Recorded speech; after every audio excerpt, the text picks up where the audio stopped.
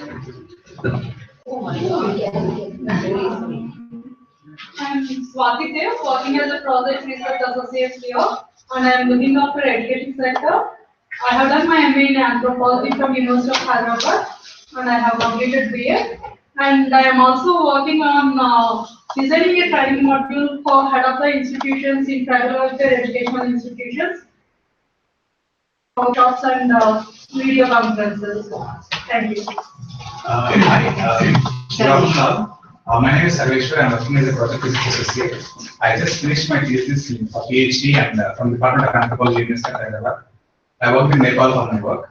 Then I'm working here for the last 3 months, trying to take like what an academician will never be able to do it, through taking it to the people about the innovations are, to put in other words, to give them back what they are actually doing from long. Thank you. I'm Shouja, I'm an intern here for the seats and I'm giving a bachelor's right now. And I'm Sarveshwar on Hyderabad, improving Hyderabad. Second Swati. Good afternoon, I'm Swati, working as a research associate in Simpsons last 3.5 years. My education background is I'm a postgraduate from computer science background from JNU University. Right now I'm looking at e-governance related projects and also we are designing various policies. This is my background. Thank you so much. Thanks, Swati. Anyone left out? No. Okay, so I think the group deserves a big clap for getting all together. I think they have done a great job. And the group, what I'm now going to say applies to you very much. This is the beginning. I have been saying that, and I've been sharing with Dr. Hazarika also. We should have started this long ago, but then never late than never. Better late than never. So we have started it now. We want to do after this workshop. This is the beginning. We want to have this as the core group, the nucleus. And this group is now going to grow and grow. That's our idea. Because the amount of things to be done, sky is the limit. And I'll be talking about that a little later. So, in what way? And modern technology gives us various ways of keeping in touch. It's very easy these days. We do it all the time in our personal life. So why not in this also? And make this personal. So the thing is, Xenia, Avik, and company, please note, you have to make this the core group. These 28 people who are present here today are going to be our core group of what we call what was the name that they were using? The freelance innovators. You already having your jobs, your careers, etc. But all of you are freelancing in innovations. You are doing it for the love of innovations, and that is what is important. And so you will be a core group. The second thing we want is just having a group is not enough, and therefore we want you to be in touch with us and just to be a little organized. We expect you to communicate with us and tell us something important that's happened. Or if nothing important has happened, just about your welfare once a month. I hope that's not asking for too much. No. So these two things, and then the third thing is that we have quite an active website of SIPs. All of you, I hope, will be visiting. If you have not visited, please keep visiting it. In that, we have an entry called Innovation of the Month. We would like you to be featured in that. If you really have innovations, inform us. The second thing that I would also want you to do is we also post blogs there. We want you to read those. Those blogs are actually written by us, our team members. We want you to respond to them. Are they good ideas?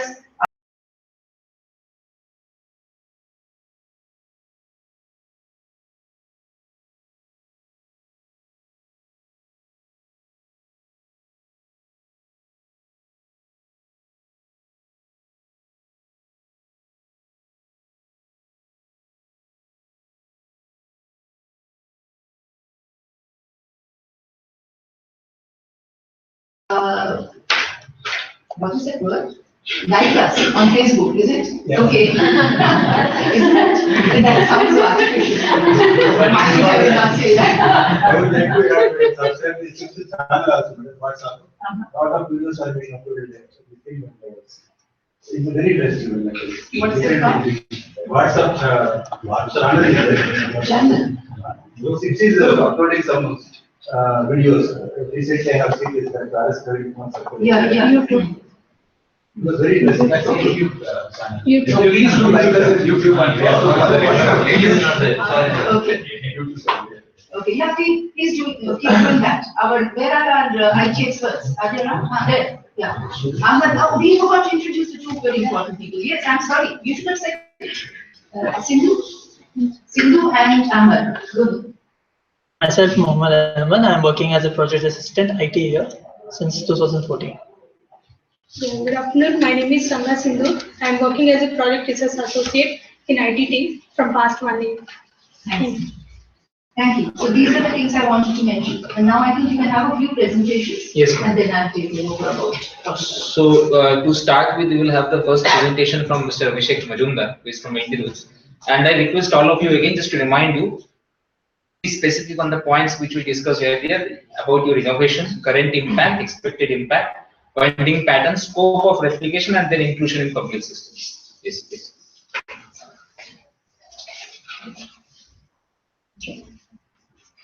Good afternoon, everyone. Dr. Haran and Dr. Hazarika and fellow innovators who are today in this platform.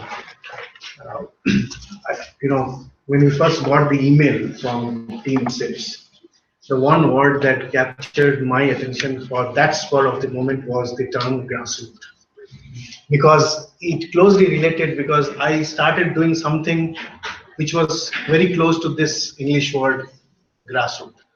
And I have used this word extensively in some of my earlier presentations, people whom I have met.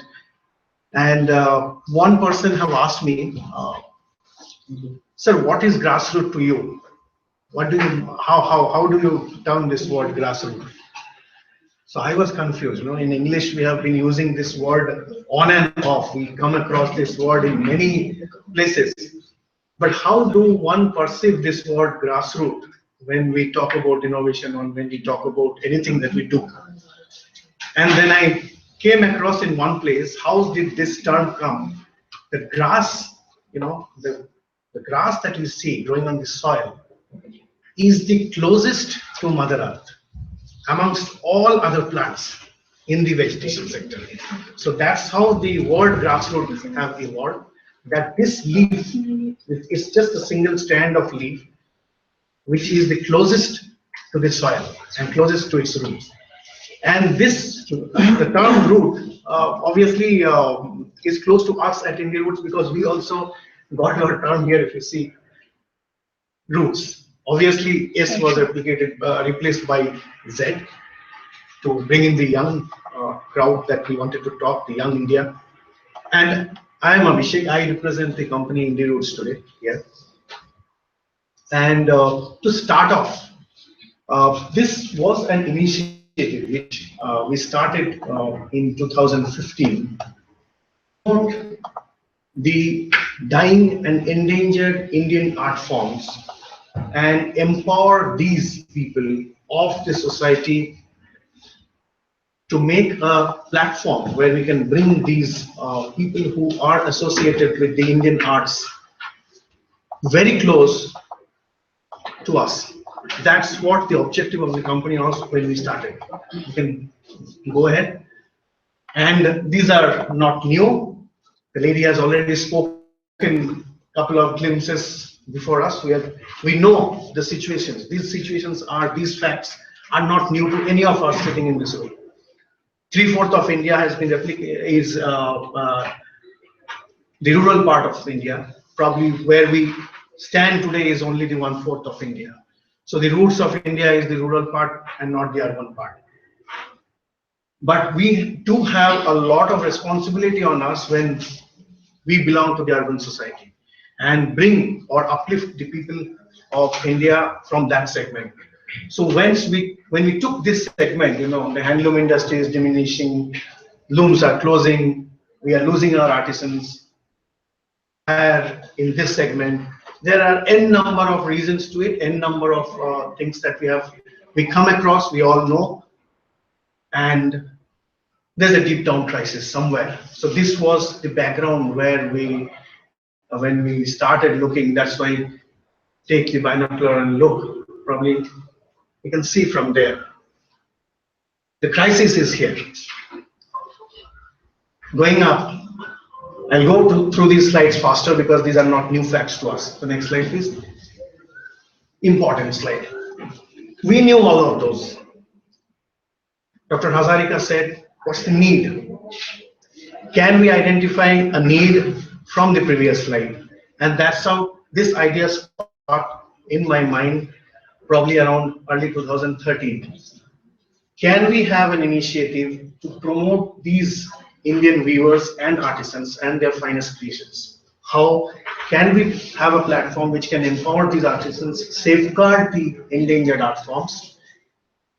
Can we have an initiative run where we can bring these creations closer to the consumers? The primary goal that came to my mind then was to bridge these artisans directly with the consumers, because there is a huge vicious cycle post-independence for the last 68 years which runs in that segment. Can we do something differently? Can we make it faster? Bring the real artisans at the center stage. Let people know from where we are getting all of these. Create an awareness system. And the biggest buzz of this government, at least, is Make in India. When we hear Make in India, how do we perceive Make in India within us? Do we only say that the government is running Make in India, or do we also have a responsibility to promote Make in India? Next, please. A typical business slide. Coming out, any B school in India, any B school in the world will say, have you done your homework? What you are wanting to do? Do you have your facts, figures, everything? But I personally believe facts and figures are only theoretical.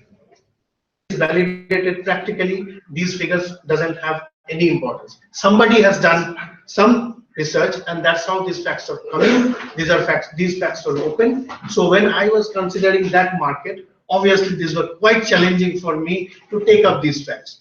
When we see $46 billion, the segment which is expected to rise by 90 billion. Few years down the line, we can say they are projecting that it's going to be double. A cumulative growth rate of 8.4%, which I read that paper and they were saying that it is beyond our company's GDP rate, a country's GDP rate. E-commerce perspective, these are all there, these are all true. Going ahead, can we go ahead please?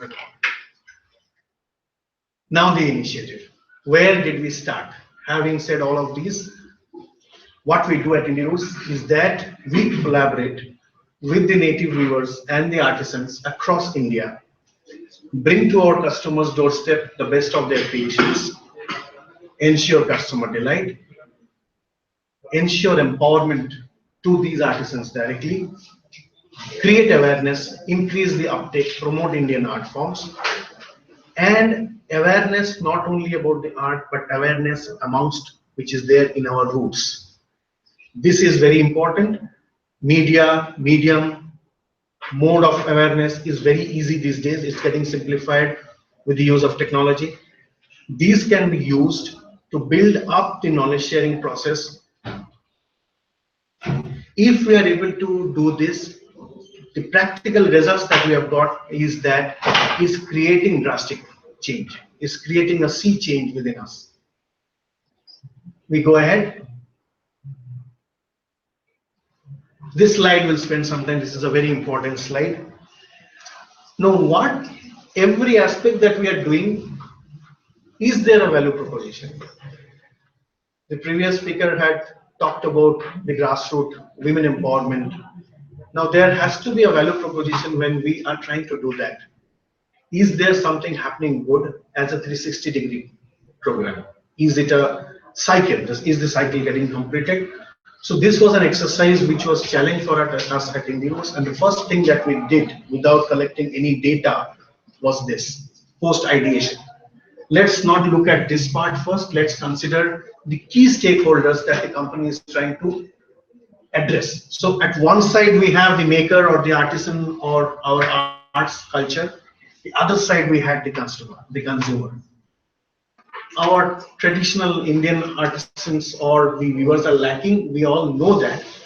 He lacks market exposure. He doesn't know about the market.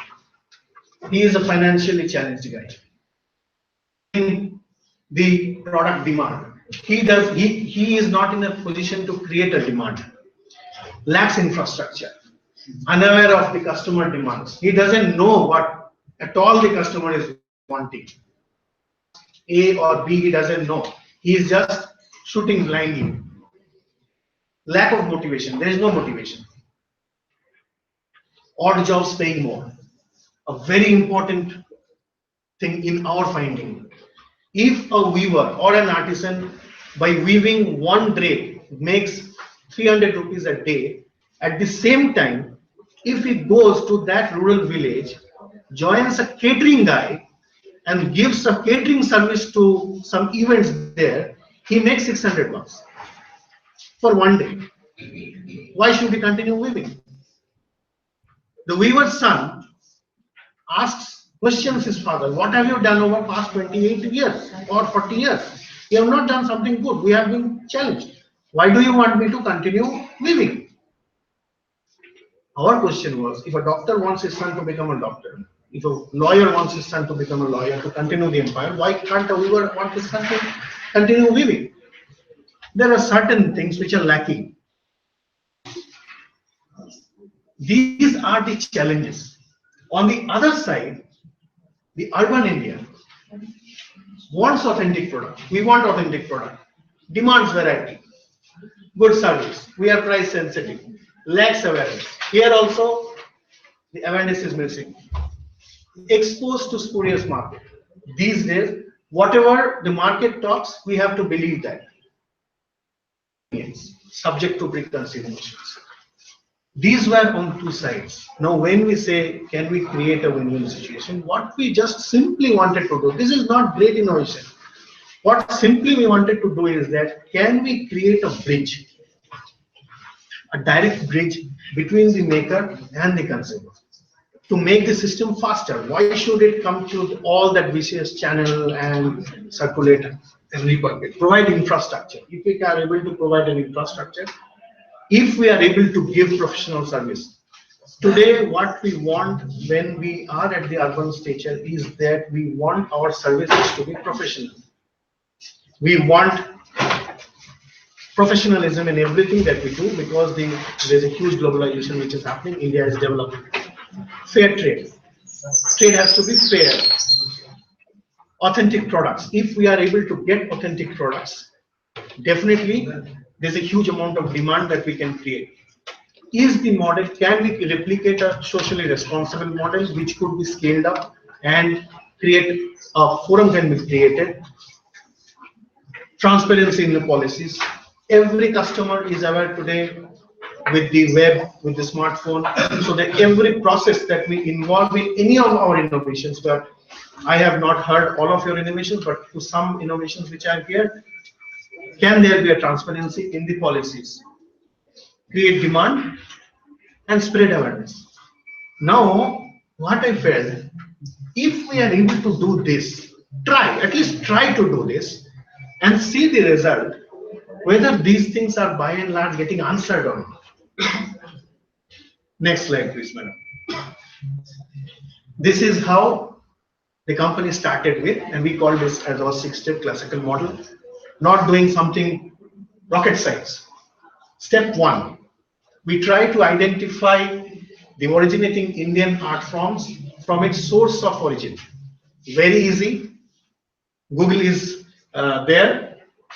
We just go to the respective sites, identify these arts, go and meet these artisans directly at the ground level, at the grassroots level. Try to explain the concept of the initiative. Enroll them in groups, bring these handcrafted collections from their place, put it into a Indeed platform, talk to the customers and give them directly. The giving back is once the product is sold, the list price, along with that, with fair price, whatever the profit margins the company is making, from that we again started to do a profit sharing model with these artisans as a motivation factor. So now instead of making 100 rupees, the result was visible, they were making 110 rupees. So the moment that started, the interest also built up with these people. Obviously, we took time. Still today also, there are challenges in each of these steps, but we are trying to do that and better that every time we replicate that, and thus bringing these heritage products to the customers closer directly from the maker's home. Next. Abhishek, Yes. can I ask you? Yes, madam, please. What is the percentage of profit sharing? 10% With the artisans. Yes. With the weavers. With the weavers. Which is an addition to The list. When we pick up in the previous slide, when we pick up these products, we say, let's say we are picking up one product, they give us a list product, a price. Let's say 100 rupees is the list price given by the weaver. Now that 100 rupees includes all his costings along with the profit that the weaver keeps to himself. And that margin is how much? That margin from the weaver side is not much. It varies from somewhere around 8 to 12%. Alright, so he's getting in effect about 22. 22 now. So the moment the product is sold, 100 rupees plus, let's say Indie Roots with all its costing has put 150 rupees. From that 50 rupees, if we take the operating cost and all, we are again contributing 10% from the net profits of the company. It might be the 20% in profit only 20%. Somewhere it is going to somewhere around 18 to 20%. The motto, this is very important, we stick to it. What, as a part of our vision statement, traditions, bringing traditions to directly to your home, commitment is a promise towards goodness, and happiness is all around. Because whatever we try to do at the end of the day, we all seek towards this. Next. We started the company in 2015, 1st of September. The idea was online, and that's when we launched the company e-commerce and went live on 1st of September 2015. With these key USPs, because these were easy for any company today to start, with all the unique features of e-commerce bringing into the platform, and indieroots.com was launched 1st of September. Response was good. Yes, it takes some time to make yourself also visible, but slowly, quickly, around 2 to 3 months, we were visible. People were seeing the products. Some of them ordered, and the thing that happened was that reorder levels went up because we did not only brought the best of the products, but we tried to give the best of the services. Now, when we started this, as we were going, by December, we received loads of emails. All these emails were talking, sir, how can we have a touch and feel of the product when it is coming to a drape? When it is coming to a silk, we can't buy silks online. Now, I'm not coming exactly from this background. I took some time to realize. So, okay, so probably I realized that e-commerce is not very good for traditional products initially, because to every lady, when we talk, okay, just a practical example, if one has to buy, especially ladies in this room, one has to buy a Kanjivaram sari online. Take it from me, without touching or having a physical feel, a woman or a lady will never buy it online. So we had to study this from where the people are coming, where our customers are coming, and then quickly we said, okay, this is a problem. Can we resolve this problem? Next slide. A lot of brainstorming was done, and we got in to bring another initiative at Indie Roots, which is called, we named it as Parikrama. So in Parikrama, what we wanted to do is that an exclusive showcase of the Indian art from these artisans at specific forums where people had the opportunity to come and have a touch and feel and buy from there and gain the confidence. As a byproduct, what also happened was that there was a physical marketing which was going on. So people gained more and more confidence, so that the traffic on the online also, probably we went to specific forums, and by till today we have completed almost 15 parikramas, 14 of which is in Hyderabad, and one last we did it in Delhi. The next parikrama is also planned for this month, 30th of 2nd at Prasad Labs. There's a film festival which is going to happen. In that film festival, we are taking parikrama, and in this parikrama, we are dedicating it to the Kalamkari cluster of Machilipatnam. So that will be specifically called as the Kalamkari retreat. So we are getting the artisan exclusively in front of the consumers. Next slide. Few glimpses of parikrama in progress. Phenomenal response. Phenomenal response. A very big initiative which we had to take up. This in turn again was linked to parikrama. When we were doing parikrama, we didn't realize that the fan following was growing so high that when you do good, when a child scores 90%, the parents expect 95%. When you score 95%, the parent expect 98%. That is happening. When we did parikrama, they loved it. Again, something was growing in anticipation with the fan club. Sir, parikrama is only one day. Can we have something 365 days? People even reached our office and then started giving us a call. Sir, we are directly in front of your office. Can we come and pick up and see the collections? So we said, no, you cannot do that because you have to order online, because we are an online company. On demand, one of our biggest achievements is that we launched our flagship store in 5th of February 2017, in 1100 square feet, strategically located with all unique amenities, the unique touch and feel collection, exclusive collection with on-screen projections. Certain glimpses of the store you can see. It's very close to this venue. The way that this store was also designed, on one side you have the collections, on the other side we only talk about art. As per the policies at our store, we are not supposed to sell. We don't sell a product. We talk about the art to the consumers and we create that feeling of the traditional Indian products, and automatically people start buying, picking up, growing interest towards our own art. The objective is, it is so much a success now that the objective of the company is that we want to have 5 flagship stores across 5 cities in India by 2020. Next slide. Okay, this was one of the pointers. Very important slide. Are we growing? The company was started with a mere 3 lakhs as a capital from 3 shareholders to the board, with an internal borrowing of 6 lakhs. Now, if you look at the graph, we have segregated into 4 buckets: sales, purchases, closing stocks, and stock turnover ratio. If we look at our first year, the performance year 2016, the sales were 2.43 lakhs. For a startup company, okay, even if we have made 1 rupee sale, we were happy. The next financial year, 2017, this is the second year, just the second year of the fetus, you can see the growth from 2,43,000 to 23.88 lakhs. Similarly, on the purchases, 3.93 went up to 24.32. Closing stock from 2.85 to 12.48, and the ratio of the turnover of the collection stocks is almost from 0.74 to 1.9. So the amount of growth that we are talking here was quite high. So this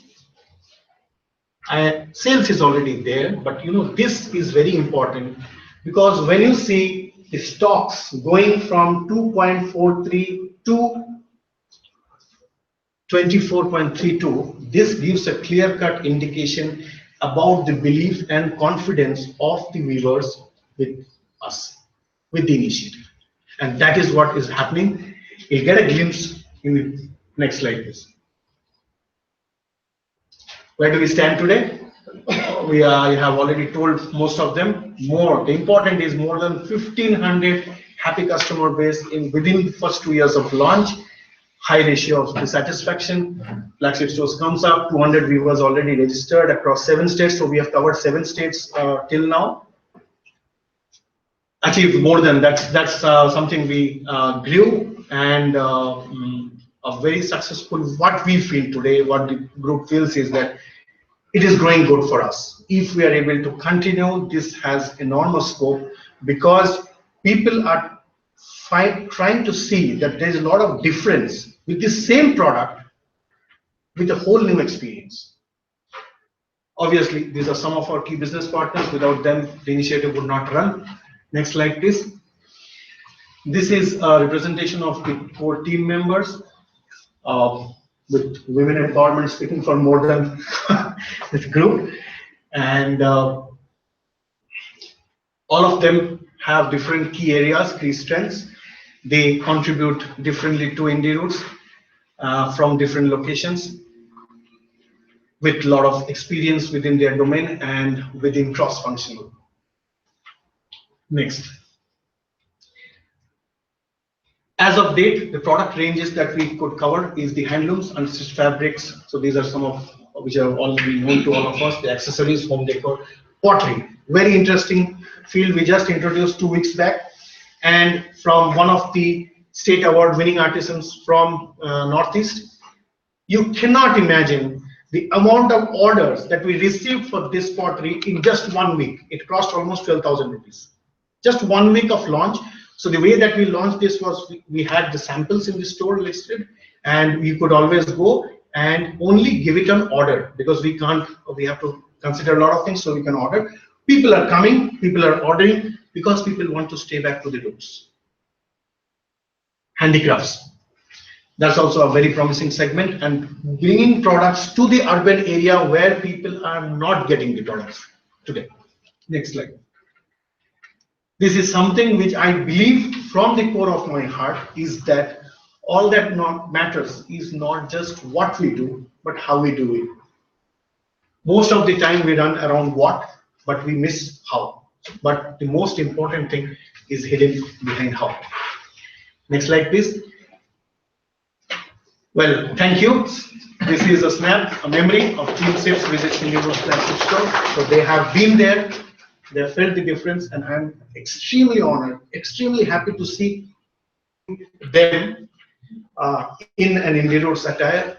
And I would love to take a snap of that and send it to the artisan from the Shantiniketan cluster, and she will be really very happy. In fact, on the first slide, the hands that you saw is none other than the creator of that.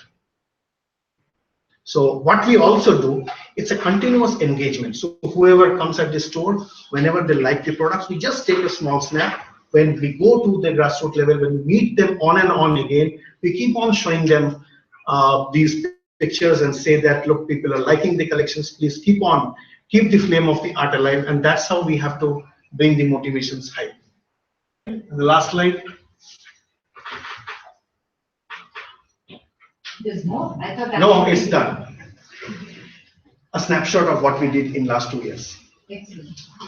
Top you can see the creators, and below is the expressions of joy from all the consumers, and we call them the biggest celebrities of the company, because someone asked me, sir, when we were opening on the first day, sir, who is your celebrity coming to open the store?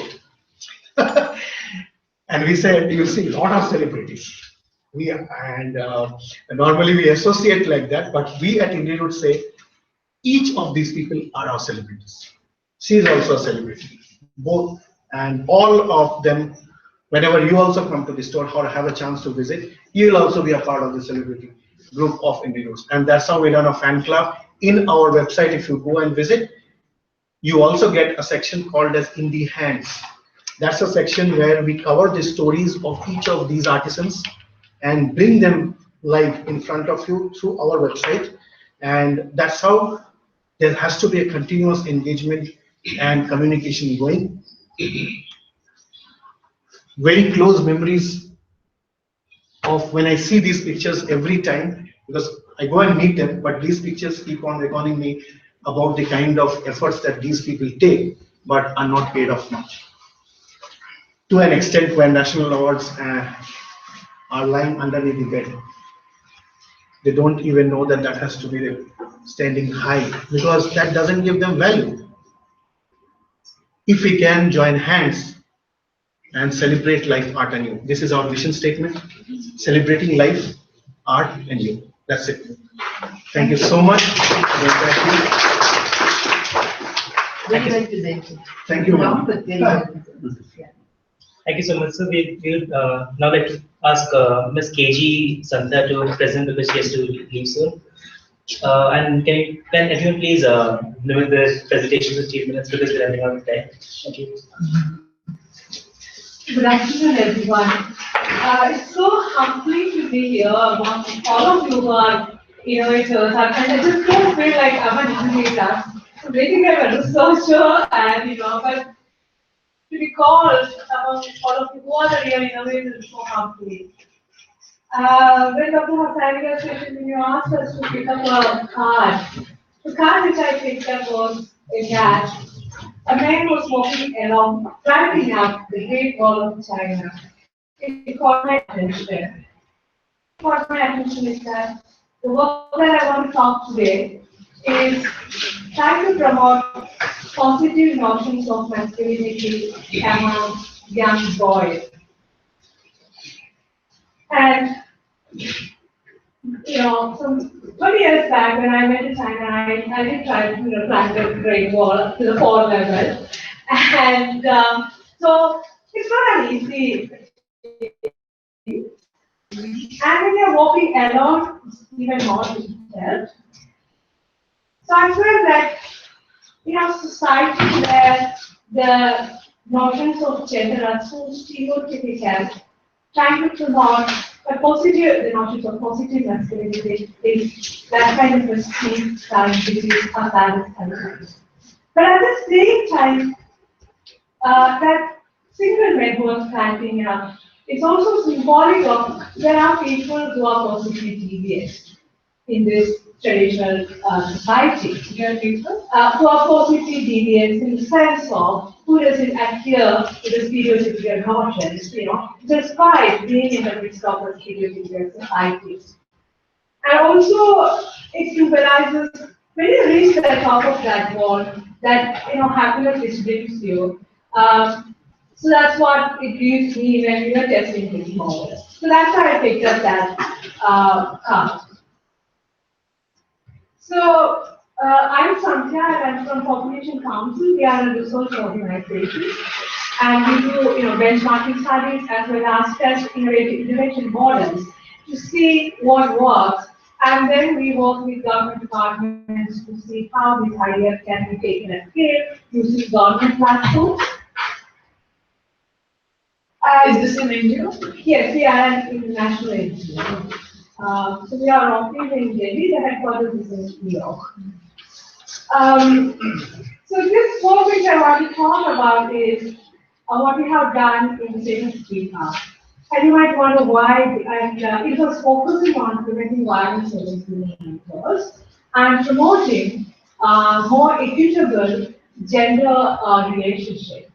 Why do you think we have to focus on this? 10 years back, when the National Family Health Service, which is calling their representative family, it does collect data on the prevalence of violence against women. And we have recorded the highest prevalence of marital violence. With every second woman recording experience of physical or sexual violence.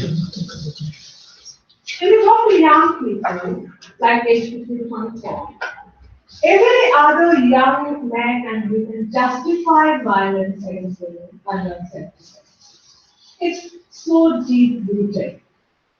The men have the right to control the lives of women in their lives.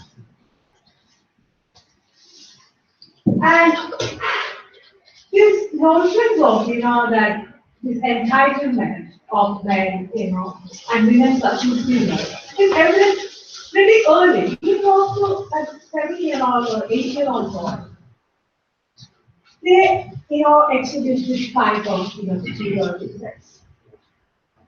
Often what happens is that the interventions to prevent violence against women focus on women because they are the victims or the women suffer, so we need to do something. Like we do women's empowerment, give them, connect them with support services so that, they get some relief kind of thing. But when we fail to address the underlying issues of gender, and gender cannot be justice, it has to be formulated. And so we felt that we need to change the body's attitudes pretty early. start early, so that before these notions get too stereotypical. Once it gets so stereotypical, go to the change. So we thought we have to start working with young boys.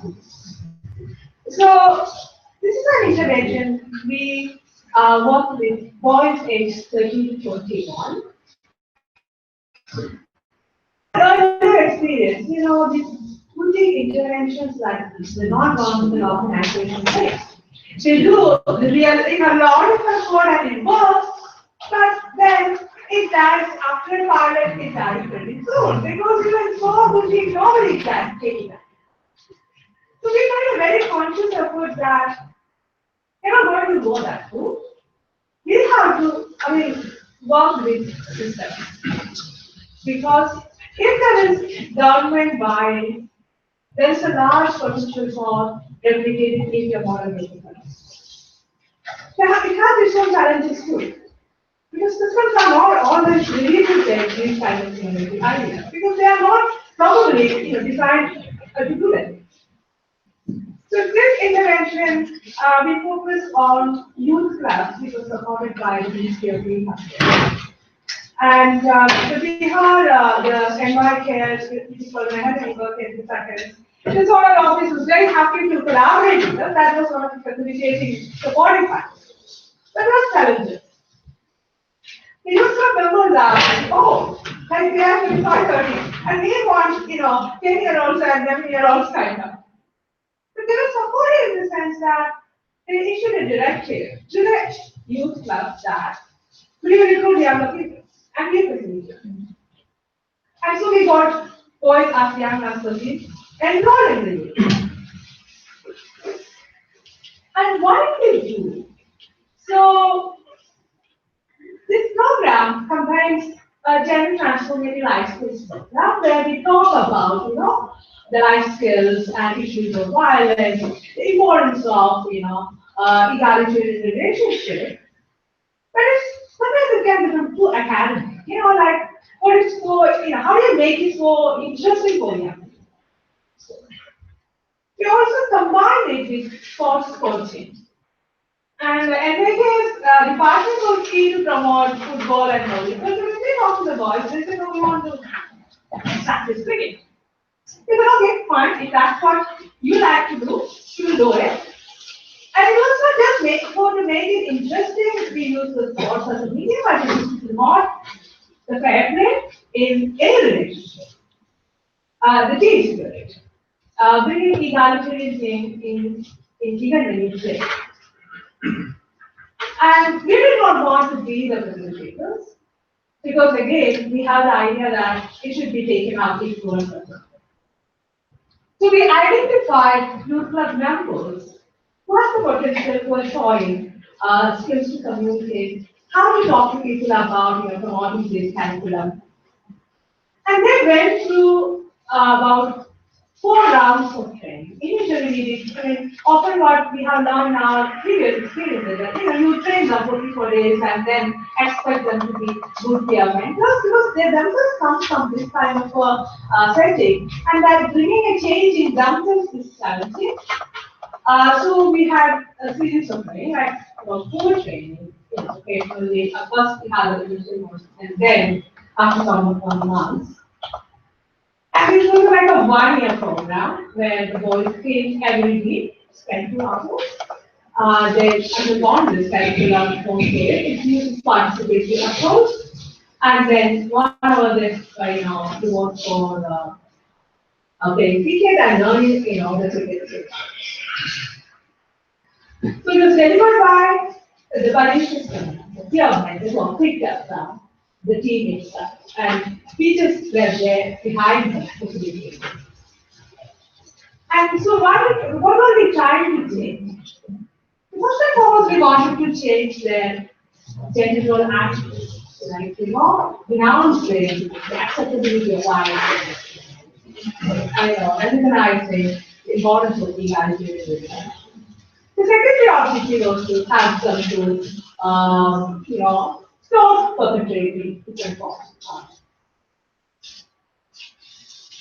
I come from a very research organization which places a lot of emphasis on quality evidence, rigorous research. So we evaluated this program using something called a cluster randomized control trial, which is commonly considered as the gold standard when it comes to evaluation of programs. I'm so glad to report that we did see when we compare with the control group, there is a significant change in the boys' attitudes about control. They started with a smaller rifle and then control the life of the events in their lives. It's not right to perpetrate violence. But what I find even more interesting is that the boys started accepting the chores that were normally seen as the women's chores. They started, taking those kinds of responsibilities in their home and say, like, sharing cooking, or cleaning the house, helping mothers. And they used to say that, but earlier, we used to spend our time every and come home and then we get everything solved, but now we use to do that. And also interesting was that, which we did not expect, was the board started intervening when they started witnessing violence. Bystander intervention. I mean, we never, told them we should be doing, but they started doing it themselves. And we saw some decline of what we call this non-contact form of violence, telling a girl or, teasing kind of. We did not see much change in their physical, perpetration of physical violence. We followed these boys, after the duration was 1 year, and about 2 months later we did this timeline survey. What was the sample size? So we worked with 15 NYK class, which was our intervention class, which had about 600 boys, and 15 class for the control. I know there was a point about replication lately. See, the replication issue comes because, as I said, we use the NYKS club because it is there everywhere, once we need to activate. And it's not just one platform that can use. We have schools where we could, use the same idea. The Minister of Health and Family Welfare has this Rashtriya Kishore Sastry platform, which takes, the peer mentor approach at least of the community. So, just for one time, I met with Dr. Ketan Shah, who is the health secretary, to talk about this work. And so he suggested that, take it to district level and show us that it will work at the scale also. That's why I said, when you do a 15 class, you put a lot of effort, whether that works at 1500 class or even 150 class, if that what systems would score.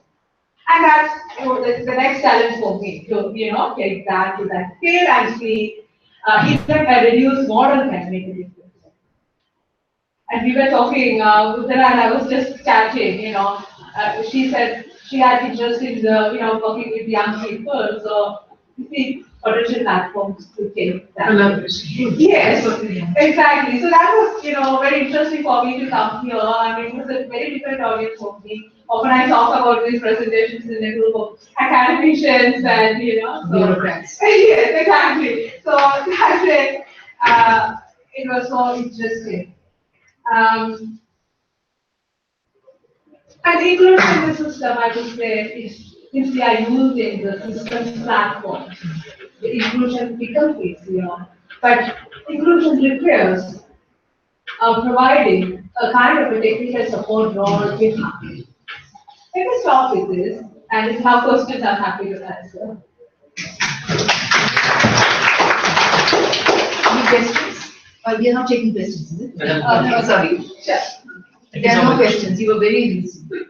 Thank you, ma'am. Can We will you now- give your contact Yeah, we share the information We share all the content. in the break? we now like to have Mr. Jahan's team and presentation. Please. So, I did have a presentation, but since I have 3 minutes, I think I'll just read. You can sit and talk. Okay, okay. So, let's start something innovation, right? Now, when I say term cannabis, when I say the term harm to anybody, of course it extends to debauchery, it extends to bully, it extends to illicit use of it. But what I want to tell all of you that cannabis means this. It means this shirt, 100%. It means building material. It means nanomaterials. It means food. It means medicine. It means 15,000 different products across 20 different industries. The empire, our country and our culture has been sitting on. The beauty of it is, this crop is actually older than the modern day concept of democracy. Now that goes to show something that we spent hundreds of years, thousands of years in our rural India, where they use the seed from this plant to cure stretch marks. They use the fiber of this plant to make slippers and sweaters to keep themselves warm during the winter. But at the same time, in modern day society, we don't actually look at it the same way. And that is slowly changing. So when we were in our early 20s during our college days, about 7 of us co-founders were in the same college, in HR college in Bombay. We used to undertake a lot of social entrepreneurship projects. But every time we went to a village, we kept going for solar electrification, looking at nutrition missions, health missions. The one common crop we saw, whether Rajasthan, Karnataka, whether up north, down south, east, west, was the cannabis plant. And every time we brought it up, it somehow changed the topic completely. It seemed to be an issue, a problem, somebody that people wanted to solve.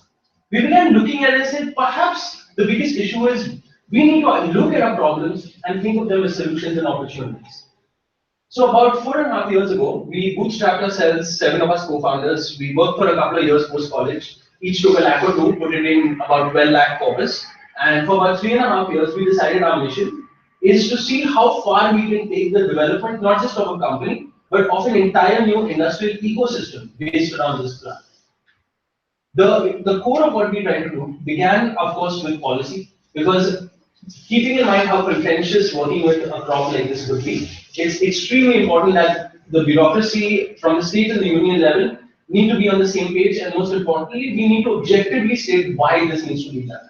That's where involving the likes of the Ministry of Finance, the Ministry of Agriculture, state excise ministries, the likes of Niti Aayog, even taking it up to the Ministry of Textiles. Forest as well, states of forests, and of course the Ministry of Agriculture.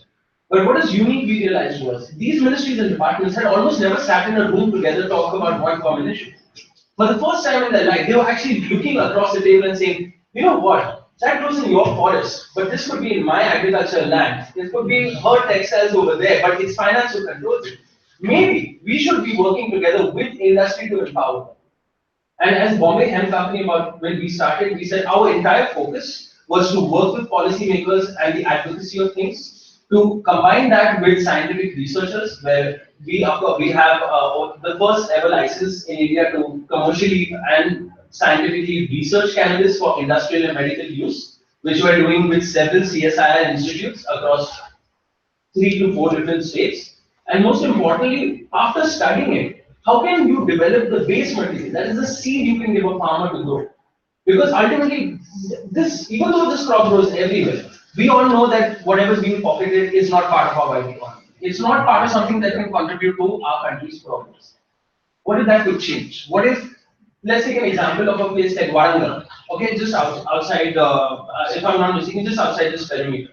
As an off example, it's considered one of the hottest zones for cannabis cultivation. Now, what happens with that is all of that revenue and income goes back into a Maoist pocket, and then we're back in a proverbial war, whether war on drugs or war on ideology doesn't matter. These cycles and loops. The only way possible to do this is combining policy, using some scientific merit to give the farmers the seeds, the know-how, the agriculture techniques, but most importantly, upscaling it for them. Not just leaving them with the seeds and their own device, but being able to go back to them and say, hey, I want to buy your produce from you, I want to help you convert it into a product, and I want to help you take that into an international market. That is an opportunity women weavers, over 200 of which we work with in the state government of Uttarakhand, over the last 3 years, have seen. That when we began, we made a lot of mistakes. One of the first mistakes, and I'll be very candid here, was one of the first mistakes we made was when we started this project, we started sourcing wild hemp, we started giving it to the women artisans, we started weaving and carding it and putting it into garments, just like this. But the criminal sin, the cardinal sin we made was whatever money was, income was accrued, we gave it to the male members of the household. The next time we came back, we were nearly thrown out of the village. We said, why did you do that? They said, you know what they did with the money? They dragged it away and they gambled it away. And these small realizations that we don't get in the urban society, these challenges when you move into a rural space, makes you understand that natural resource of a hemp or a cannabis plant can be used in much better ways than it is right now. To give you an isolated example, we happened to make a tour to the Netherlands. We visited the ruralmost part of the Netherlands, visited a hemp farm to identify what best practices they're using. Now, after the meeting started raining, the farmer said, come, let's sit in my BMW and I will drop you to the next meeting. We sit in a farmer's BMW. He takes us to the meeting. He doesn't say bye. He said, by the way, this car's entire exterior is made from the hemp I grow. Now imagine we could do that in India. That reality is the reality we want to bring. That's where getting the right kind of bureaucracy, the right kind of scientists, the right kind of commercial partners, industries, farmers, as part of a value-added ecosystem, where we as a company act as a catalyst right between all of them, to empower each one in their own segment, knowing each one has a skill or resource they're going to bring to the table. That has been the key shift that we've been trying to bring. And I'm actually very happy to say that after working for 3 years, we successfully had consecutive governments in the state of government, Uttarakhand, frame a regulatory policy, which is India's first ever existing policy for cannabis research and commercial cultivation in our modern day history. And that is carried forward. That's had a cascading effect. In the last week, we've had 3 different states call us at the highest levels of their bureaucracy and their scientific bureaucracy as well, to say maybe we should do this. We have the same issues with this crop. Which department comes under? This comes under excise and agriculture ministry. Excise for enforceability and agriculture for outfield cultivation and research. And what is it called in India? The crop? Ganja. But this is a non-narcotic version of the crop. To give you an example, a tiger. Yeah. To give you an example, a tiger and cat are from the same family. One can be domesticated, one can't. In a similar vein, hemp is a low narcotic version of the cannabis crop, whereas ganja that grows widely, that is completely misused, is the wilder version.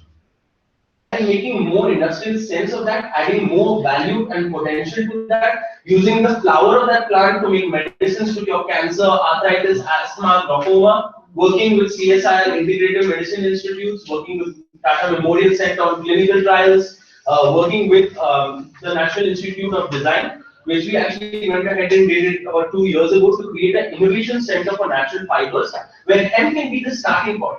Because we know that is our strength. That doesn't mean there aren't other plants, there aren't other crops, something close to us. And that's where, as part of when Mr. Sam Pitroda was in charge of the National Innovation Foundation, through his support, we worked with the NIT to set up this innovation center purely for natural fibers, where they're working on bamboo, kenaf, nettle, hemp, on things like geotextiles, composites for cars, biocomposites, building material, a whole variety of things. What we try to do with this company is challenge the status quo. Where we go to bed at night, we think of the ABCs. What if we were to reverse your alphabet? What if we were to change the way a young India thinks? And that, in essence, has been the mission of what we do at Bombay Hemp Company, where we educate about hemp and the virtues of it, where we help the farmers cultivate and the scientists cultivate, and most importantly, we elevate standards of living by using this crop for the future of India.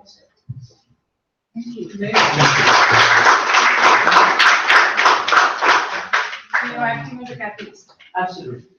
In fact, on the policy, science, and the commercial. And a kind of think tank for the government. Yes, definitely. I think he has a question. Can we ask one question? Yes, Not a question, challenge indicates, I mean, it's a controversy crop, banning the crop. That's not a challenge, that's an opportunity. Let me tell you, the global market is 24.5 billion. No, wait, let me agree. The only thing is unless you convince the policymakers, because it's a lot of work. We have to give credit to our policymakers because in 85 when we formed the Narcotic Act, they left a provision open for this. Exactly this. The possibility to be. No, and the fact that Uttarakhand, you said, Yes. has actually come up with the first regulatory policy shows that the policymakers are open to this idea. If you go to the Himachal, you can see Gandhi everywhere. In fact, I was invited by the state government of Himachal. Because there's smuggling, a lot of things. In Varangal, a lot of smuggling is happening. Area also, there is so much ganja. Exactly. Now, They are misusing And this is an intellectual research. More than a problem, this is intellectual research. If we put our scientists to take that and just study it and we say, oh, the fiber is good, the seed is good, the cloud is good for this, then we can stop using it for these needs. In fact, there's a very interesting story. The state government in Himachal Pradesh invited me last year for a talk on drug problems and opportunities to solve it, because cannabis is a huge issue there, cultivation. I was speaking just before Principal Secretary with the UNODC officer. I spoke about the virtues of how we can use cannabis more, hemp more positively, we can use the crop better.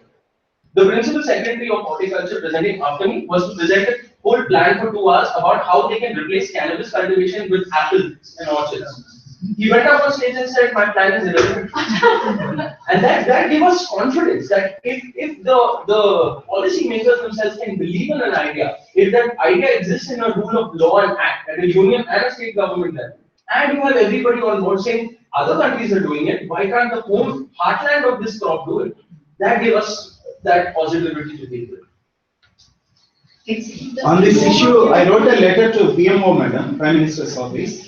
So he responded, Under Secretary to the Government of India, Mr. Balyan. He says that as per Section 10, read with Section 8 of the NDPS Act, state governments have been empowered to license the cultivation of cannabis for medicinal and scientific purposes. See, it is at that level, but it has to be open for 50,000 plus users, what he said. It is a legal angle. Otherwise, Araku Valley if you go, Narayan Khed if you go, multi-million-dollar business it is happening, off the record. Yes. It's a very, very good innovative idea. Just to know, you are the friend here from textile studies, like what was your background? Interesting is you are all business management students and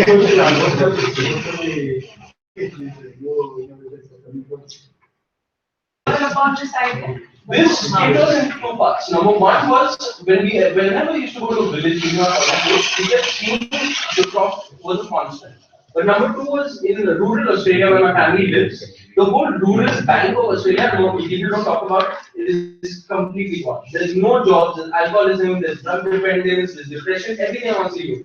But one town was different. I asked them, what are you doing differently? They said, we're using this for our surfboards, to our houses, to our clothes. That was the Eureka movement. I took it back to the boys in our college and we said, let's be smart, go our separate ways and then come back after 2 years and then take this idea.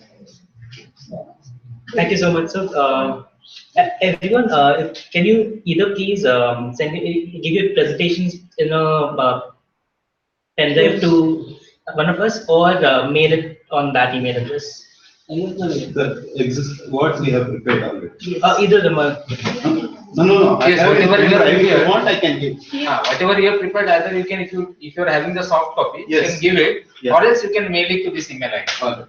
Okay. Now quickly we will take another 2 presentations, and then we will have another session from our director. So we have Mr. Rajesh, who is a PMRDF fellow. Rajesh, I request you to limit your presentation to 2 Sure. minutes. We've come down to 2 minutes now. It's 2 minutes. Yeah, good afternoon, everyone. So I am Rajesh Tamrapalli. I work as Prime Minister's Rural Development Fellow in Malkangiri district of Odisha. So we are a team of 4 PMRDFs who work across Odisha, Jharkhand, and Chhattisgarh, and we are working on this idea of the first 1,000 days, the period from the conception till the second birthday, which is most crucial not just for survival, but it affects lifelong physical and cognitive development. Next.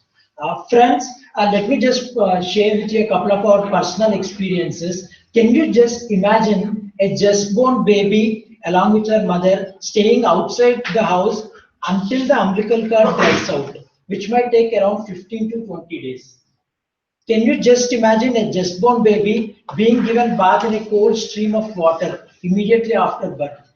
Or even in these tribal areas, just after birth, the children are fed with water as an act of purification. So these are, in spite of huge economic growth that our country is witnessing, there are so many areas which are far worse than the sub-Saharan Africas within India, mostly the tribal regions which are on the borders of many of the states. So we are focusing on the first 1,000 days of a child's birth, and our vision is to ensure that every child grows well in his first 1,000 days and reaches his full potential. So can you go next? So when we looked at the problem, there are so many issues around it, from the delivery side, human resource side and all. So for us at the phase 1, what we have started is we realized from reading so many research articles that most of the child deaths can be prevented by following some simple practices. Global research says just colostrum feeding, breastfeeding within 1 hour of birth and exclusive breastfeeding for the first 6 months can prevent up to 20% of neonatal deaths. But as per the recent government statistics, National Family Health Survey for 2015-16, only half of the children of India are getting it. It's not only about the tribal or rural areas. In entire India, only half of our children are getting it. So there are so many practices around the first 1,000 days which needs to happen as per a scientific process, but the people at the last mile are completely unaware of it and the knowledge is not reaching them. So when we analyze the problem, we realize that due to the regular trainings which happen in a cascading way and due to the poor literacy levels and the information not being adapted to the culture and the knowledge levels and understanding capacity of the people at the village level, the knowledge is not reaching them. So what we have done is we are empowering the ASHA workers who are a part of the government system to take this knowledge to the doorstep at a time which is convenient for the recipient. So when we looked at who are the various players from the government who are reaching these areas, one is the ASHA worker who herself don't have knowledge. We are working with ASHA workers in Sukma district of Chhattisgarh who cannot recognize alphabets in any language. So the ANM is the next person who goes to the village, but they hardly reach once in a month, that too during a time between 10 o'clock to 1 o'clock when the villagers are very busy with their forest produce or either doing agriculture work. So we realize that the knowledge has to reach the village in its fullest form and in a best and most interesting way, and at a time where the recipient of the knowledge is in a mood to listen to that knowledge, and knowledge is the first step, and then we need to convert this awareness into action as a next step. So we are focusing on the 7 most effective practices ranging from antenatal care to complete child immunization, which comes across this first 1,000 days. So we are using technology, low-cost tablets. We are training the ASHA workers to use these tablets, which are loaded with highly effective videos, and they go from house to house every day, either in the morning or evening, depending on the season and depending on the convenience, and take this knowledge to the pregnant mothers, lactating mothers, and the entire villages. The sessions are happening in the villages. She is one of the ASHA worker in a remote Matteru Panchayat of Malkangiri village. She is an ASHA worker in Sukma district. So we have just started in September 2016. We did a pilot and some experiments in 3 villages of Malkangiri and 1 entire Gram Panchayat of in Sukma district of Chhattisgarh.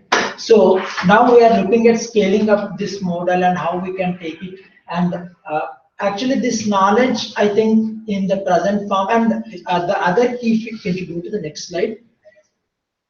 Yeah, what is unique about what we are doing is taking the knowledge to the last mile without any leakages and having robust monitoring and evaluation systems where we can track at each viewer level, whether it is a pregnant mother or a husband of a pregnant mother, what is the knowledge that is being shared to him and what is his current level of acquisition of knowledge. So we are building robust monitoring and evaluating systems. It's a illiterate friendly, as I have shared, where the people who are using it don't recognize alphabets, and it's a scalable and sustainable model. That's what we believe. That's why we are working closely with the ASHA workers and the district administrations right from the scratch of implementation of this program. If you look at, I generally don't believe much in the numbers because they are very deceptive, but just to give an idea of how countries like Japan are there in terms of under-5 deaths, how India as a country is there, and even countries who have almost half the per capita income of India are doing much better in terms of under-5 mortality and infant mortality. This is something which we need to seriously think at a policy level and from a bureaucratic side on how effectively we deal with this first 1,000 days, which is cuts across different departments in the and ministries in the government. Yeah, so knowledge, last mile delivery, and child survival. We are doing this pilot not at places which are very close to the state capitals or something. We are working in the most remote or places where no one is actually venturing to go, especially Sukma district of Chhattisgarh, because we want to make something successful there and take it across India. Thank you very much, friends, for the opportunity.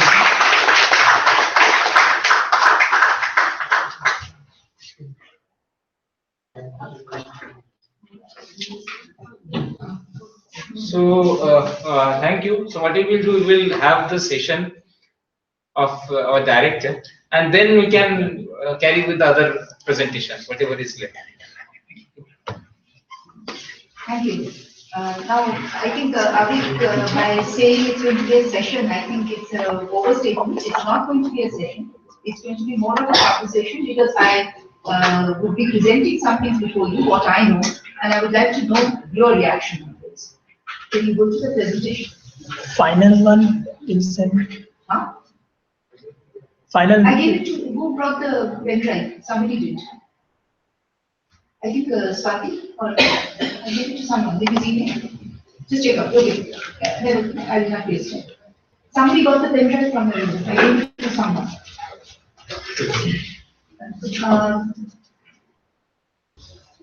We in the morning discussed about how it is possible to innovate and become good leaders even when situations are difficult, situations are not so positive. Now, what I thought I would do is present before you. That's the one. Yeah. Good. Next one. What exactly is that we are doing? In the Center for Innovations, which was set up, as we mentioned in the morning, 7 years back, it was considered that there was a gap in our policy systems, in our institutional framework. The gap was found due to the following reasons. A lot of innovative practices, a lot of innovations were happening all over the country in little pockets. It was happening at the district level, as district collectors were doing it. It was happening at the panchayat level, it was happening at the block level, mandal level, even at the state level. But then whether those innovations were sustainable, whether they were lasting, whether they were really continuing through the generations, whether they were being replicated at all, nobody was asking these questions. Nor were these innovations ever being recorded. Of course, it's a fact that there were, over the period of last 25 years, there have been a lot of awards instituted for good practices, innovative practices, good governance, good teachers, government teachers, even good performance in eradicating polio. I was one of those collectors. So, you see, there was no place where we were recording these. SIPS is supposed to be the only agency in government that is supposed to be assessing, scouting, identifying, recording, documenting, disseminating, and moving towards encouraging replication of such good practices. Okay. A lot of work is involved. I mentioned a lot of words. These will be shared with you so you can listen to them. Now, what is the difference between innovations in public systems and innovations otherwise? I have very simply tried to put it there. There is something called inventions, and there are some things called what is called process engineering, re-engineering or engineering. Inventions could happen, it could happen in a small farm, it could happen in a laboratory. A very, even in a big laboratory, one could have the big experiments done. Both are inventions. Those are not our targets. What are our targets are what fall in the second category. Now, in the second category, it is not as if there are no inventions or there are no product introduced. It could be product introduction also. We could come up, a bureaucrat could come up with a new product which will ensure that every child, let's say, gets inoculated. Some way of doing it, a new app maybe. So new products are also possible. But where much more work happens is in the area of what we call improved services. Because at the end of the day, government exists for providing services to the people. The service has to be efficient, it has to be effective. Now, in what ways do these happen? And I want you to know these, and I'm putting them in perspective because many of you are working in this area. But at some point of time, you may need to put yourself into a category, and that this would be it. Improved services could be through simplification of procedures. I have many ideas in mind. For instance, doing away with the affidavit and self-affidavit being made allowable is a simplification of procedure. Or not having a written exam for class 4 recruitment. That's again a simplification of procedure. Amar, you will have to move from there. Less interface with the public servants.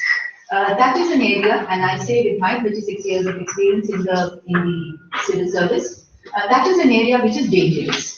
That's an area where a lot of problems happen. That's an area which is the seed for corruption, corrupt practices. Don't give that kind of an occasion or an opportunity. Reduce interface between the public and the public systems. That is the second thing. Less hierarchy. Many of you would have faced that problem. You ask for something, you have to meet 10, 15, 20 people. You're told to go and meet so-and-so. Or you're sent a letter saying that your request has been sent to so-and-so. When you go to so-and-so, that person says, no, you have to go and meet somebody else. Or you have made some application and it is said that, no, this is missing. So you have to go to another person to get that first, the no objection, and then come back. So reduce that hierarchy, make it simple. As far as possible, make sure or try to make sure that you get your answers or your service from one agency. You should not have to be made to run from one place to another. Save on expenditure. That goes without saying. We are a poor country, we are not a rich country, and we need to save on expenditure. And how can it best be done? Reach the most vulnerable. I give you a very quick but a very potent example. I was a district collector in Trivandrum, which was in the 1990s, mid-90s, and I had been going to a village. I went to a village office very close to Trivandrum city, and I saw a lady waiting there, old lady. So I asked Ammaji, why is it that you're waiting outside? If you want a service, go in and get it from the village officer. She said that she has come for a caste certificate from the village officer. She was waiting there to get that caste certificate. I went inside, I was inspecting the office, I did my work and I came out, the lady was still waiting, half an hour, 40 minutes.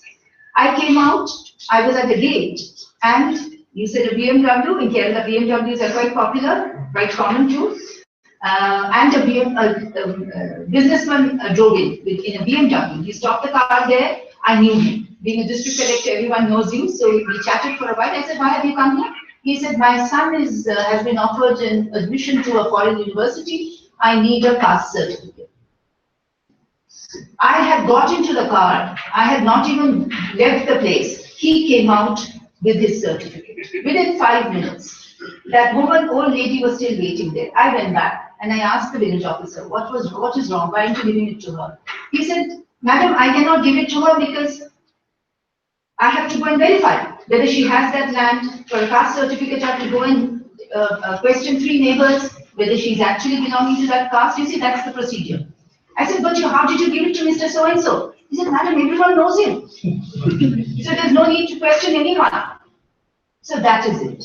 If you're powerful, you get benefits any way you want. We don't need to go and beg anyone. Most of you sitting in this room, fortunately. But the poor Ammachi, she's a Malayali, Ammachi is an aunt. Okay. And I felt happy. There's a twist and a good part to this story. In 2008, when I was Revenue Secretary, we were the first state to make certification open to everyone. So now 22 certificates were being allowed. You could apply to the CSCs and get it online. It would come to the CSC and the person just had to go. He didn't have to go to the village office at all. He just had to go to that CSC and he would get the certificate. And one of the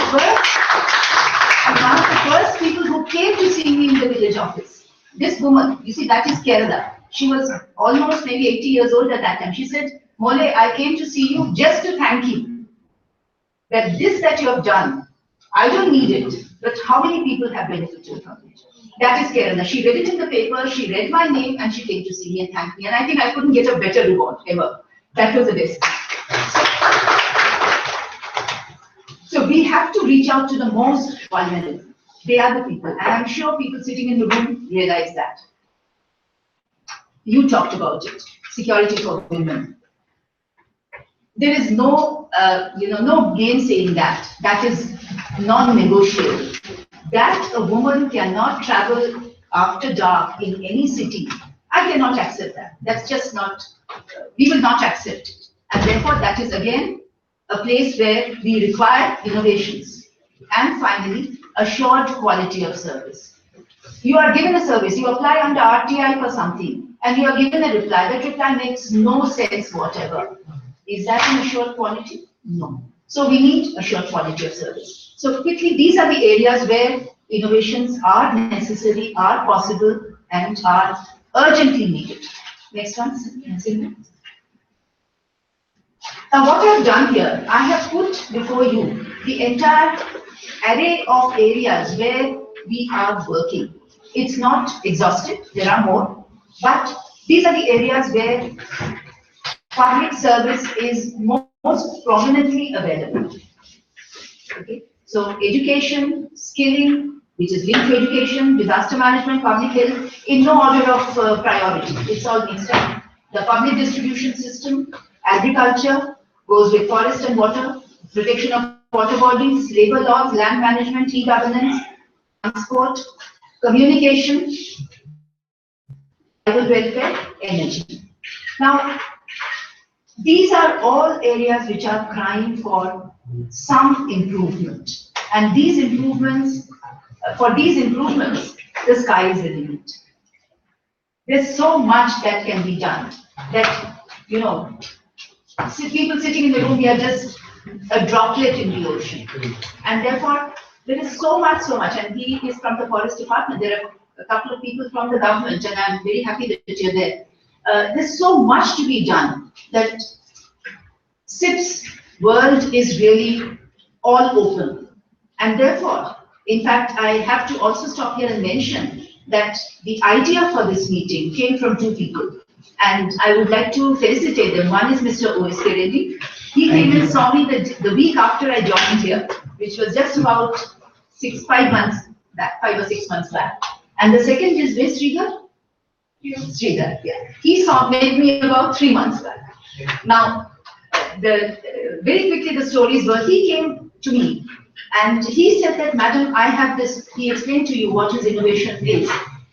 A lot of palm trees are growing and it's going waste. How can I use the technology I have to value add and create a market and sell it, create a business for the farmers? And I thought that was an excellent idea, and I put him onto NIRD. I don't know what's happened. I don't think much has happened, but I will take it forward, don't worry. Because thereafter some developments have taken place. Second is Sridhar. Sridhar came to me one day. He said that he was driving by here and he saw the name Center for Innovations and he just drove up. And he came to my office, saw me, and he said that he showed me his diary and he said, Madam, I have this book full of innovative ideas. What do I do with it?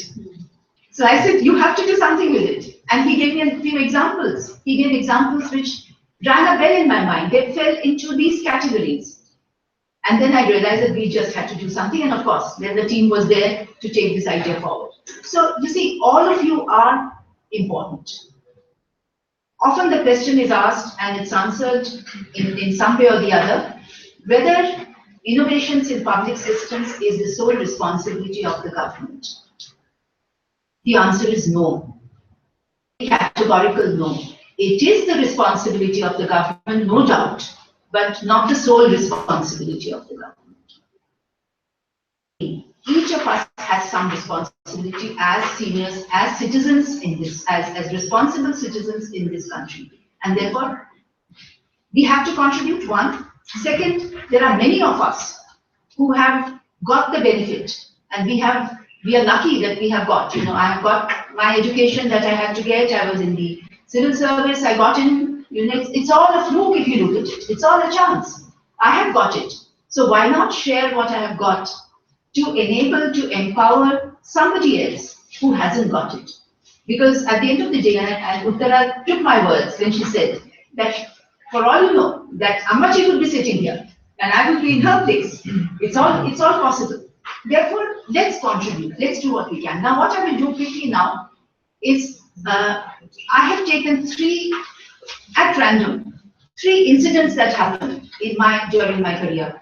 Very small incidents. And I would like to place those before you with some questions. And I would like you to go back with some questions in your mind to think that how it is possible for each of you sitting here to contribute to innovations in government. So we will click on disaster management. Let's go to public health first.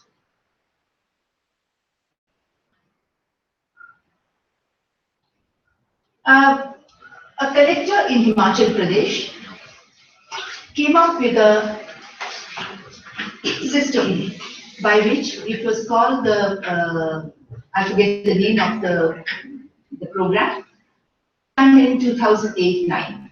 He came up with a system. His target was, his objective was that he will bring down the infant mortality rate by 20% within 2 years.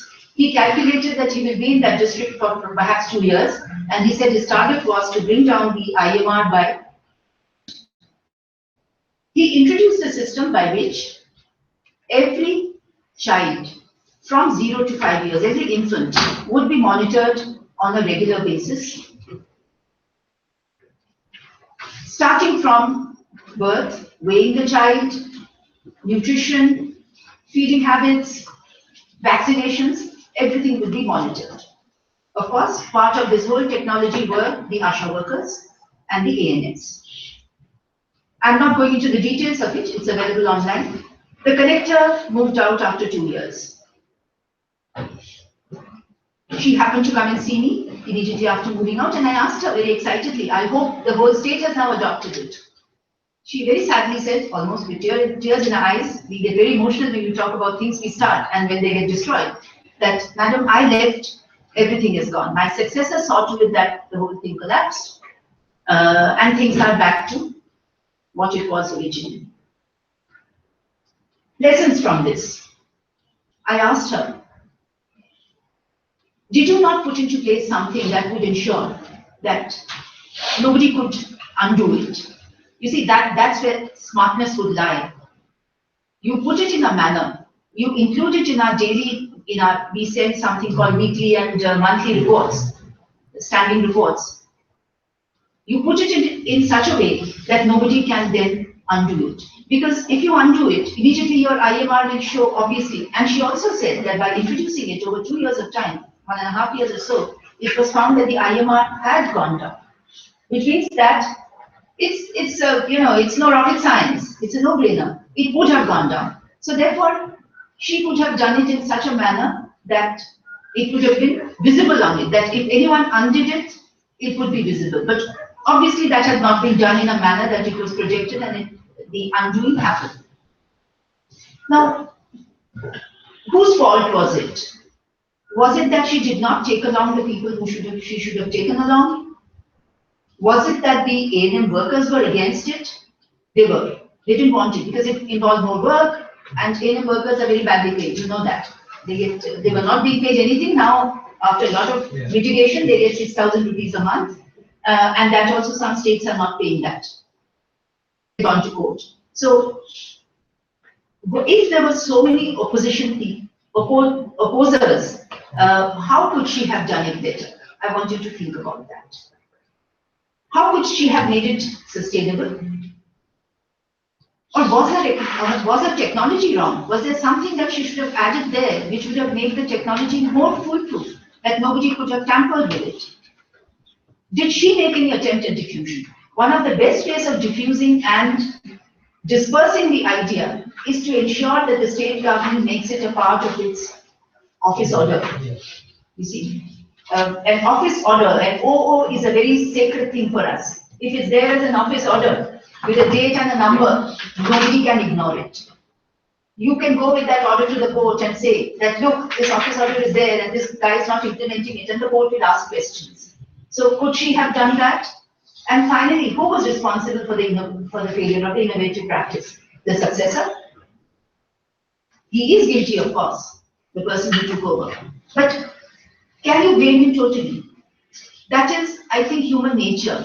And therefore, we have to keep that in mind, that a person coming is always, he was talking about it the other day, the person coming in later always has this feeling of envy that whatever has happened before me was wrong, and whatever will happen now onwards is good.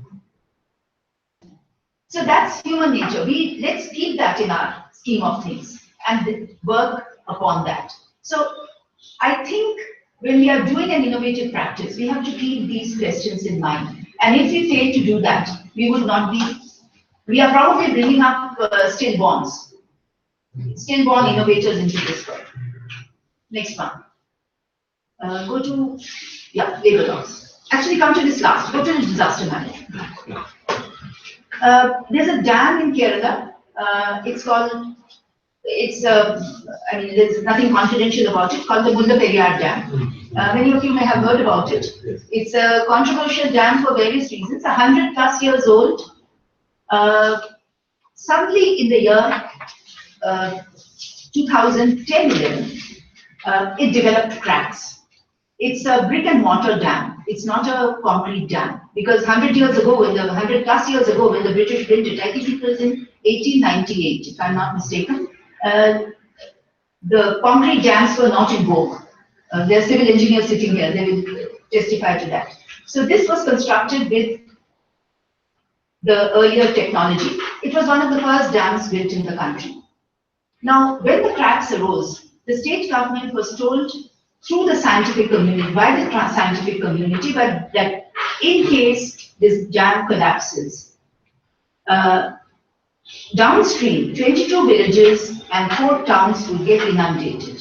And those 4 towns included the city of Cochin. I hope you don't come from Cochin. You do. Okay.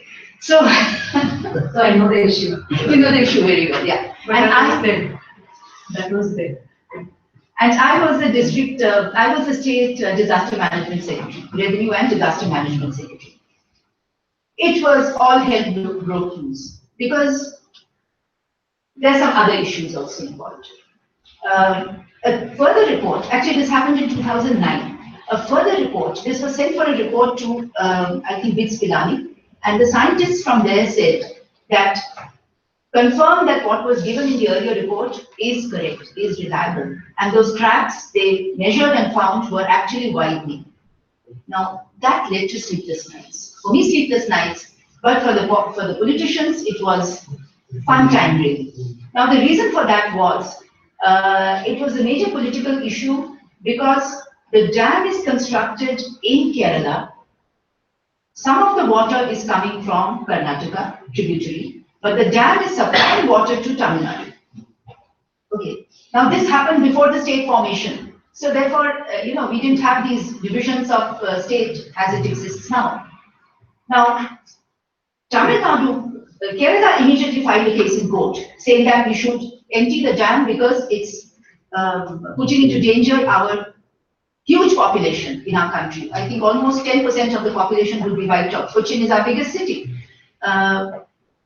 Tamil Nadu filed a counter saying that they are making a big mountain out of a molehill. It's nothing. And they are saying that because they want to actually deprive us, our farmers, of the water. So it became a huge political issue, went to parliament, etc., etc. But we were worried. As Revenue and Disaster Management Secretary, my concern was, I have to fear and be prepared for the worst. So what we did, something extremely innovative which hadn't happened before, was we got all the panchayats along the dam area, we mobilized them. We put them together, we trained them, and we told them, we actually trained them in various simple disaster management issues, which are what happens if the dam breaks, how to evacuate. An alarm system has to be put in place. The dam, the catchment area was actually in the forest area, where the forest department would not even allow us to put up the floodlights to see the water levels. I had to fight with the PCCF and say, okay, I will put it up, but we'll take it down as soon as the danger goes down. He said, no, I cannot allow that. We have to go to Government of India. I said, I have no time to go to Government of India. So then I did something very innovative. I said, okay, we put solar lamps. And that came immediately. We put those, we bought those lamps, which are those blown-up lamps, you can put them up, emergency lamps. We did that. We also did, using the local youth, we marked on every house the water level would come in case the dam breaks and the water flows down. We did a huge amount of work over a period of 3 months. I have an excellent team there, disaster management team.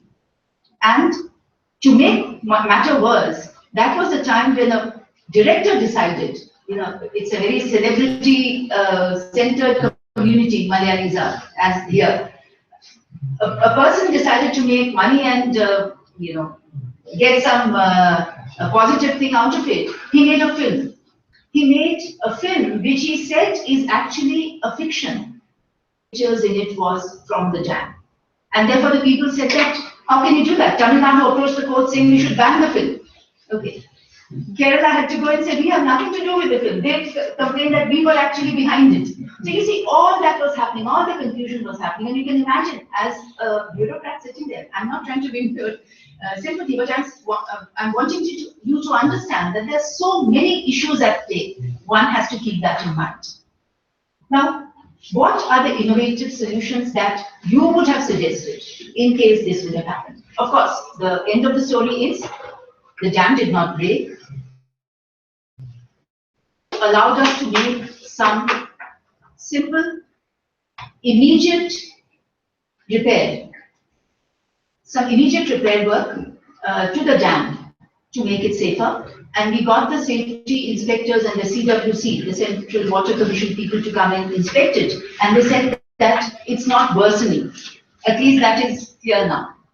That the danger is not getting worse, but it holds at the same place. So we then said, okay, now we go back. But the good point was that we created this huge group of people, core group of people in the area of Todupura, that area, who are still our knowledge base and our eyes and ears. And the Disaster Management Authority, even today, uses them for flood prevention. They have been able to construct these disaster shelters with the help of these youngsters as a part of, in fact, many of them are part of NYK and the Jawahar, whatever the schemes are there. So that was a very positive way in which we could use it, but it would have gone anyway. Third one, the last one. Sangha, can you go to the last one, please?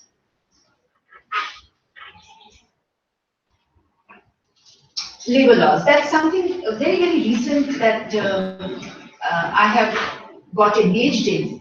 I was Labour Secretary for a while, and something that used to irk me no end was that a lot of money, I think many of you would not know, there are something called welfare boards existing in our country. And these welfare boards exist in every state, and they are flushed with funds. Even though they are flushed with funds, you go to any construction site, you will find the women workers are working there, and the infant of a 2-year-old infant is lying on the sand nearby.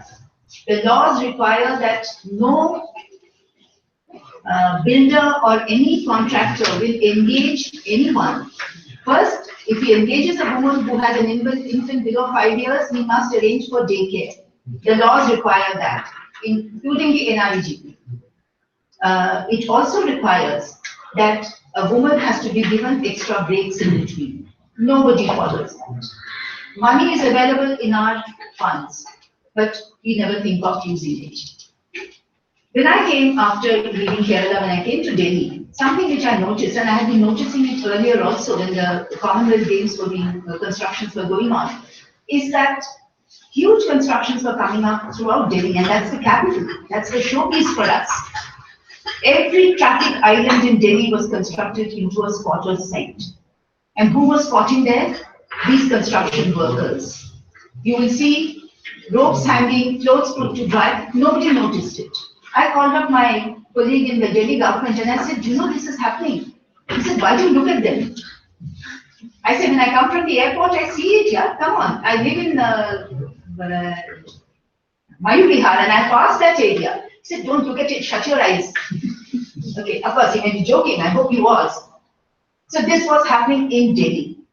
When I moved to Delhi last year, 2 years ago, I was living in a very posh colony where across my road, there was huge villas being constructed. When I sat in my garden, I would have those little kids playing in the sand, cars passing by, in total danger of being run over, these kids were. Again, the same reply was given. Why do you even notice it. Okay. Now I realized that there's something wrong, and I know the law. I went across to the labor commissioner. In fact, he came across, and we talked, and we decided on some things. And one of the things we decided upon was, it was really something little more major. We decided that, and that's probably existing in every city, there is what is called the labor chalk. Naka, is it not? It's called, what do you call it? Naka. You call it different things in different places, yeah. That is where the labor gathers every morning. And that is where you, if you are constructing a house or if you are a contractor, you go there and you say, today I want 40 masons, 10 unskilled workers, 10 something else, and you take from there and you go. These people gather there with no idea who will get job that day. They have a packed lunch, they have their babies in their arms. Nobody has any idea who will get job that day. Nobody knows anything. So what we did in Greater Noida was, where a lot of construction is going on, what we did was, we went to the labor shop, engaging 20 kids from the local MBA colleges. There are a lot of colleges offering MBA courses as interns. We made them make a complete inventory of all those people who are seeking jobs. Okay. And we then said, we have got this online available, and anyone who wants labor can approach them. We categorize them into different, they have their way of categorizing unskilled, semi-skilled, women. They have a separate category for women, by the way, which is, I think, very unfair. Yeah, I'm working on that. Women doing any work should get the same pay. They don't get the same pay. Skilled masons, very much in demand. Water workers, people who work on the water pipelines, etc. So we have categorized them. We encourage the people who are seeking labor to go through this, and we also encourage the workers to register here. Because once he registers here, then he knows that whether he's going to get a job or not, he knows. Because most often the booking is done the previous day. I know the previous day the contractor knows that tomorrow I need 10 laborers or 20 laborers. And therefore, they have some surety. Second, what we did was, in this labor shop, with the cooperation of the Greater Noida Authority, we told them, and this was in the height of winter, we were doing it, squatting on the roadside, literally, because there was no place for them to sit. So we convinced them that some of the dividers and parks, they would put benches, at least that they can sit. Third, we had this awareness program where we made the contractors at least aware that if they are engaging workers, there are certain responsibilities that they have to fulfill. They have to ensure that if there is a woman worker with a 2-month-old baby, 6-month-old baby, he has to arrange for a daycare. And at least some of the contractors now have started doing it, the builders especially in the civil construction. Now, why was this problem so important? And I think it's very important, and I want to really end with this thought in your mind, and some of you talked about it. The inequalities in our society is rising. Okay. And the inequalities, I don't know how many of you have read Amartya Sen's book, you have.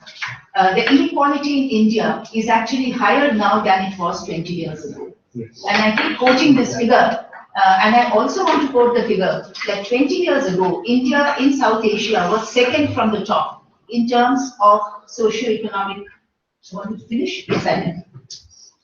In terms of socio-economic indicators. Now we are second from the bottom. Now, we are not doing something correct. Or we are not doing something enough. How do we do that enough? That is the question. And unless we do that, we are going to have very, very serious problems. Combined with that, the fact we talk so much about our demographic dividend. Demographic dividend is going to survive, is going to be there for us for the next 30 years, which means we are going to be a population where 60% of our population is going to be below 30 for the next 30 years. Unless we do something now to tackle it, it's going to go in the other direction. It's going to explode. And that would be not manageable at all. So therefore, we need to understand that. And we can understand that only if we empathize. I think empathy word has come up quite a few times. It is important. It is really important that we empathize, because whether we are civil servants or we are working in the private sector or in any other field, unless you empathize, you just cannot do anything. The answer cannot be, don't look at it. Shut your eyes. That's not the answer. Learn to observe, learn to look, learn to see and respond, because that's what we need. We always have been saying, and many of our leaders have been saying, more governance and less government. Transparency in governance. Yes, use ICT tools. We are lucky we are living in times where a lot of ICT tools are available. 30 years, 35 years ago when I was a young collector, it was not available. Now it is available. Why aren't we using it? In Kerala, we did a quick study and we found that not even 20% of the computers and gadgets bought were being used for government purpose. You see, that is true. In fact, we found there were hundreds of computers not even taken out of their boxes in Devikulam Taluk. Of course, we took action, but then what action? What is the use of action? Imagine the opportunity cost lost by not using those services. So we have to ensure that those facilities are used and put to use for the people and share our expertise. And finally, whatever we do, you see, at the end of the day, innovation is extremely important. And I would like to share again a little experience. I was in Kosovo in the UN for 5 years and used to go around a lot. And there's a place called Thessaloniki in Greece. That is where Socrates is supposed to have started his school. And we went to that school. They have still retained it. And one of the best things about that place is they have actually kept the place. They call it the thinking center, the thinking tree. They have that big tree, maybe not the same tree because that was BC, but they have a tree still there where Socrates would stand. He would never sit. He would stand and talk to the students, and the students would all sit around that tree and they would generate new ideas, how to do good things for the people, how to do good things for society. So it was there 2,000 years ago, 3,000 years ago. Why do we not have that now? That social consciousness, why do we not have it? Why do we not make it fashionable to be empathetic? I think we need to do that. And if only we could do that, I think our country would be a better place. And I think a time has come where we cannot avoid it. Thank you.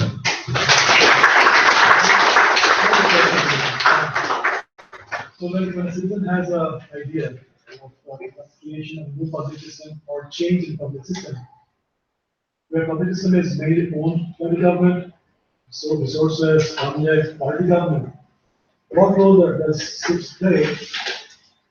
What role does it play to put it forward? It can play, yeah. You see, until now, citizens were not too much within our ken. We were kind of limiting ourselves to the government-induced and government-made initiatives. But as I said, that citizens are doing a lot of work, and we need to bring them into the fore. In fact, sometimes very good ideas are coming from the citizens. What Mr. Mazumdar is doing, what he's doing. I mean, these are ideas which have an impact on policy making. So what we are trying to do is, what we can do is, if you come up with this good idea, you bring it to us, talk to us, and we will be the handholders for you to reach you to the correct people. I have a thought that I can share now. So, give an example of farmer. Okay, an example of farmer who receives a subsidy or whatever for any month. So the idea is he's receiving government benefit in the form of money, or maybe seeds per month, electricity per month. But there's no one place that citizen is going to tell me to ask, since last 5 years, how much money government has spent on it. So let's say example is Aadhaar. The idea of Aadhaar is to identify the beneficiary, the right beneficiary for that benefit. Why can't we use Aadhaar? I can log into the system, a citizen, put my Aadhaar, put my whatever details. It should give me a statement. The domain is already started. It's now coming. The It's IoT just started. Aadhaar is started. In fact, now government just said that the seed, the fertilizer, these subsidies you cannot get without an Aadhaar. So now that centralization is happening. Across the board. Across. Any subsidy that you get or any All subsidy. waiver that have received the amount of money or statement that shows that. Telangana government started the right to sue the survey.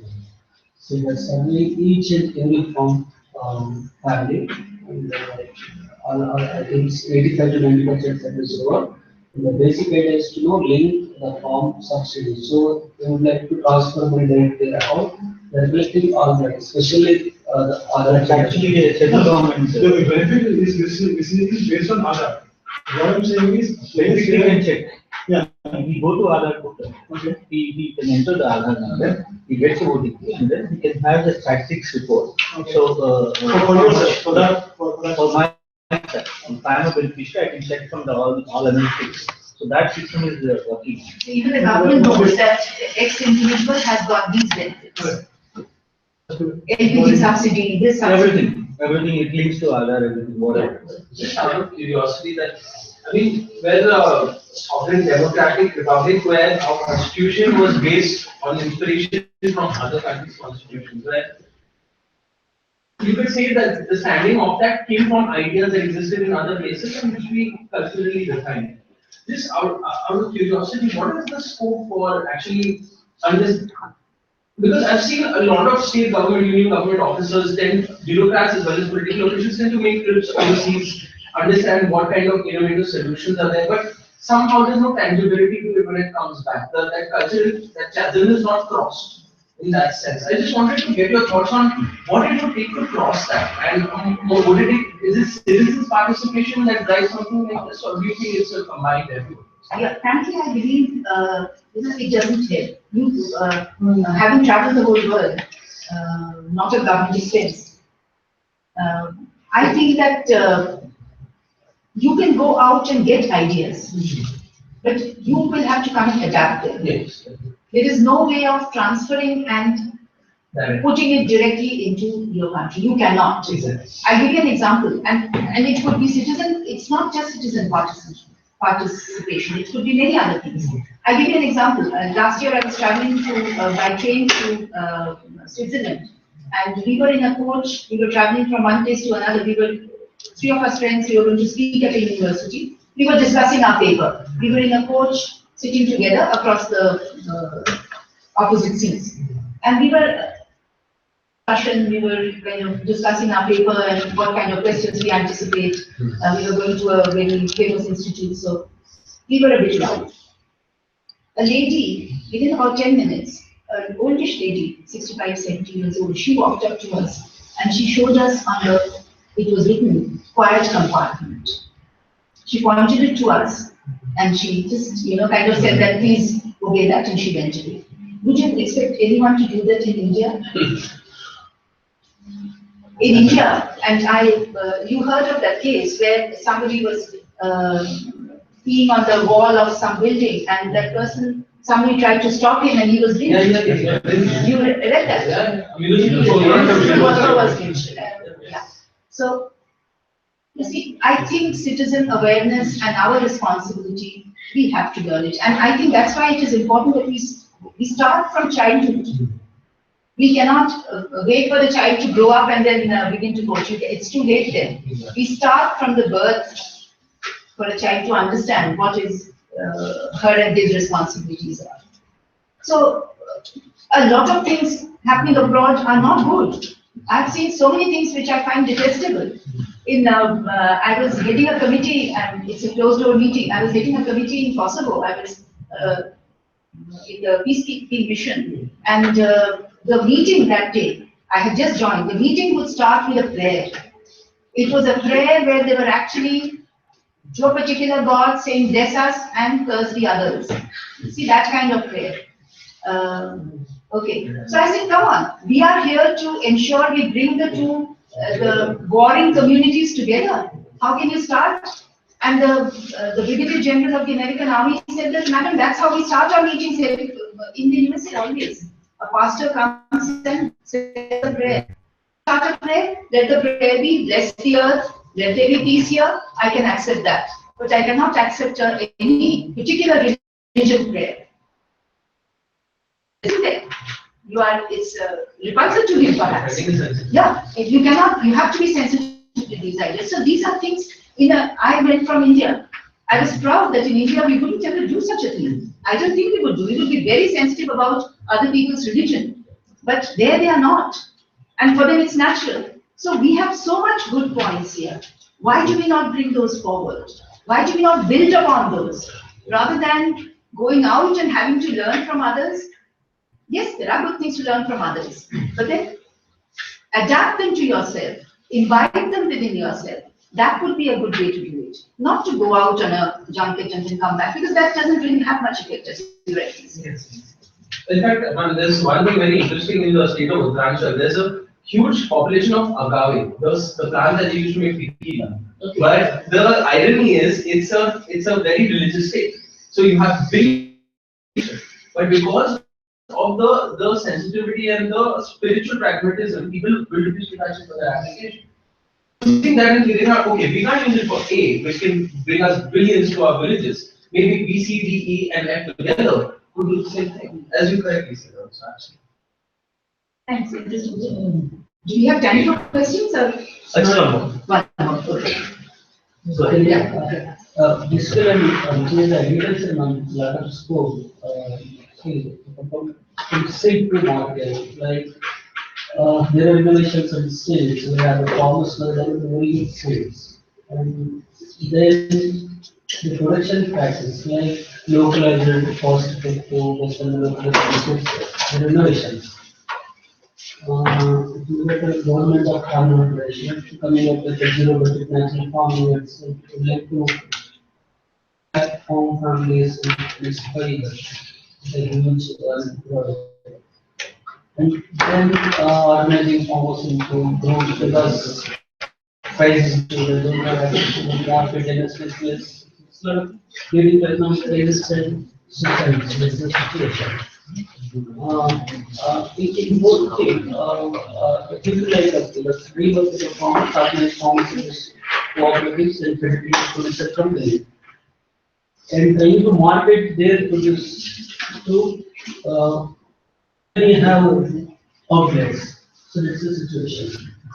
The challenge is the practical challenge because unless you have money, you have to put in a lot of trade, store it, process it.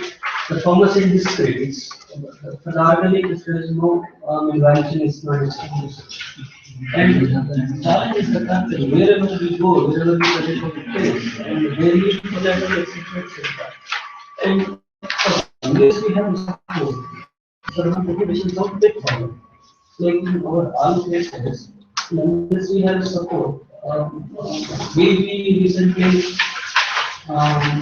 met the manage. We can do it. Probably we would like to do something. And several bankers, they are not willing to support, and you have to take loan on the 30 to 40% interest, and again you have to repay. So I think the support, unless the innovations, whatever the innovations, if you replicate it, support is must be. So kindly look at this. No, so you're asking for support, you're asking for support in replication? Yes, ma'am. Support in replication. Yeah, support in replication. Have some guidance, especially finance. Especially making the financing agencies more sensitive and. The guidance is They are very rigid for normal people. No, of course, the case of caste certificate, no, the case I'll be happy. Just wanted to know that we see this similar issue that we have to raise $700,000 on our own from a trust just to do the research, which is a lot of money and takes a lot of. I completely understand. And if I may offer any trust in any establishments we speak to, from my side, I'll be happy to put it over to you. What I can also suggest is that if it's something that this group really feels so strongly about, and I was mentioning to you that I'm in the board of a company called National E-Governance Services Limited, where at least I think 18 banks are represented, their heads are represented, and I tell them I could raise it. I could tell them that let's do Why not do something that would make it easier? And they are going to a period when they want to do something, at least to show their credentials. They have got a very bad name. So, would you like to share a business plan? Make a small note and send it, maybe together. You will make a short note and send it to us. And we will make it into something straightforward. I'd like to give my side also. No, so I think this is one of the objectives which is SIPS was set up. You see the cross pollination of ideas and how we build on each other's work. So this was the hope and the dream that we will set up something like this, and people like you come together. You're only not talking about your own innovations, but you're also, it's a natural instinct, like the way you have reacted, is I understand your pain, brother, and let me sort of help you in making things easier. And if we can have many such examples, I think a part of our agenda we have. Yes? Yes. So this can be a separate forum or a WhatsApp group or whatever that you would want, so that you can help each other. You also talked about citizens thing. Like, should it be limited to citizens initiative or what else? So your question already answered by the presence that we see here. This is the citizens group that is meeting here. Absolutely. Isn't it? Yes, absolutely. So, and who is bothered about public systems? You are working on whatever that you have seen and come across, and it is your faith and determination that is taking you forward. And the public systems will follow you because of the good work that you're doing. You know, so you just need to be at it and go ahead and do it. And I'm sure the government is hungry for such people who are doing work and making an impact on people. So when you do good work, you know, support comes from the universe. It always comes, yeah. Yeah. I think one more thing that is coming up in the discussion that as patrons of government, you are coming to know about the first-hand, experiences that each innovator is facing, be it funding, be it collaboration, or as you say, there must be some universities and students waiting for taking up your project. They must be having their own stipends and they just need something extra. So as a wholesome, there is a message that can be taken up. You can take some statistics. So it was really nice coming here, and I was just talking to Uttara, just introducing before the talk of my husband that what he is going to do. She is meeting women, and there will be some juncture. She is meeting a village, because I know that there are many villages where in women, the first slide I think the Kantha work that the women of Bengal they do, especially the women who are not allowed to go out anymore. So they do it in a free time.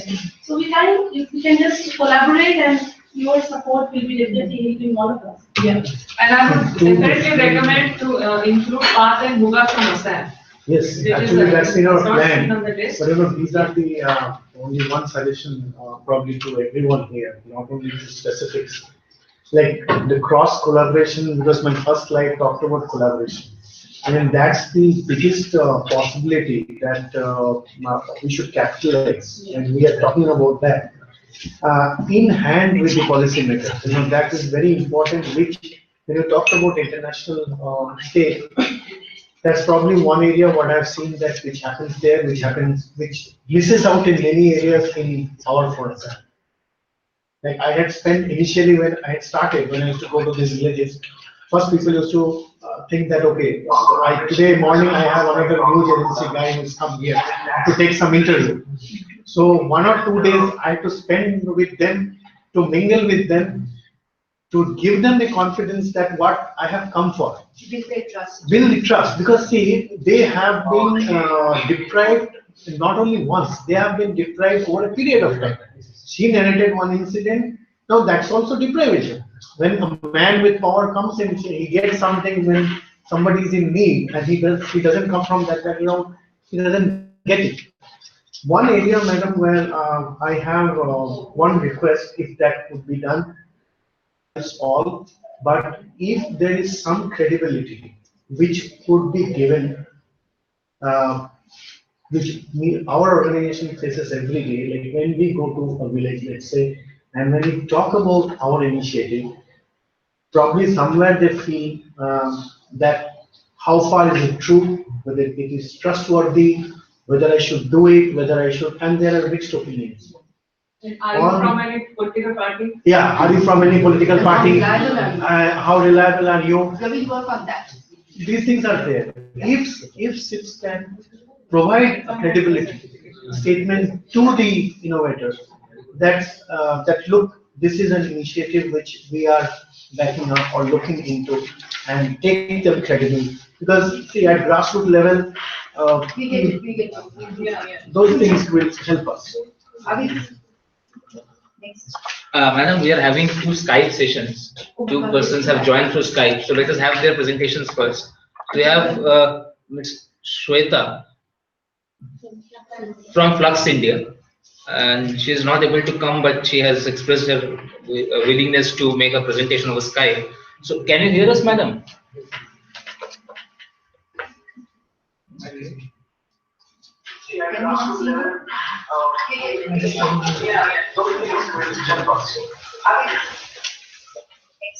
Madam, we are having 2 Skype sessions. 2 persons have joined through Skype. So let's have their presentations first.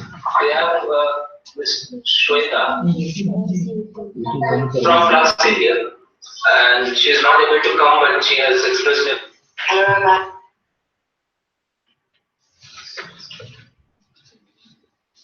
I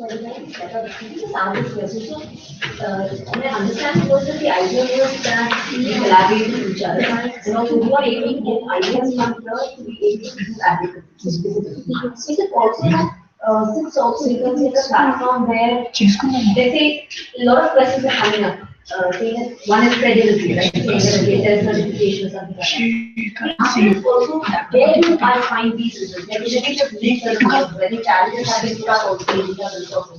Is it also possibly that this becomes a platform where things are aggregated? Because you see, you have a lot of researchers who say, okay, if somebody is looking for state funding, here are the platforms you can go to. If you're looking for interns, here are the platforms you can go to.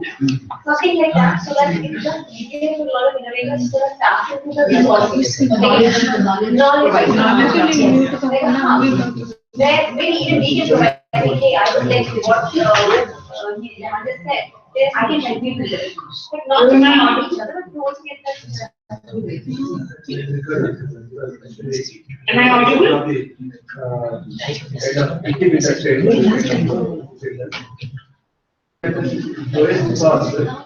Departments will have so much of resources. So they will be looking at a different kind of things to go for tenders to bring this. Who will be qualifying? They will be turnover, that kind of conditions, okay, lot of experience with this much manpower and all. But the solution will be, it can be provided by a group of university research scholars. Okay. Then you see, if some kind of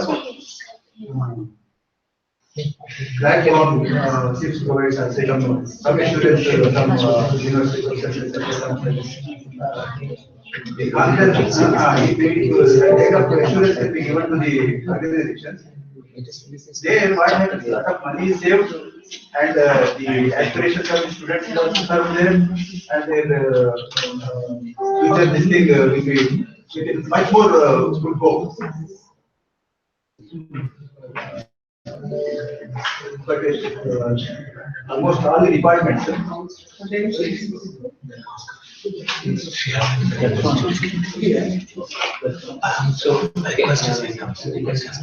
Hello. Hello, can you hear us? Yeah, hi. Hi.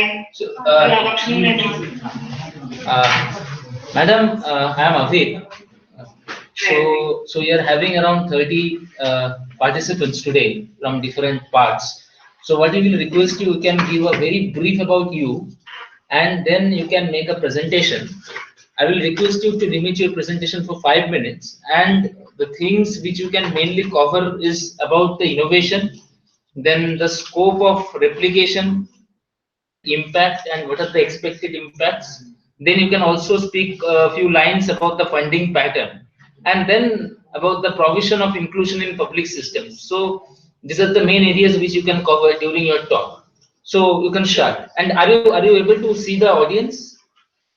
Yes, Yes. I'm able to. Yeah, yeah. I mean, just one quick request. I have shared a presentation, so it would be useful if we could screen that.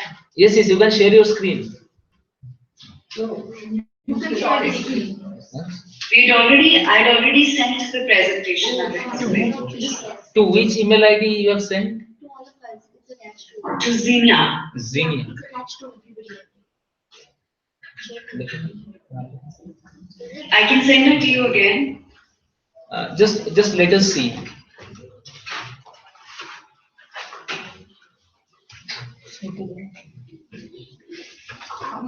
So by that time you can start your talk. By the time we load your presentation. Good afternoon, everybody. Chaudhary. I studied design, and I studied a course that is called Strategic Design Management, which talks about design systems and services. It has been in the field of social innovation. So how can we design a better education and basically it uses the principles of design thinking. Design thinking is a new, relatively new field which uses a process to come up with innovations in any challenge. So it could be of how to make education relevant, or how do we reduce infant mortality, or how can we bring sanitation and make people use toilets. So that is basically a brief about myself. I can start speaking about the program that I've been working on for the past 1 year.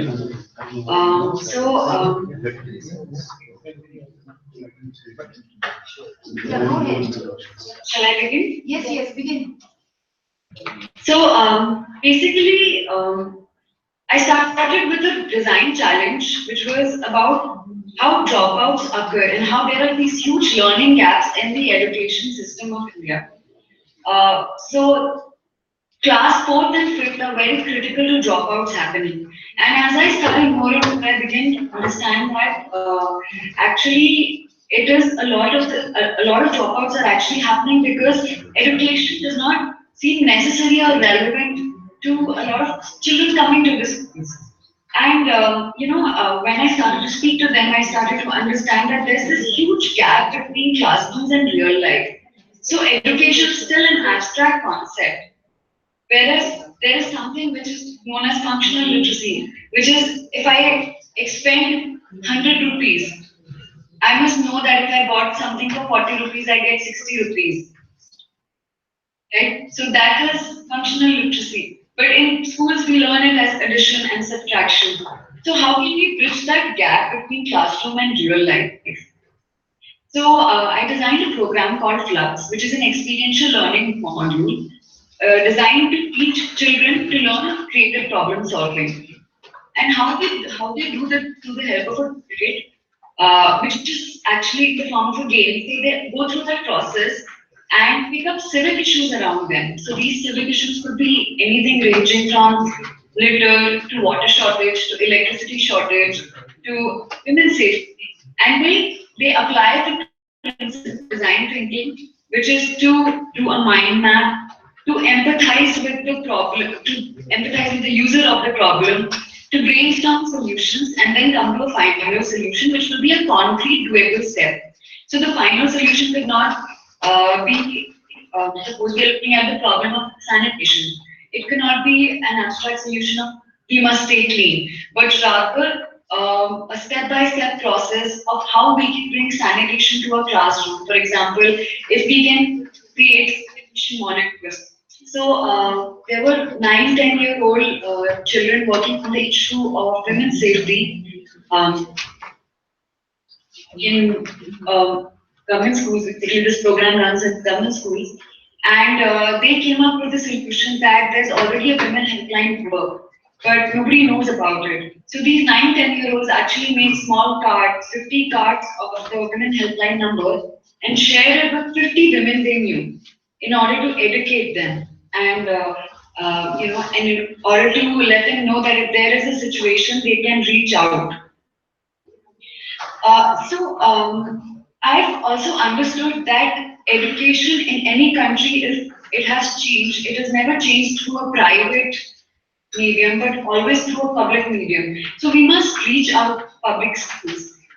But also as a very small team of 3 people, we have limitation in terms of resources, we have limitation in terms of manpower. Okay, we have the presentation right here, so if I can take you through it. The problem we were looking at was dropouts. If we can go to the next slide. So the solution we thought was that children are always taught to write between the lines.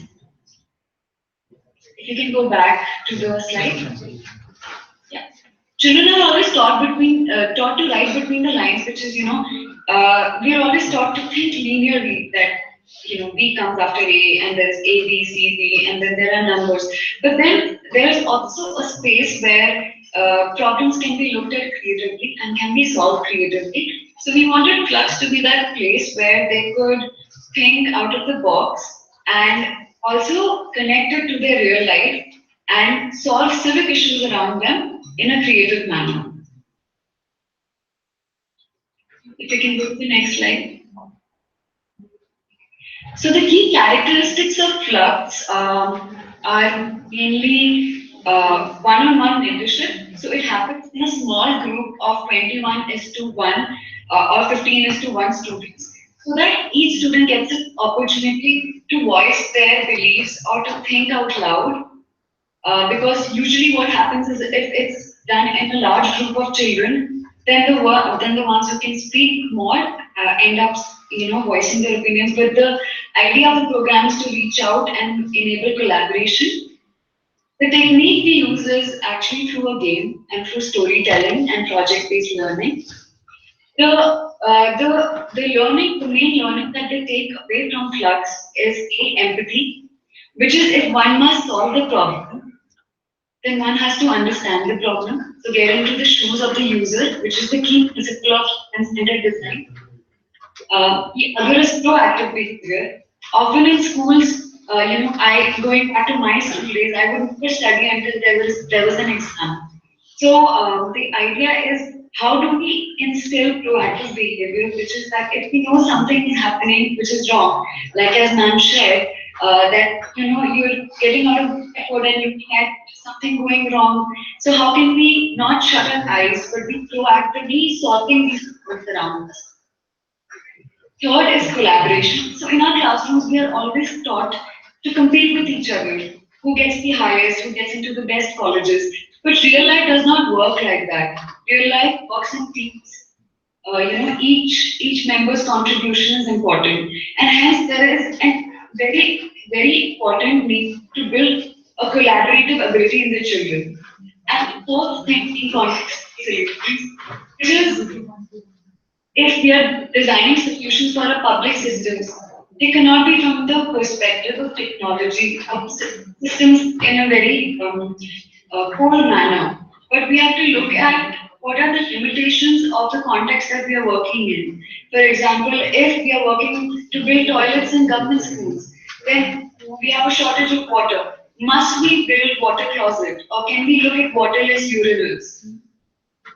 Right? So looking at contextual solutions. If you can go to the next slide.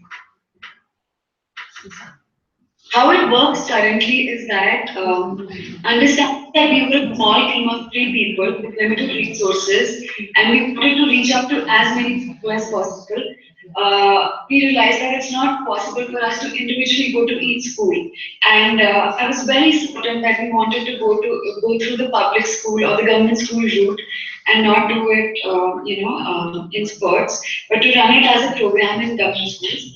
So, keeping all these limitations in mind, in order to integrate it with the system, we designed a fellowship program for government school teachers, which is actually the first fellowship program for government school teachers in the country. It's called Beacon Educator Fellowship, and it actually trains the teachers to use innovative teaching methodologies in the classroom.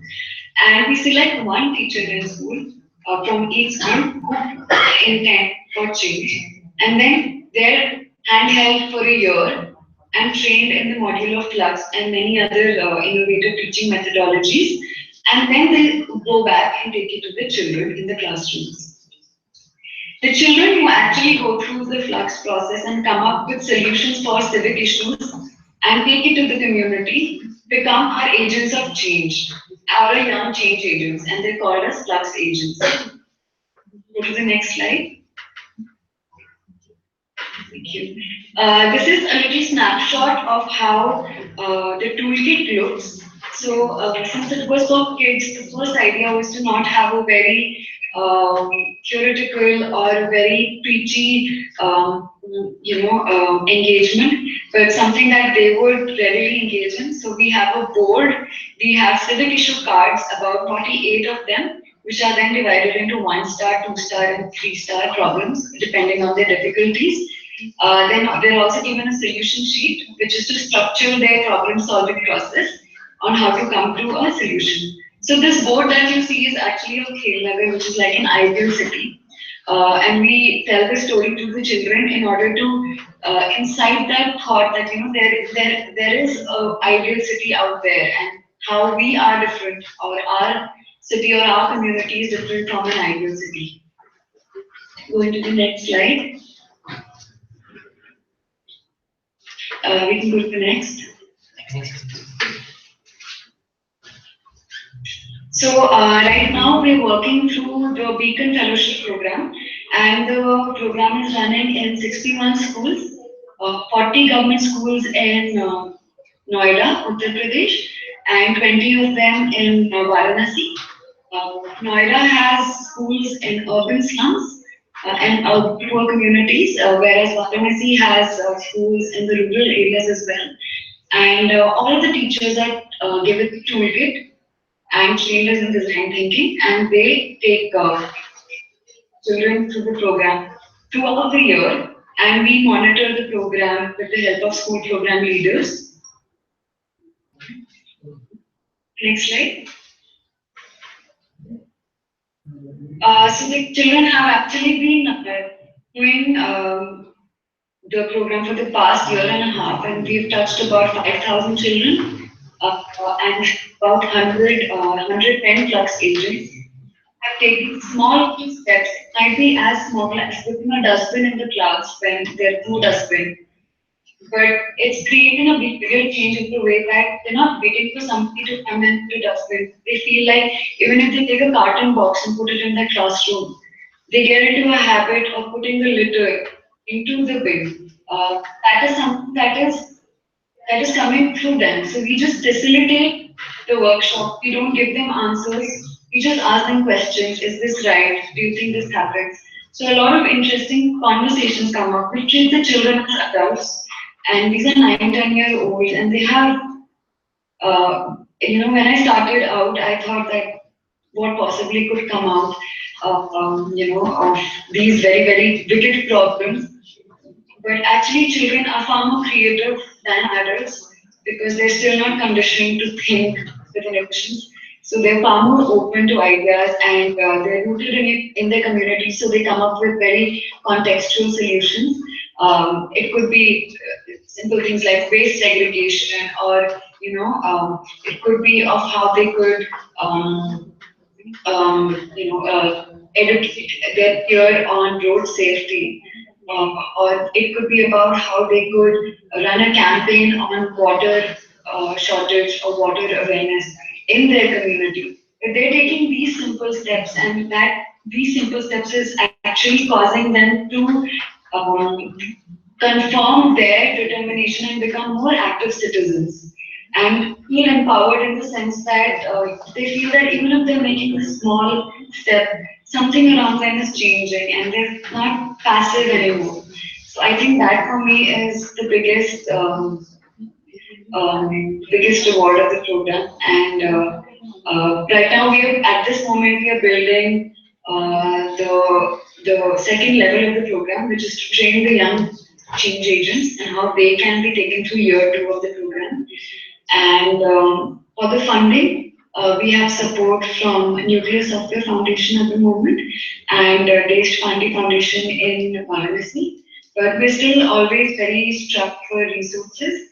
But in the future, I hope that I can take the module of the training or design thinking to board or the state education or the national education board, and they can look at it as something that can be integrated into schools.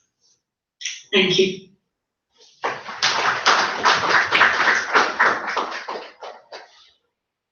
I would be happy to take questions if any. Are there any questions? No? Thank you so much. We'll stay in touch with you, sure.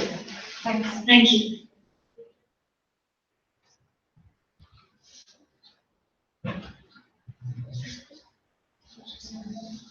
Okay. Who's the next? Is there any more presentation? Yeah, there is one. Just 3-4 minutes. And the last question.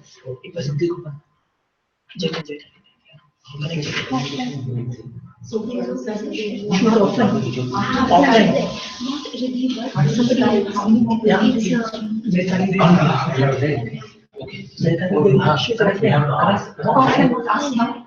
How many people would like to make a presentation? Yes. No, verbal. One, two, three, four. Another one who has come from Odisha. Crazy. He actually going for some other program, but he will be back in another 10-15 minutes, I guess. Yeah, so 5. Yes. You know, it's a Saturday evening. It's actually amazing that you guys have come and you're sitting here, used to your chairs, and that itself is impressive. Okay, we take as many. We take 3-3-minute presentations and we Okay, so go to the next slide. At the time it gets connected, we can have your presentation. Yes. Please come inside. Good afternoon, everyone. It's my privilege to be here, and I'm really thankful to CS Center for inviting us. I've been in the education field, academic field for 20 years. Now I'm the head of the department, North Institute of Engineering Technology, Hyderabad. What we have seen in the years, that normally the projects, the end project, the student, what they do, here the students. So we do normally do studio type projects. Take a case of engineering, civil engineering, designing, building, execution, something like that. So what we really thought, why not encourage the students to do more, think out of the box. So I started an idea. Every month we give some prize to the students who have the best ideas. I think everybody can hear, no need for the mic. No, it's recorded. Okay, no problem. So we had this one. So we feel that every region we have to be teachers to be friendly to the environment, and this has become a new hot topic, eco-friendly. But a good idea, we have seen very old structures, we are doing that using this one. So we had some brainstorming session, and I guided some students, they are working on mud concrete. We come up with an idea, bamboo reinforced mud concrete structure. What is the benefit of this one? You are using a natural material, bamboo, in 2 years it regenerates itself. We are saving steel, cement, mud by locally used materials, by local people. So this is what we want to do. So we had the design session because we know the theoretical part. We know the theoretical, how to implement it. Unfortunately, this is our backlog. We are just reading theoretically, but not passing it on the students to make practical solutions. So this is what we did. We come up in a group of students. We have many students every year. You know, in the final year student, we have a group of 5 students doing different projects. So this is one of the projects. Like this, we have different projects. And eco-friendly brick also we made. We didn't use cement at all. Cement was used only 20% of cement. Yes, it's a waste. And we made this one. And this one particularly, we are talking about the bamboo reinforced. We used locally available mud, red mud, basically, and some part of waste material, which is debris. And we come up with designing idea. We searched in the Indian standards. We didn't find any standard which talks about the specification for to make a bamboo reinforced structure. No such. sexual is, then they can know. There is no such in the Indian standard. There is no such idea. So what we did, we tried to implement this one, and we made a prototype. And in November, we had a research rural innovators startup conclave. First innovative award was idea. So that's the idea. Now what comes? This is the idea actually stage. How to take forward? How to take forward? The students have this one. As a madam in the morning, we have to have a backup of the line of leadership. So I have got some of my bright students. They are second and third year students. They are come to share your experience, get your experience, so that they can take forward. So some of the students they will take it forward. Now I just like to ask you one question. How many of us have CCTV cameras in our homes? How much does it cost? And what does it do? Only after the incident happened. Our Imran, he has made a working model by within 1,000 to 1,500 rupees. You can just make a call. This model is, if you can give time, you just show the model. How much time does it need? 2 minutes. Oh, 2 minutes. And the problem is this one, we have displayed it to the police officials. But still it's still there. It's not being taken forward. It's not been adopted. Not being taken forward. So, Imran. Okay, done again. Okay, please come in. Explain the model. Explain. Come in, John. Yeah, come.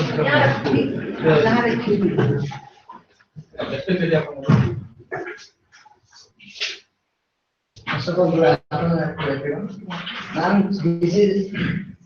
Ma'am, this is low-cost home security system. As you've seen in the existing system, like cameras, everything, it costs too much. So in the rural areas as well as in the urban areas, no one will be effort. Some of the people will not be effort to buy that much costly cameras and everything. And after the robbery is finished, you will come to know that this thing has happened, and you will be going to the police station and complaining about this, that, and everything. You will be coming after that, everything will be lost. This is an alarm system. Yeah. Okay. So while you are moving out with your family or someone else, you will be locking all your doors. This device, the device what I have installed in this device works on your alarm, cameras, near your doors, windows, almaras, your gate also. So if you are moving out with your family, if somebody tries to open your door, you will be receiving a call. On the phone? Yeah. Anybody can share your mobile number. Anyone wants to try, can you please any Share your mobile number, please. Share your mobile number.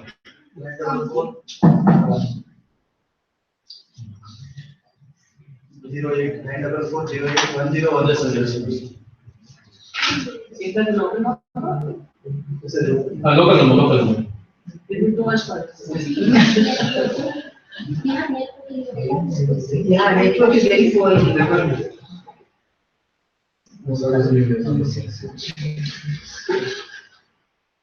So this is basically an alarm system. In no time you will be receiving a call that somebody might have entered and you will be safe from robbery.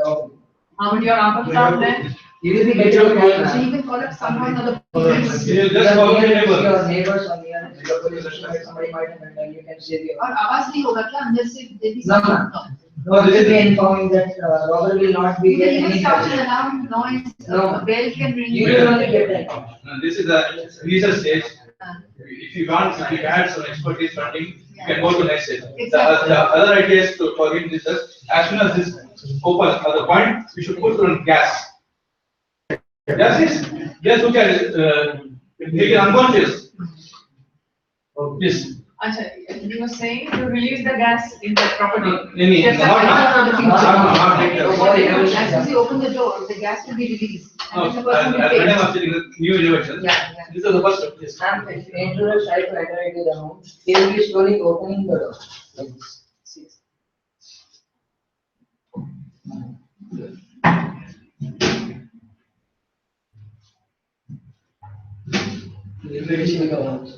There's no connectivity. We got it. You're getting it. So he should get a call, right? My signal is there. Okay. Oh, you get the number. It is ringing. Is it ringing? Yes, it is ringing. It is ringing. It's on silent, is it?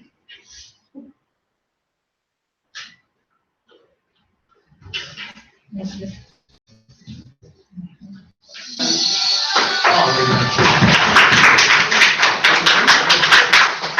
And it just call the right now. What is the phone?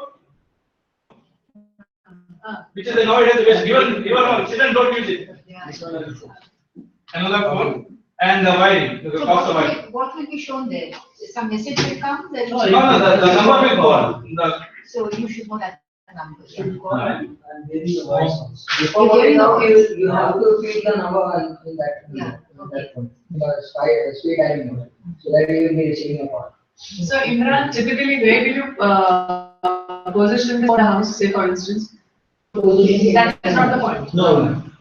Imran, it's a sensor based toggle switch based. It's a sensor based Any place where you feel the intruder can come. So with one phone you can connect. Yes. This Even an Amara, you can say with the toggle window, anywhere. Sensor based or some wire connection. This connection. Wire connection. Wire connection. total wire connection. No, actually, There is a connection over here, near your door. There is a Sensor based will probably be better. Madam, this is a second year student who is just starting, so we really need some support. This I called him quickly. Brilliant, very good. I'm very near your door, I have placed a device like this one. Yeah. Okay, if the intruder tries to enter, first of all, he will just slowly open the door like this. Touches your hinge. So within no time, with the help of these wires, the phone gets attached to it. So you will be receiving. So that means all the exit points are connected. Yes. Yes. Huh? Wherever you want the wiring goes like that. Yes, wiring goes like this.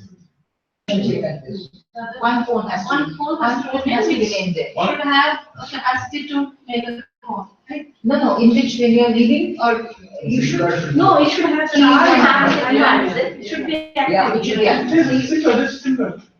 I think some. Charger What is the working of this one? Because You keep it connected all the time with the charge.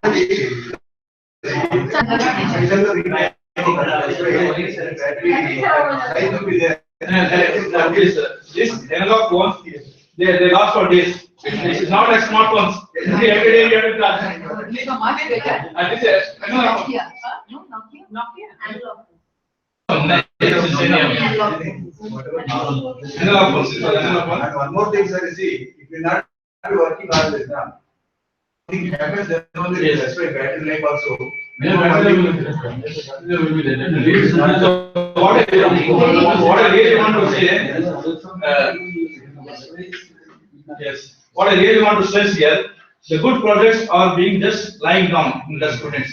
Good projects, the students go, they just be there in the self of the library. Yeah, exactly. You have taken my words. Yes. Now, I have to.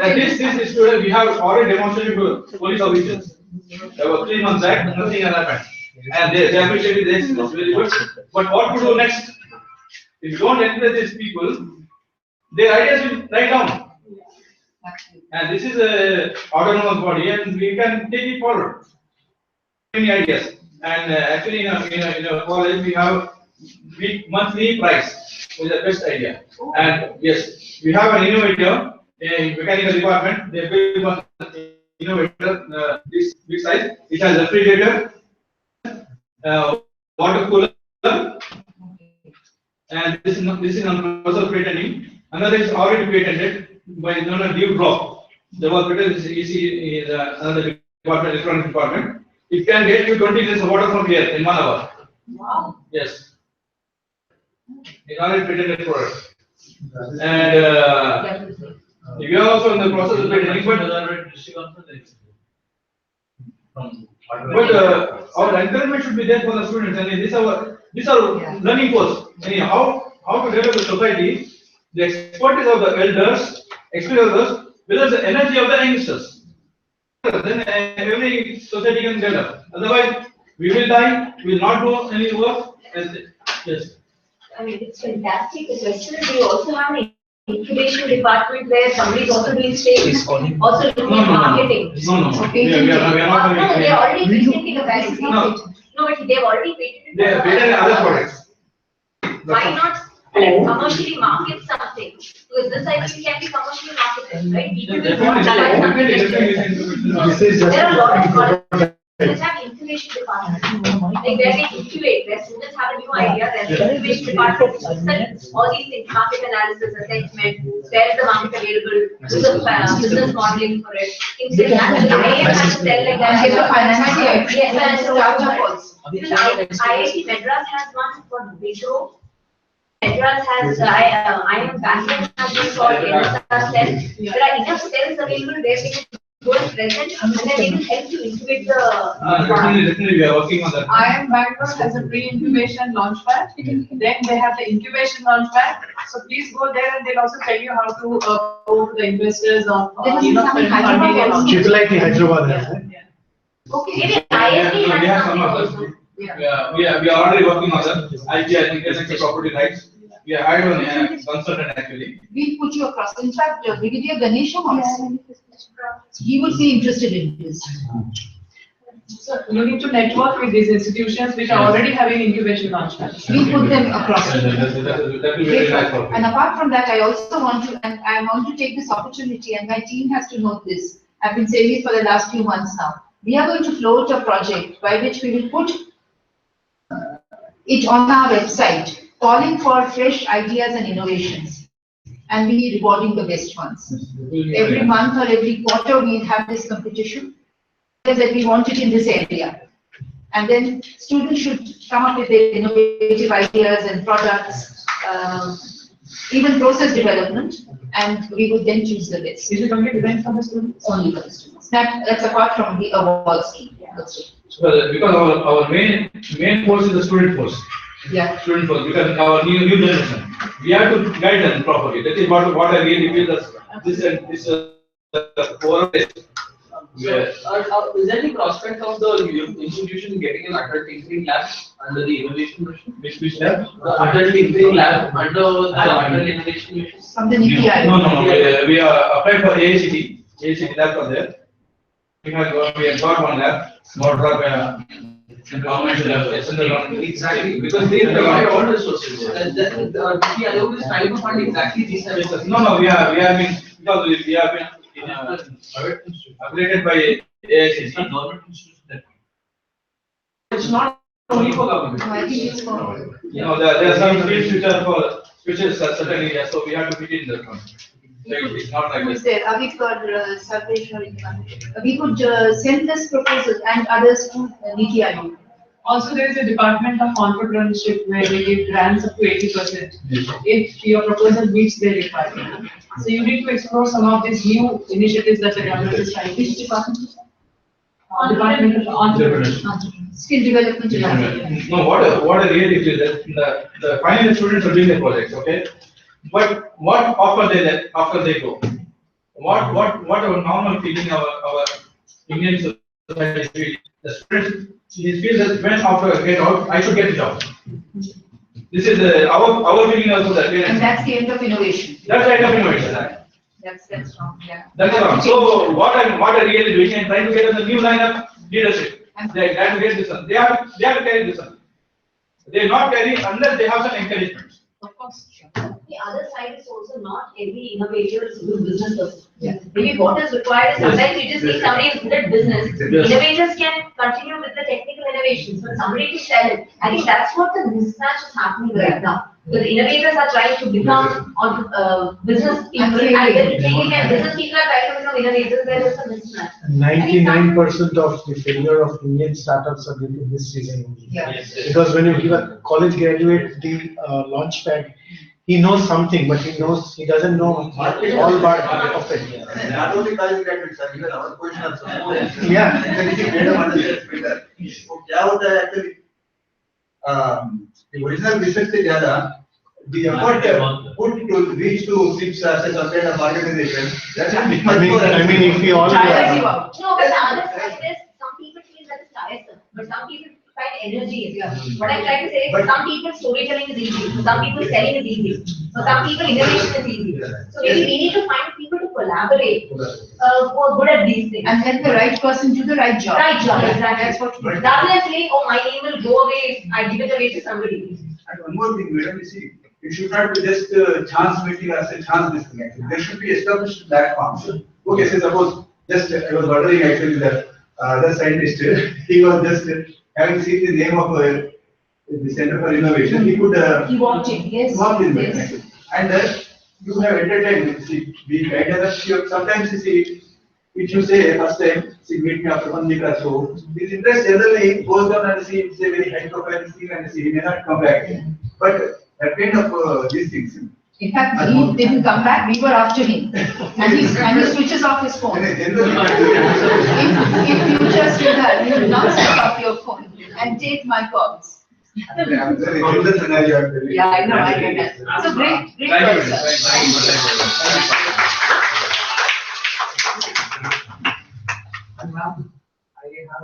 Actually, 5 years before when I started building, I had an idea to capture carbon from pollution and use it in the byproduct.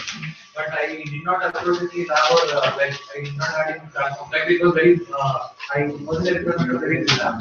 But I ultimately everything was done. The thing is I did not approach it because I did not have the credit. And some sort of I was not feeling excited to make it not here. So at last I came to know that recently last year China has made it with their unboxing diamonds with the pollution. Your idea they have taken. No, not my idea. So they just came up with it. Yeah, I mean, we can have a platform where we can where the engineering students can interact with scientists on a web page, so that they can get some guidance and a week of internship within that area. So they will have some plan for it. So they can have a practice. We just thinking that I opened one platform and there are so many requests coming to say. No, I'm so happy. Platform I'm so happy, and I want to, because I want to say something to Sir, the Professor. You know, it gives me the idea. One of the very dangerous areas in our rural sector is the unmanned train crossings, railway crossings. And even in a state like Kerala, every month there are 2 deaths due to somebody, some accident or the other. If we can put some alarm like that, they are unmanned. Yeah. As the train comes, There would be a loud alarm so that no car should be, or no passenger, nobody should be walking across, because those are unmanned. They have no, the gate is not there. Ma'am, for last 25 years, Konkan Railway is doing research for alarming the gate. And Last 25 years. 25 years. My Konkan mother's Railway rocket. is doing We could have research. sent a rocket to the moon. 25 years they are doing They're it. doing research but not Implemented actually. No, but there is a solution. It actually happened in Mumbai. They actually cut down this about like 40 to 60% of train track deaths. What they started doing was they started taking these large hologram images of the last moment of a person's life just before they come in front of a train. And it's the look of absolute fear. And that fear creates a subconscious. No, but you see, these people walk across not seeing the train coming. Yeah, exactly. One has to understand, it could be an old man who doesn't probably see where it's. 90% buffaloes are crossing. Yeah, buffaloes are crossing, cattle crossing. That will be. And the same problem in Saudi Arabia, which is the camels. They have a very, very high fatality rate. That's if the camel is high, the camel hitting a car hitting camel, and the camel just falling on the car. And everything is smashed for the weight of the car. The next Skype person. Yes, thank you. Thank you very much. Hello. Hello. Hello. Yeah, can you hear us? Yes, I can. Okay. Are you able to see us? No, I think your video is off at the moment. Just a minute. Now, can you see the video? Yes, I can. So, what I will request you, we are having around 30 people here. So, I will request you to make a presentation for around 5 minutes. Sure.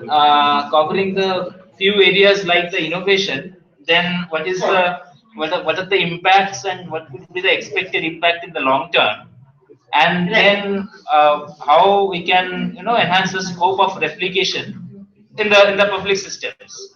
So keeping these things in mind, you can plan your talk.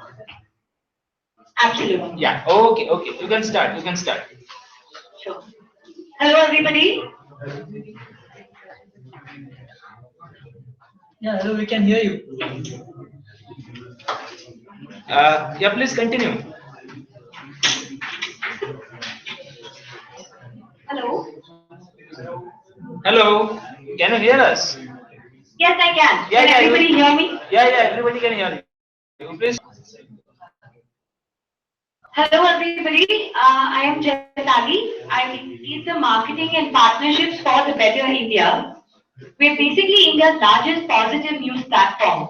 We only do stories about unsung heroes, change makers, innovators, and everybody driving impact for the country. The kind of storytelling that we do, not only is it feel good, it's most importantly impact driving. I will give you the case in point of one of the innovations that we covered most recently. It is an innovation that you would have all heard about, edible cutlery.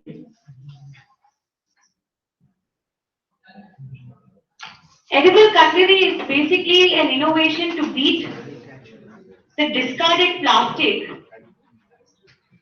of about 200 million pieces every single year.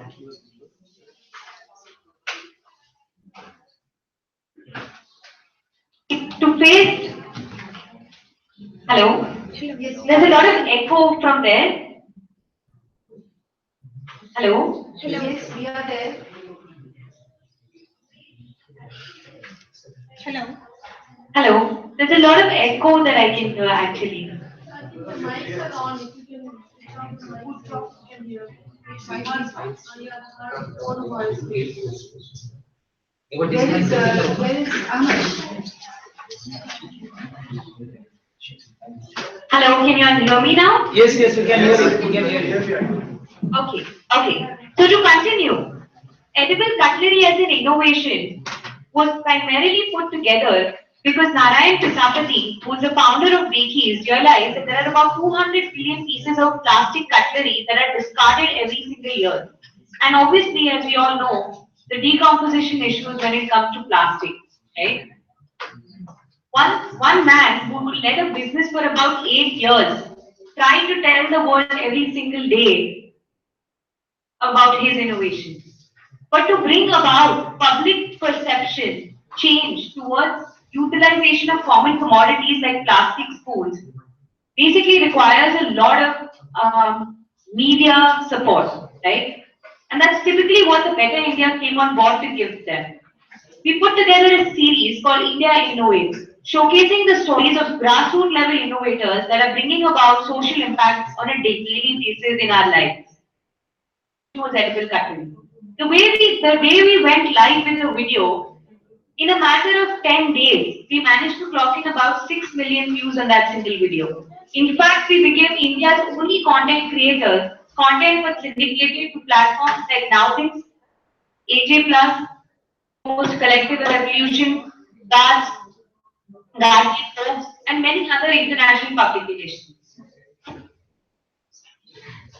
And what this led for the edible cutlery to happen was that it put it in front of global mass of about 100 million people. Edible cutlery not only got exposed to the whole world, but Narayan Sapati's business single-handedly turned around overnight. Orders worth 12 crore in a matter of 10 days, right? A man who was about to shut his business down realized that by changing public perception, we can together drive change. And that's typically what we do at the Better India. We do stories of innovators who can bring about this kind of grassroots level change in our country.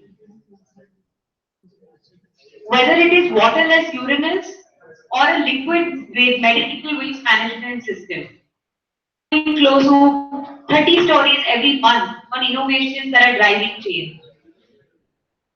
And with the inclusion of media, in your entire business plan, you can automatically elevate the amount of importance your innovation was in the market, right? To conclude, most importantly, while an innovation is a great idea, the biggest spot that it can get is that of public interest. And public interest can only be driven with the help of storytelling, with the help of narrating the impact that a product can bring about. And that's typically what we do at Better India. With a dedicated focus on innovation, we have a team of about 5 people in our technology team that are working across streets to locate every new innovation that this country is producing.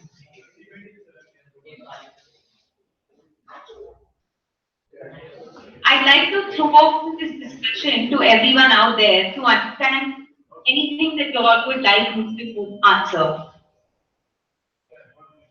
Thank you. Thanks a lot. Any questions? Thank you.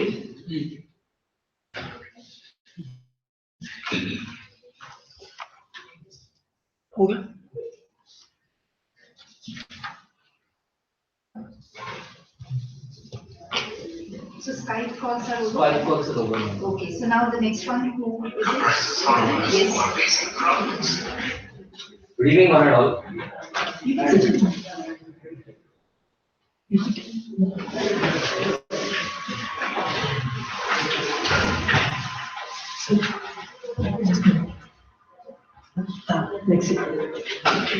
evening, one and all. And this is a project of my dad who is working as an employee in NPTCL Telangana state. So he was manually seeing what are the problems or the city or the town or in the hometown. So he had made a small innovation which could move the NPTCL department a step better. So electricity has become essential as part of our life. So without electricity, no one can imagine life without power. So everyone expects the power department to give an uninterrupted power supply, so as to move on their needs. So they are expected to give uninterrupted power supply. So this point is as similar to the traffic controlling monitoring system. So if a police constable stands in front of Chaurasta and sees the 4 sides, so instead of this, rather he can see in the control room and all the standing over there. So this is a small software-based application which we got to develop this from 6. So patients in the electricity department. So to attend a fuse of call or a consumer complaint, is also called as consumer complaint. There is no proper index for the employee to attend a call or to attend a consumer complaint over there. So we are unfortunate that we don't have a toll-free number for NPTCL department. We have a toll-free number for ambulance. We have a toll-free number for police department. And we unfortunately are aware that we don't have a toll-free number for power department. So if we have a toll-free number for power department, we can easily overcome of the severity of the problem from this area or that area. So we can go easily and solve that problem in the best shortest ways. So what are the obstructions we face daily in the electrical department? So as the number of consumers are being increased drastically and reciprocally the employees are increasing for various reasons. So the various reasons involve like due to ban on recruitment or due to retirement or due to accidents, which plays you are able to know there are double feeding lines on a transformer. So we call it as multiple feeders. Man climbs on a multiple feeder. If the man below who is a lineman or line inspector who doesn't know it is a multiple feeder, he takes only else for the other line. So he climbs up and he touches the other line. He may be yes.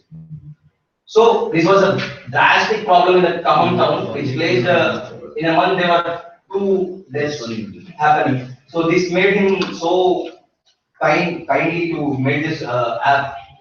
So what's his innovation? So every employee has to transfer from one place to another place.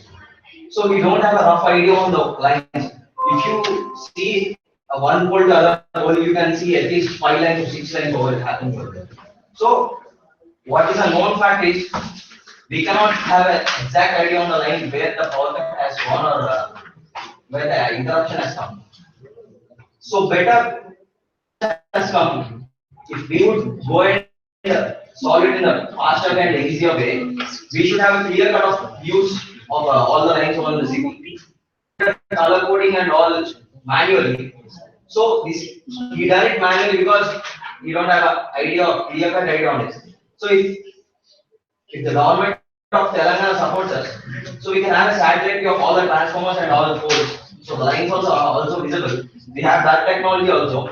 So if that is visible, we can also develop this project within the satellite communication basis. We can sync it to Google Maps. Yes. He has done it manually, ma'am. He has a case study in Khammam city, which is over 6 kilometers of area. Are 10 and number of feeders are 29 and number of DTRs which are transformers are 11,050 and number of poles are 10,000. He manually made it. Manually he roamed over the city and he made it the whole project of this. That work is not a couple of months or 3 months. So he is working since 2 years on this particular project. So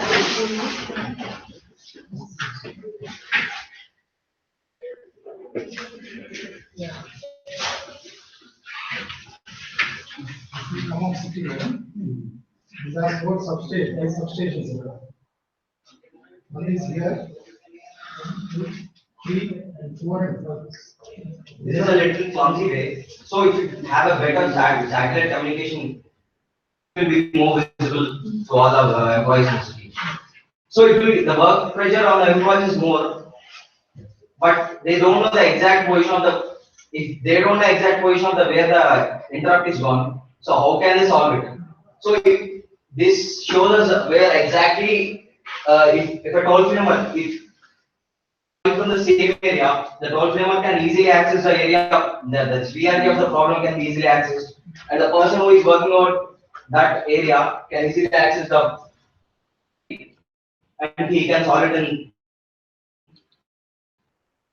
So he has been visited, we have been visited to Regional Science Center in Tirupati, the project over there, and also the NRDA, National Rural Development Authority.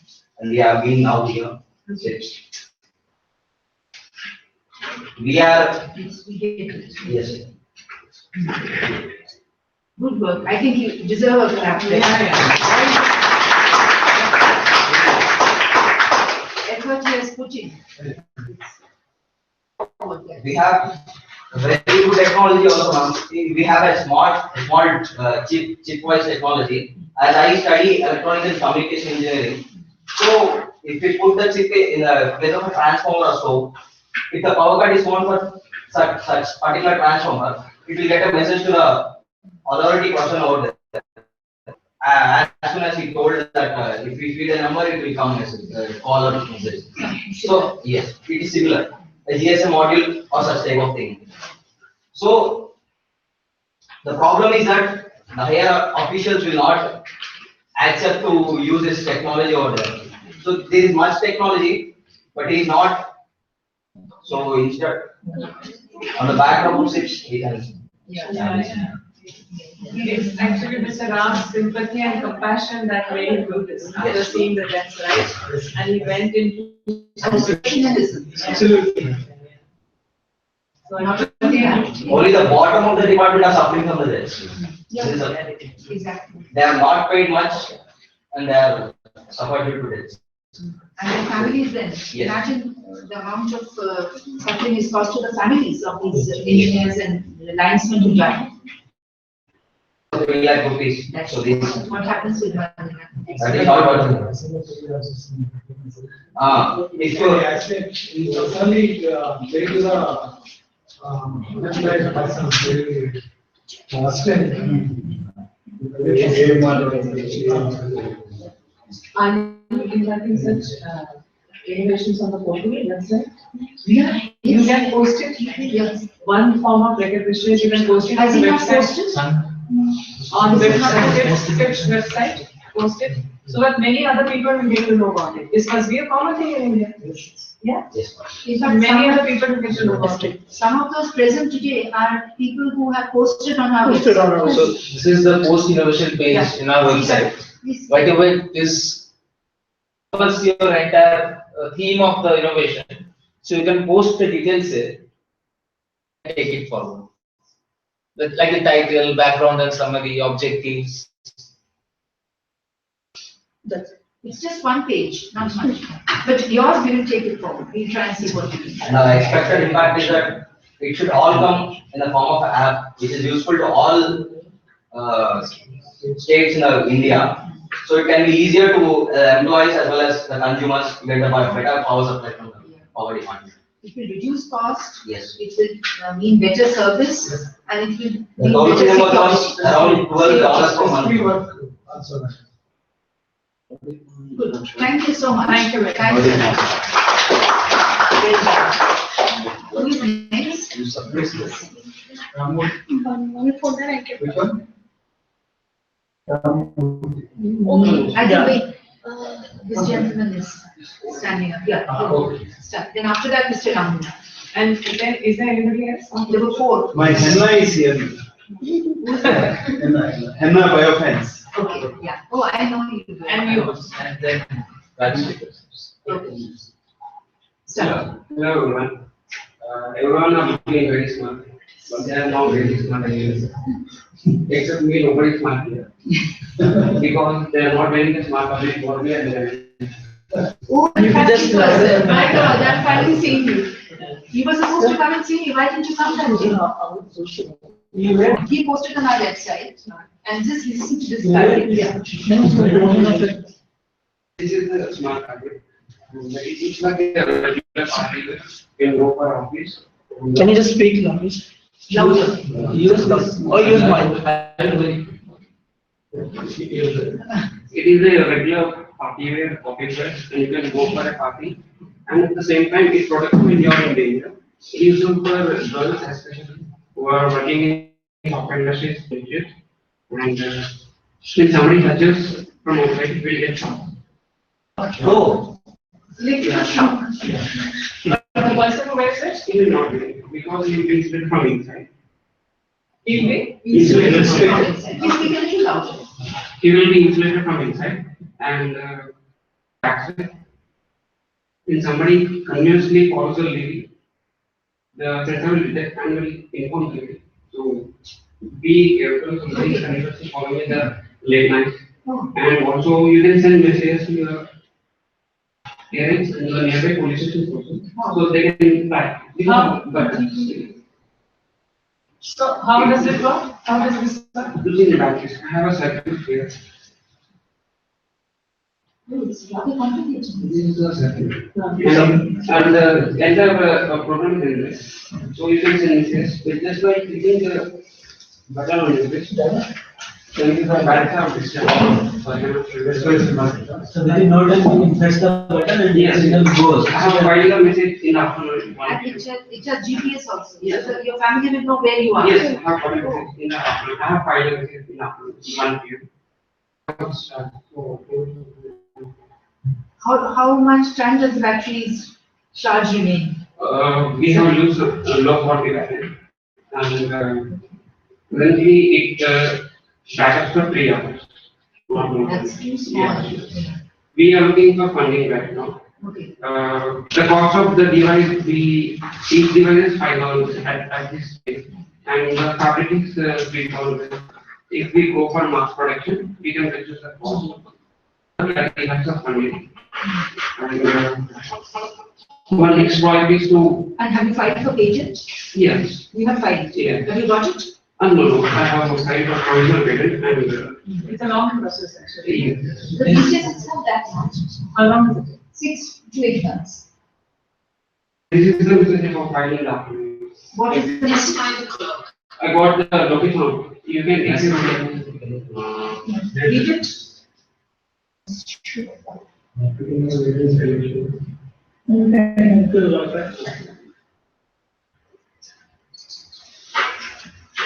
Abhi, is it very heavy? You have to see. What, it's a regular fabric, is it? What is this fabric?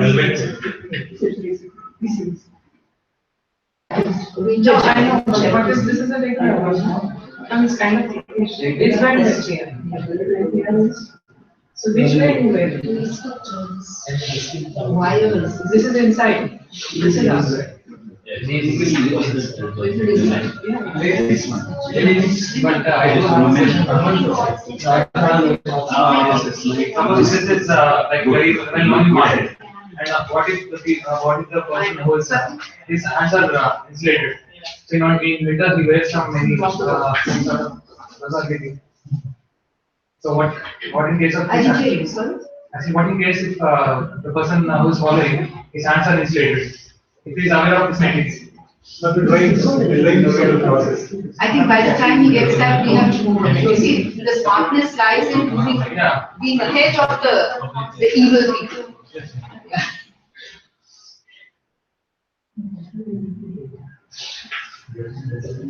No, even if it rains, because outside you can see it's as velvet. Inside is all it seems to be insulated. So if it rains, it will not get wet. It will not get what short circuit? Trigger the, ask it. What happened is rainy season, nobody wants to wear clothes. The message points out the location where you are. It's mainly for people in night. Not for daily wear.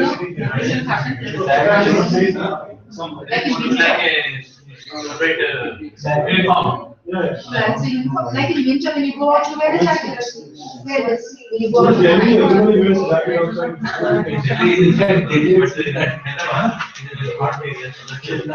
I've been asking, can't you make it lighter? Can you listen to us? Like he's trying to locate his message. It's okay, we believe you. Yeah. We believe you. Yeah. But yeah, I'm not. It shows the location. Oh, GPS location, that you are located in 6 now. Yeah. Yes, Okay. you will get a message about clicking on a bike. You will get to know at what location the person is. And you can just- So your family will know. Yes, you can get the directions also because it's open in Google Maps. What happens when it rains? Yes, ma'am. Nanotechnology, or you will get a spray. If you spray on the outside, water will not absorb from outside. Water will be waterproof. Yes. But what's it do the spray? If you spray, will it conduct the shock? We can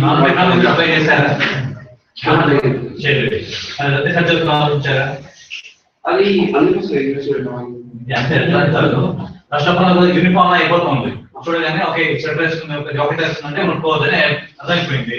ఇప్పుడు మనకి ఆడవాళ్ళు simple గా casual చేస్తారు ఆ విధంగా దీన్ని తయారు చేయొచ్చా సరళంగా సులభంగా ఉండేలా ఉండాలి అంటే శారీస్ కి కష్టమైంది. అది నెక్స్ట్ మౌగా వేసిన డ్రెస్సెస్ పంజాబీ టాప్స్ వచ్చినటువంటి కూడా కష్టమైంది కదా. వింటర్ లో వాళ్ళు ఎలా వింటర్ అది అంటే వీటిలో ప్రారంభం ఏమవ్వాలి అలా కాదు Translate. He doesn't know Telugu. Who knows Telugu? Translate. Yeah. So, No, he doesn't. He's generally raising the questions which are concerning. For example, I think he's encouraging him to think more. For example, this campaign over by women who wear sarees regularly. Or he's saying like Why not? It can be done. Yeah, I mean, as you say, most of everybody. Everybody knows that boy she wears the coat means she has that buttons So they stay away from the person. They will not follow her. They will not harass her. That's the real content of our right. So he's also suggesting him to think about like much more lighter, Yeah. much more Like casual. to use in summer.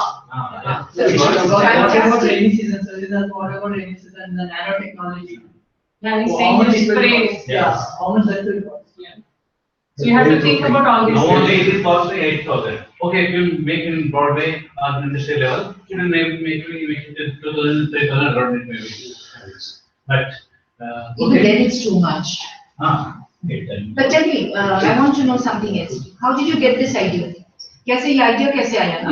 दिमाग में? there was an incident in Delhi. Yeah, okay. In my eyes. And also, I was working from then, but no help from any side. So it has taken from me 2 years. And what are you doing now? You are studying? No, I completed in 2016. Okay. From which college? My home. Warangal? NIT? No, local. And now are you working? Working on this. Okay. So you are a full-time innovator. Yes. Yeah, excellent.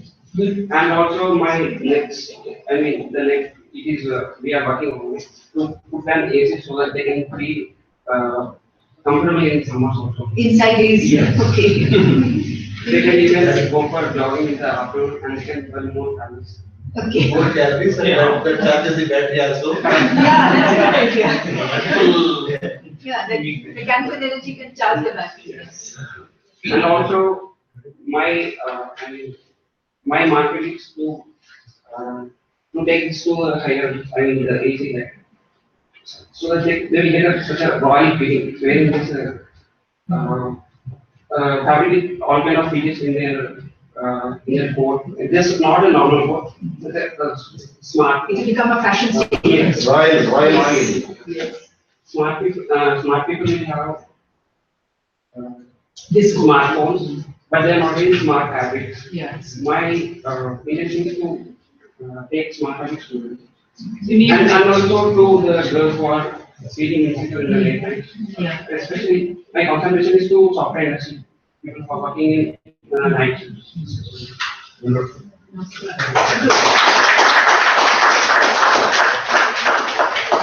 Excellent. Yes, sir. Who's next? Mr. Ramadan. Good evening. I really thank Professor Nivedita P. Director, and Dr. Community Medical Domain Expert.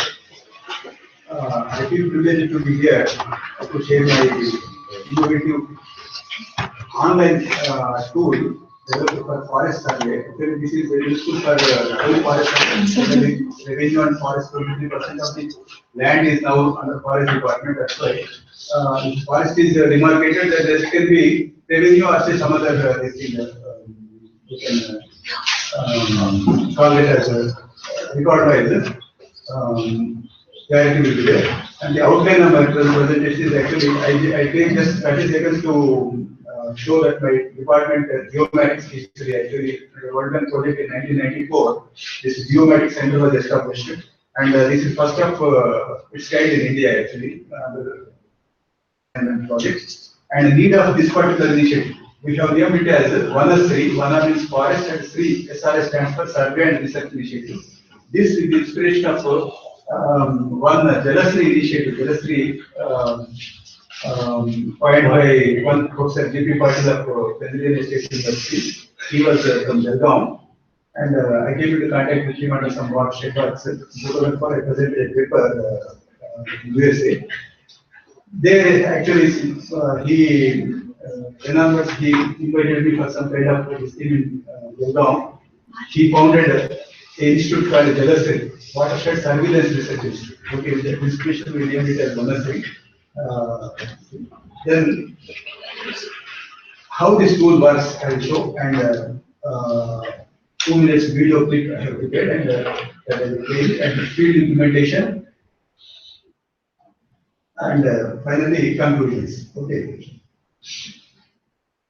There, somebody is. Yeah. Please go to next. Next. Yeah, this is the outline I explained. Please. Next. This is actually Forest Department's geomatic center is working on all those things. Actually, vegetation cover monitoring. We are bringing out every year vegetation cover monitoring and bringing out a state of forest report also.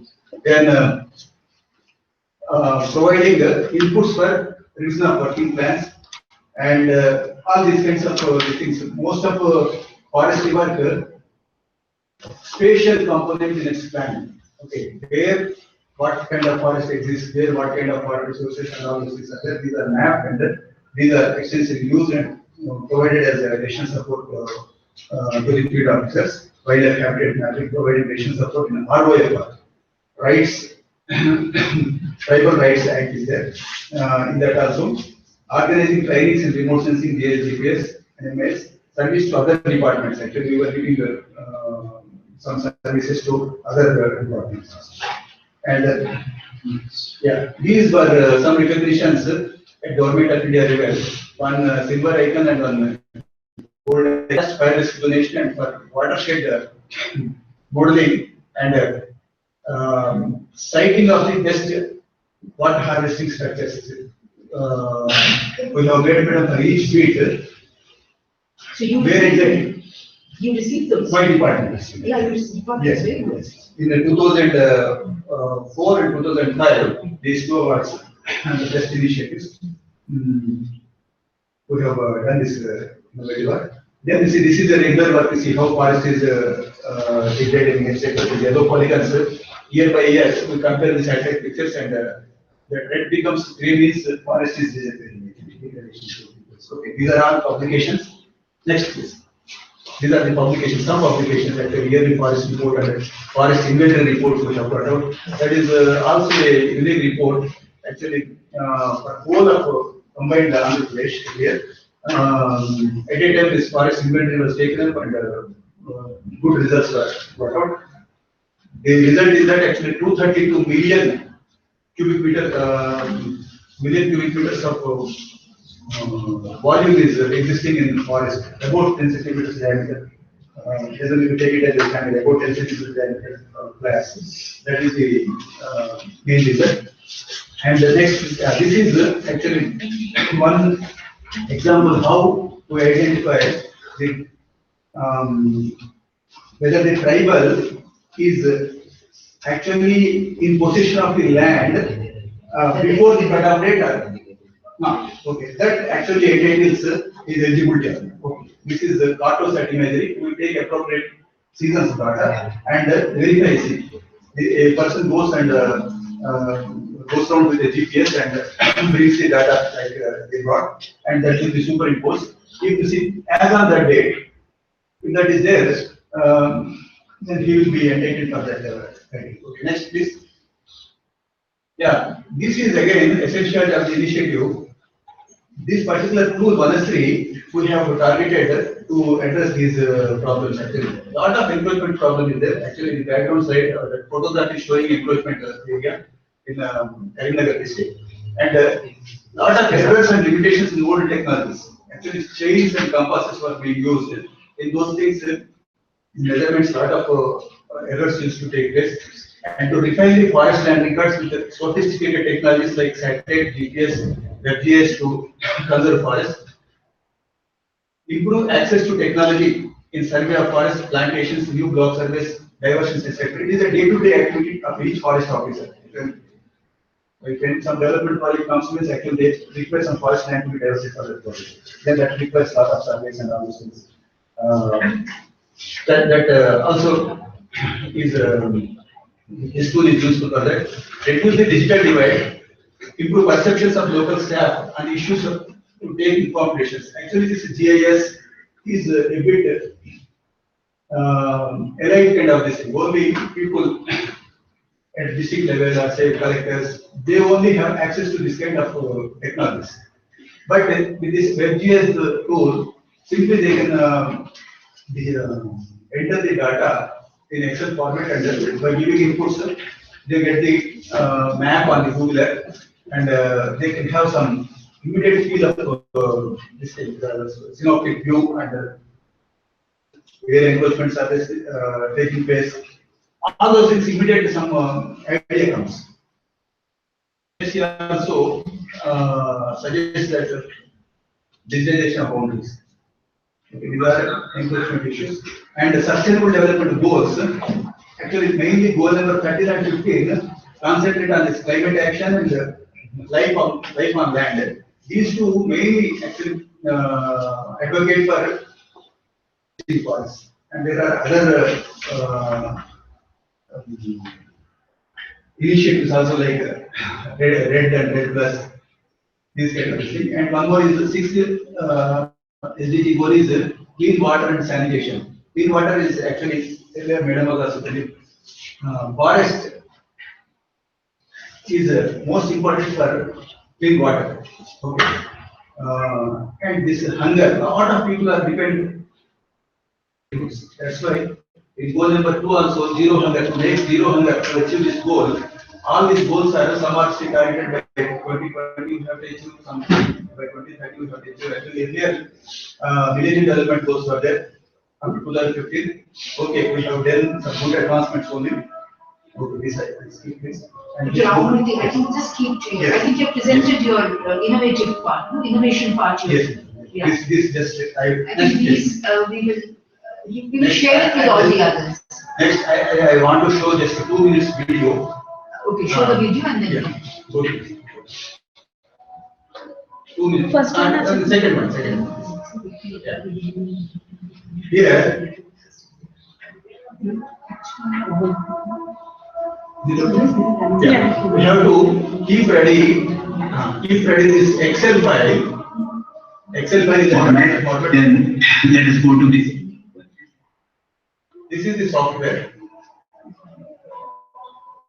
First, 143. Initial longitude 79.588 993. Now, this file we have named it as format and desktop, and we give this thing name as F4, just we are giving to easily identify. If you want to give magnetic declination, we will give, otherwise now that is not due. And generate electrons. Just with a magical speed, which is completed in 2 seconds. Now, if we can ask view on Google Maps, immediately it will show us, and it is showing this thing. Now let's go to view conversion details icon, and let us take our Z series or Z. Must be somewhere last page. This is the 4th page, yes. 4 jets. Yeah, here area is given, viewpoints is there. Now let us take the KML download of this thing. Yeah, KML is downloaded. Now by clicking on this KML file, open the required file on Google Earth. And you see, just by changing its properties, type color, let us take only outline. You can give color to this outline also. Okay, blue color we have given. This is what? Immediately we have gone to GIS environment.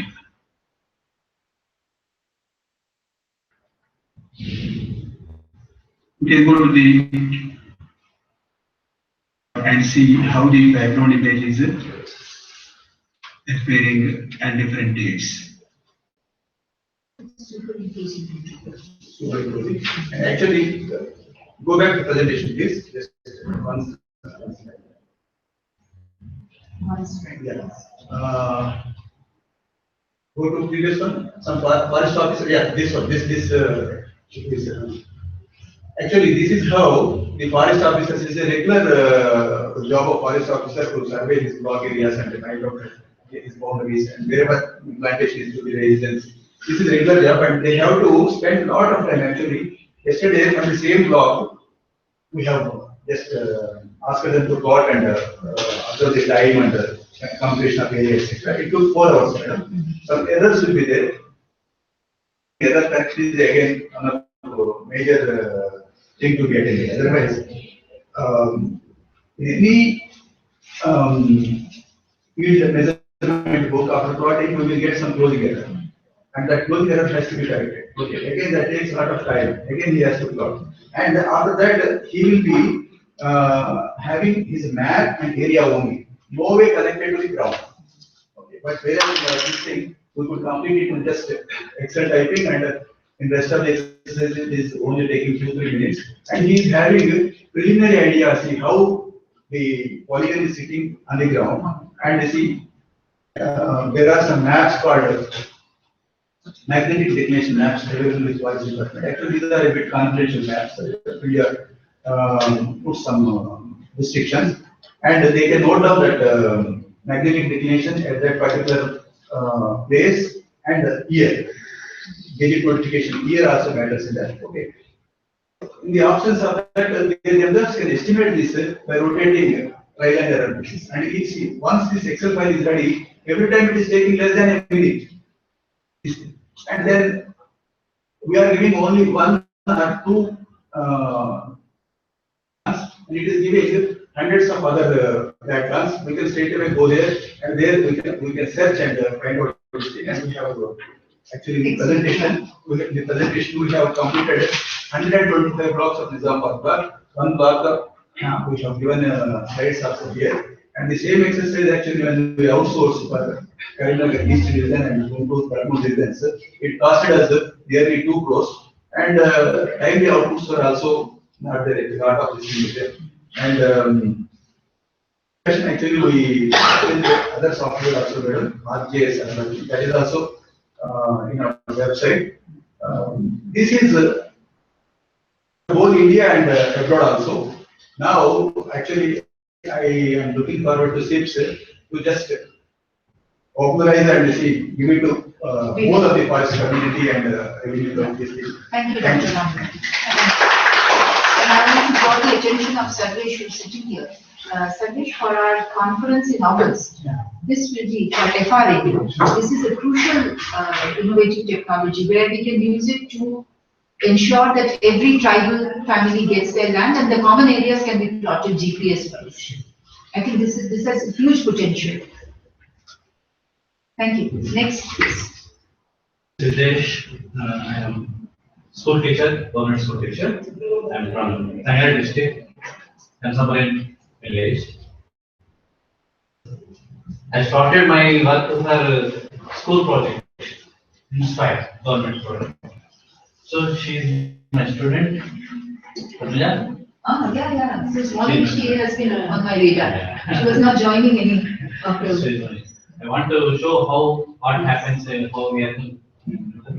At the account to be provided and further example Once like I don't speak Telugu. Okay. I want to show her how our project could be familiarized to all and how it should be go around. Okay. I can't speak in English anymore. Hindi was.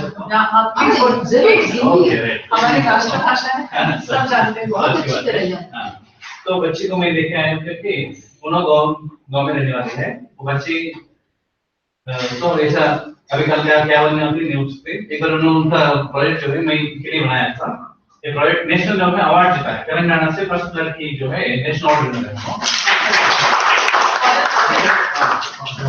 What is the made by me because the teacher made scientists students and that is in plastic slab for plastic.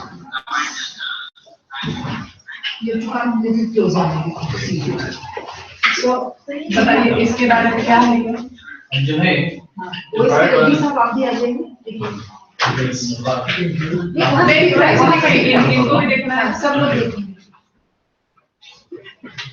जल्दी से 2 minute में क्योंकि ये hall देखिए इसको ठंडा रखने के लिए अपन क्या करें इसको पूरा इसको रोफिंग करें और इसको ऐसे लगाए पूरा ठंडा रहे मगर जहाँ हम रहते हैं हर लोग आजकल क्या एक्चुअली तो पिक्चर जो मिला फोटो सेशन दिया था ना एक्चुअली वो जो मैं जो चीज मैं सोच समझ के देख के मैं बनाया वही चीज मेरे फिर आज मिल गया यानी कि टाइप मैं पोटैटो पेंकल रखते हैं इसमें पेंकल पोटैटो रखते हैं टाइप सेरेमिक टाइप मट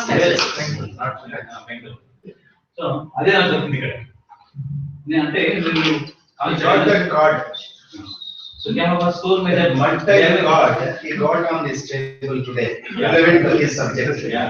That's what he wanted. Card. Card. She Images is some card. that have to be. Today आज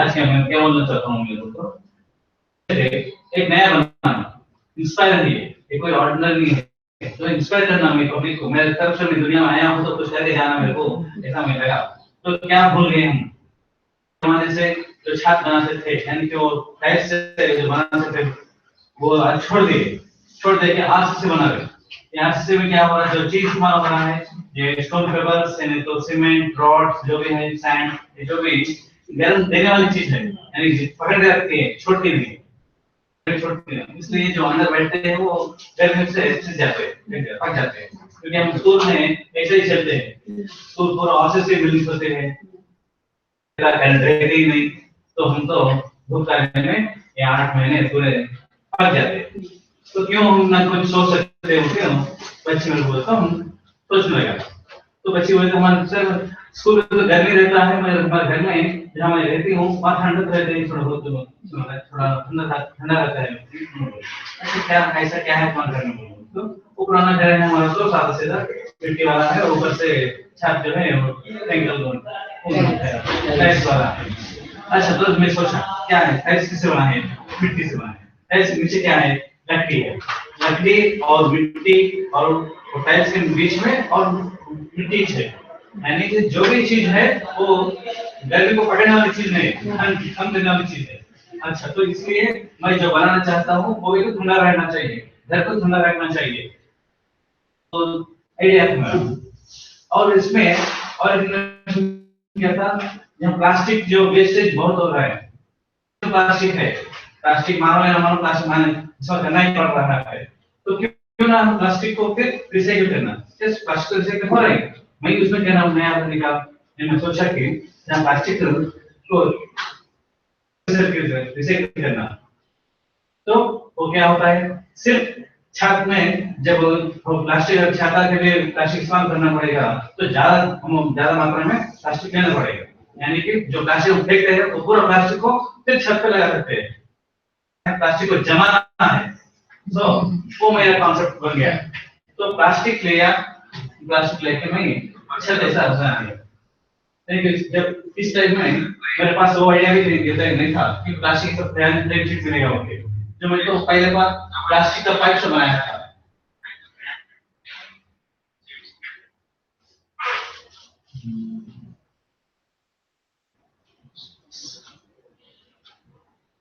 तो ये दूसरी बार आपने प्लास्टिक का शीट खरीदा? हाँ जब मैं नेशनल अवार्ड के रिसर्च नेशनल लेवल में दिल्ली में आईआईटी के लिए तो वहाँ पे मैं मॉडिफाइड कर दिया जैसा मेरे को करके होता गया डिस्ट्रिक्ट लेवल से स्टेट लेवल से नेशनल लेवल मेरे को ओके तो होता ही गया इम्प्रूव करता गया वहाँ से मैं मद्रास में चेन्नई वाले आईआईटी इंटरनेशनल वाले मिला आपको क्या है फ्रेंड्स की पूछे तो मैंने फ्रेंड को बताया तो क्यों ना आप स्टार्टअप करते हैं आप इसका आमदार चीज है क्योंकि जो प्लास्टिक जो वेस्ट करते हैं वो प्लास्टिक से बनाना ये तो नया तरीका है So like bottles and all that इन सब का ये सब मेल्ट करके और उसमें बैकलाइट जैसा आप क्या स्विचेस के लिए ऊपर के हैंडल्स के लिए यूज करते हैं वो बैकलाइट प्लास्टिक होता है वो सब सस्ते वाले प्लास्टिक बनती है वो तो और वो जो है पाइप प्रूफ होता है पाइप प्रूफ तो अपना घर में जो छत या दीवार जो भी है पाइप प्रूफ बना सकते हैं और जो है कम समय में यानी कि आप अपनी जगह ले लो एक हफ्ते में ब्रश कर लो बस उतना जल्दी हो सकता है पर आप मुझे बताओ कि प्लास्टिक ठंडा कैसे करता है? हाँ जहाँ आप यहाँ पे देख सकते हैं मैं प्लास्टिक के बीच में लेयर्स दिया तो वैक्यूम है क्या? हाँ हवा आती जाती रहेगी अच्छा हवा ventilation. It's the concept is like the hollow bricks. Yeah. Hollow bricks क्या करते हैं? इधर से हवा आती रहती है हवा आती रहती है नीचे गर्मी नहीं रहती वैसा है So this is from all four sides. Yeah. और नीचे लेवल में ऊपर लेवल में. Okay. So it will come like this, it will go out. Yes. And नीचे आपको घर में होता ही है. okay. यहाँ मैं मैसेज करके देखा हूँ और बंद करके और सेम मॉडल बना के बैक तो फास्ट से बना के देखा तो 3 से 5 दिन से कम हो गया टेम्परेचर. और बहुत गर्म हो रहा. तो 8 से कंपेयर करें तो आपको इसमें 3 डिग्री तक कम हो जाएगा. तो बाहर का बेहतर होता है. आप तो कह रहे हैं पद्मजा से पूछिए. अच्छा पद्मजा ठीक हुआ कि अच्छा हुआ? she is not able to talk Hindi. Telugu में करिए, तेलुगु में. तेलुगु में देखो ये चीज अलग So ये आइडिया पद्मजा की है. पद्मजा में कुछ करना चाहिए कि घर में ठंडा रहना चाहिए. उन्होंने मेरे को ऐसा सुझाव दिया एक प्लान में एक से बना हुआ तो मैं उसके लिए सोच के ये प्लान बन गया. She was the news. Yeah. बहुत अच्छी बात है. Great. और हमारे प्लान को करेक्टर तो उन्होंने अच्छा उसको बनाएंगे बोले थे. जब मेरे को मराठी कुछ मेरा प्लान में दम है. जब से वही एमपी इसको बढ़ा के ऑफिस हर आदमी ऐसा घर बनना चाहिए कि प्लास्टिक को अपनाना चाहिए. तो कितने घर अब तक बनाए हैं हम? अभी मेरा प्लानिंग स्टेज में है क्योंकि कितने में है प्लानिंग? सिर्फ प्रोटोटाइप में है क्योंकि इसके बाद हमें क्या बोल रहे हैं. अच्छा 6 इज बीइंग गुजराती ना. Okay. Okay is it so right ना. 6 Okay, that's had to investment कितना? हाँ फिलहाल तो इसको स्क्वायर मीटर में मेरे को 3000 रुपए स्क्वायर मीटर. नो इंडस्ट्री लगाने के लिए. इंडस्ट्री लगाने के लिए वही तो बात चल रही है मेरे से. अभी ऑटो डिस्क कंपनी से दोनों प्लान कर रहे हैं. अभी मैं नया डील में शामिल हुआ तो मेरे को कुछ हो सकता है बन सकता है मेरा क्योंकि इसका मेरे को प्लान कहने अगर आगे इसका डेप्थ कितना मोटा रहना चाहिए, कितना गेज रहना चाहिए, तो कितना छत ऊपर से जाने के काम आता नहीं आता. मेरा प्लान सिर्फ टॉप फ्लोर के लिए था. सिंगल फ्लोर के लिए था. और सेफ कितना है? जो से हवा चलेगी साइक्लोन आएगा तो अब तो ये उड़ नहीं जाएगा. नहीं क्योंकि अब इसको पिलर में बंद करेंगे ना. जैसे आप दीवार करते हैं पिलर समझो ये पिलर के रॉड से उसके अंदर घुस जाएंगे ना. So that is cemented. That part is cemented. पीछे का पूरा सीमेंट का है. नहीं ये जो आपने प्लास्टिक का जो छत डाला है वो इससे पूरा प्लास्टिक है पूरा. हाँ यस स्क्रू. अच्छा the screws will be tight. Yeah. If it's a big storm or something. ये मॉडल जो है मैं सिर्फ बताने के लिए स्क्रू से किया. अगर घर बनाना चाहता हूँ मैं क्या करता हूँ पिलर्स जो लेते हैं ना वो रॉड्स जो एक्स्ट्रा लेते हैं उसी को अगर वैसा बेल्ट देते हैं यू शेप में अंदर चले जाता है. अब जो वो उतने सॉरी नहीं होता है और उसके ऊपर से आपको ये और एक दीवार में आ सकता है ये कंपाउंड वाला पिलर बनाना करता है. छोटी सी दीवार लगा के है उसका भी वजन देता है. और प्लास्टिक है आप जितने में प्लास्टिक है वो काम अंदर उसको अंदाजा कम सोच रहे हर प्लास्टिक है वो चीज में आपको बता देना बहुत गेज रहेगा. बहुत क्या रहेगा? बहुत वजन रहेगा. हाँ उतना आसान नहीं होता है उतने यस. हाँ मेरा प्लास्टिक जो है यूपीवीसी का है. यूपीवीसी प्लास्टिक तो यूपीवीसी प्लास्टिक ऑलरेडी हो रहा है वेटलेट प्लास्टिक. वेटलेट प्लास्टिक है UPVC plastic layer by layer change plastic. तो जब हीट कर देता हूँ वो वेटलेट प्लास्टिक तो इस हीट को ऑब्जर्व करता ही ऐसा. और अभी मैं जब इसमें आया हूँ मतलब एंटरप्रेन्योरशिप में एंटर होने के बाद मेरा कुछ इंडस्ट्री में जाना और कुछ करना है कुछ तरक्की करना दिन ब दिन नए सोच आ रहे हैं बढ़ रहे हैं. अब सिर्फ छत तक मेरा प्लानिंग पहले अब पूरा घर बना सकता हूँ. हाँ उतना फ्लोर उसके ऊपर का फ्लोर वो भी हो सकता है क्योंकि प्लास्टिक को मैं जब चेन्नई में गया तो वहाँ इंजीनियर बोले कि कैसे चिपकाते हैं जहाँ की प्लास्टिक को थोड़े दिन के बाद 1 साल के बाद धूप किया बारिश में वो खराब हो सकता है. जब आप कैसा पर उसको बहुत कम कर सकते कुछ तो मैं समझा के जब तो मेरे को आइडिया लगता आने के बाद सोचे तो यस प्लास्टिक को आज जब हम हर दीवार के अंदर प्लास्टिक पाइप चिपकाते हैं यानी कि प्लास्टिक के ऊपर लोहे का मेश लगा देते हैं उसको चिपका मतलब को लोहे के मेश लगा दे तो पैक हो जाता और मेश को थोड़ा बहुत बाहर ले लिया तो అంటే మనం కొబ్బరి గీరుస్తాం చూడండి అలా గీరిన వాళ్ళు పైకి పైకి ఉంటుంది కదా नारियल को घिसने वाली ग्रेट पर देता वैसा अगर प्लास्टिक का मेश प्लास्टिक शीट के ऊपर लोहे का शीट बना देंगे वो थोड़ा ऊपर वाला बना देंगे तो उसके ऊपर पूरा सीमेंट का प्लास्टिक कर देते आपको में आराम से आपको फीलिंग जो है नॉर्मल जॉब जैसे रहता और जो प्लास्टिक में ये जब मैं हम बता देंगे पतला प्लास्टिक है क्योंकि मेरे को यहाँ से वहाँ लेके जाना पड़ता है अब जब घर ही बनाने का है आप किले में सकते हैं जैसा कि नॉर्मल कर सकते हैं वैसे कर सकते हैं उतना आराम से नॉर्मल घर के कंपैरिजन में कॉस्ट कम होता है इंडस्ट्रियल लेवल में ये जब क्योंकि आप कंपेयर करना किसी से हो तो टाइम बड़े बड़े पैनल्स होंगे देखिए आते हैं पिलर्स के बीचों बीच फिट कर देते हैं और जब पिलर्स के स्ट्रेंथ कम हो जाता है अभी दीवार के लिए इस दीवार के लिए पिलर का स्ट्रेंथ थोड़ा बहुत बढ़िया करना पड़ता है अगर मेरे प्लास्टिक वाले से बने तो पिलर्स और हम जो है फिनिशिंग वगैरह जो है प्लास्टरिंग और उसके लॉकिंग कोटिंग पेंटिंग ये सब कुछ रहते हैं ये फिनिश रहता पेंटेड रहता आपको लेके आना फिट करने का यस और ऊपर जो स्लैब है स्लैब सिर्फ प्लेन रहने का जरूरत नहीं है प्लास्टिक में आप कैसे भी मोल्ड कर सकते हैं डिजाइन प्लास्टिक कर सकते हैं महाराजा पैलेस जैसे बना सकते हैं आप जैसा मन चाहे कर सकते हैं जो particularly activities that happen is they put fans and all kind of things just because the roof is iron or I think that great application where only is the tinters or iron metal or fans are just water sprinkle just on the in the application I think for them is the right thing. You can manage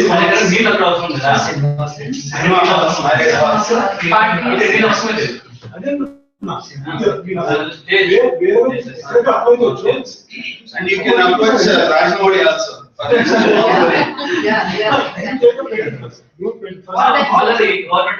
city क्या है आपका Ramoji city Nellore, there is another film city is coming in Nellore. I can take him.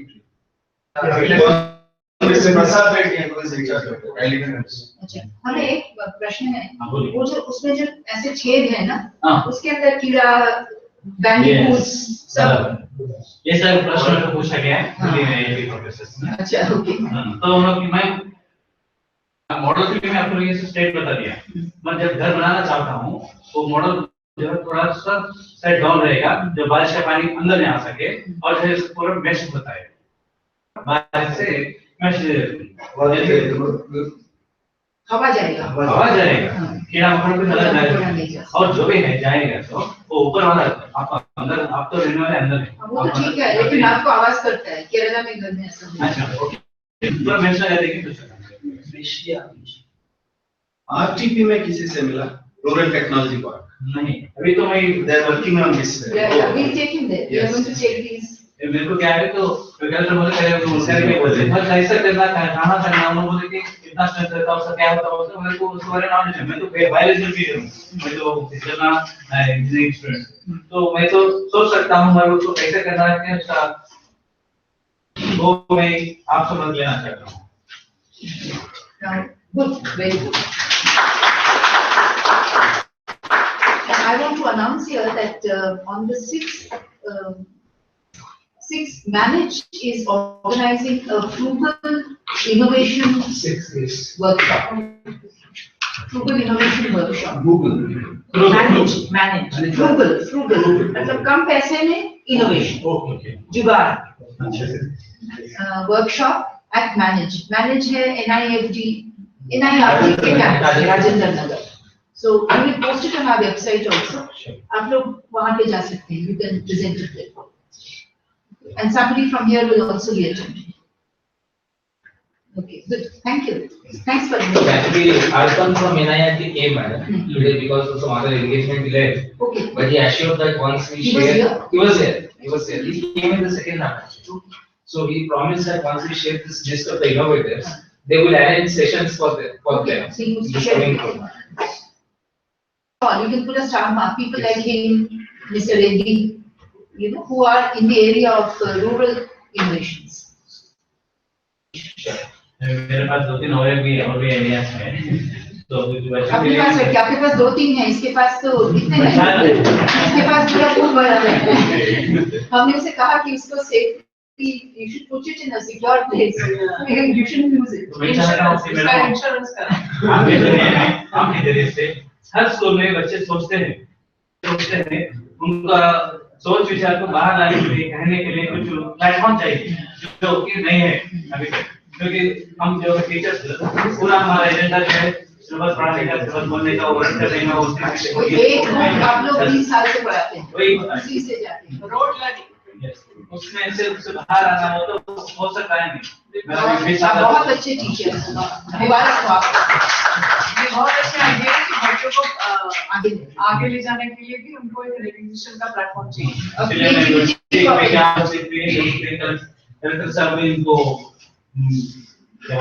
2 साल limit का course इनको पढ़ाने में free में। अच्छा। यहीं पे एजुकेशन कॉलेज में इनको फ्री एजुकेशन हो गया। आप लोग कहाँ के हैं? Sangare district. And G?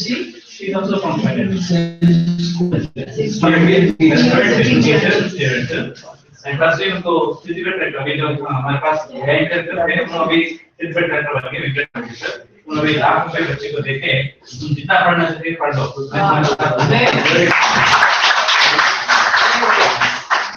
उसमें रख के पढ़ाई के लिए यूज करना है और किसी चीज के लिए नहीं। वही बोलते हैं इसके पिताजी माताजी को भी समझाएं। No, मैं जैसा होता मैं ऐसा ना हो। अभी next. We will have a presentation of Dr. Rajat. I will take much time. Yes, please go. I am Rajshekar and in 2004, the group of agriculture scientists together we registered our Ideation Center for Sustainable Agriculture. And we used to work on addressing agri crisis. Basically, there's a two types of crisis we identified. The economic crisis, ecological crisis, and the economic crisis due to the high external use of inputs, the pesticides, seeds, because farmers have to purchase everything from outside. So we try to localize the agricultural production system. Gradually, what happened in 2007 when the Congress government was there and we made one of the villages pesticide free. Then Minister of Agriculture visited that village in Khumam. The name of the village is called Kulkula. Then they forward the program with the help of the government of AP, it's underhead AP, and the Sri Vijay Kumar, he was heading the SERP, so he helped us to know program. So that's how the seeds evolved, and over the period, what we had, there is a good production, safe food is there, but unless we organize market, we connect to consumers. So that link was missing, and we thought of it's better to have some institution. Then the farmers were organized into cooperatives. There were groups of this, and they fed it into this company called Sahaja Harum Producer Company. Can you just go back? Okay. So if you look at the farmer share in consumer price, most of the price is not only 24% of the price is coming to farmer, and rest of them there are other actors. So the basic idea is to know eliminate all others. So this is the main idea behind this initiative. Next is water land, and this is the structure of producer company. You see there are 3 layers. There are groups, individual farmer levels. You can see farmer group A, B, C. Then the farmer groups are organized into cooperatives. This again connected into producer company. It's the structure.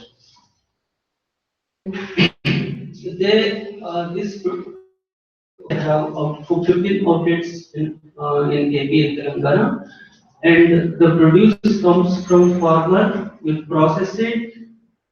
We collected the hubs. We have a 4 hubs. From hubs it goes to retail outlets. So anybody interested to take a franchises, they can deposit 2 lakhs and take the franchises. So we'll provide all support You see the hubs, we have 4 hubs in AP, Telangana, Rajasthan and Maharashtra. These are the cooperatives attached with the hub. And hub is like structure based on the group of, if you opportunity to group of process it, they clean it, test it. Yeah, this company consists of 5,000 farmers.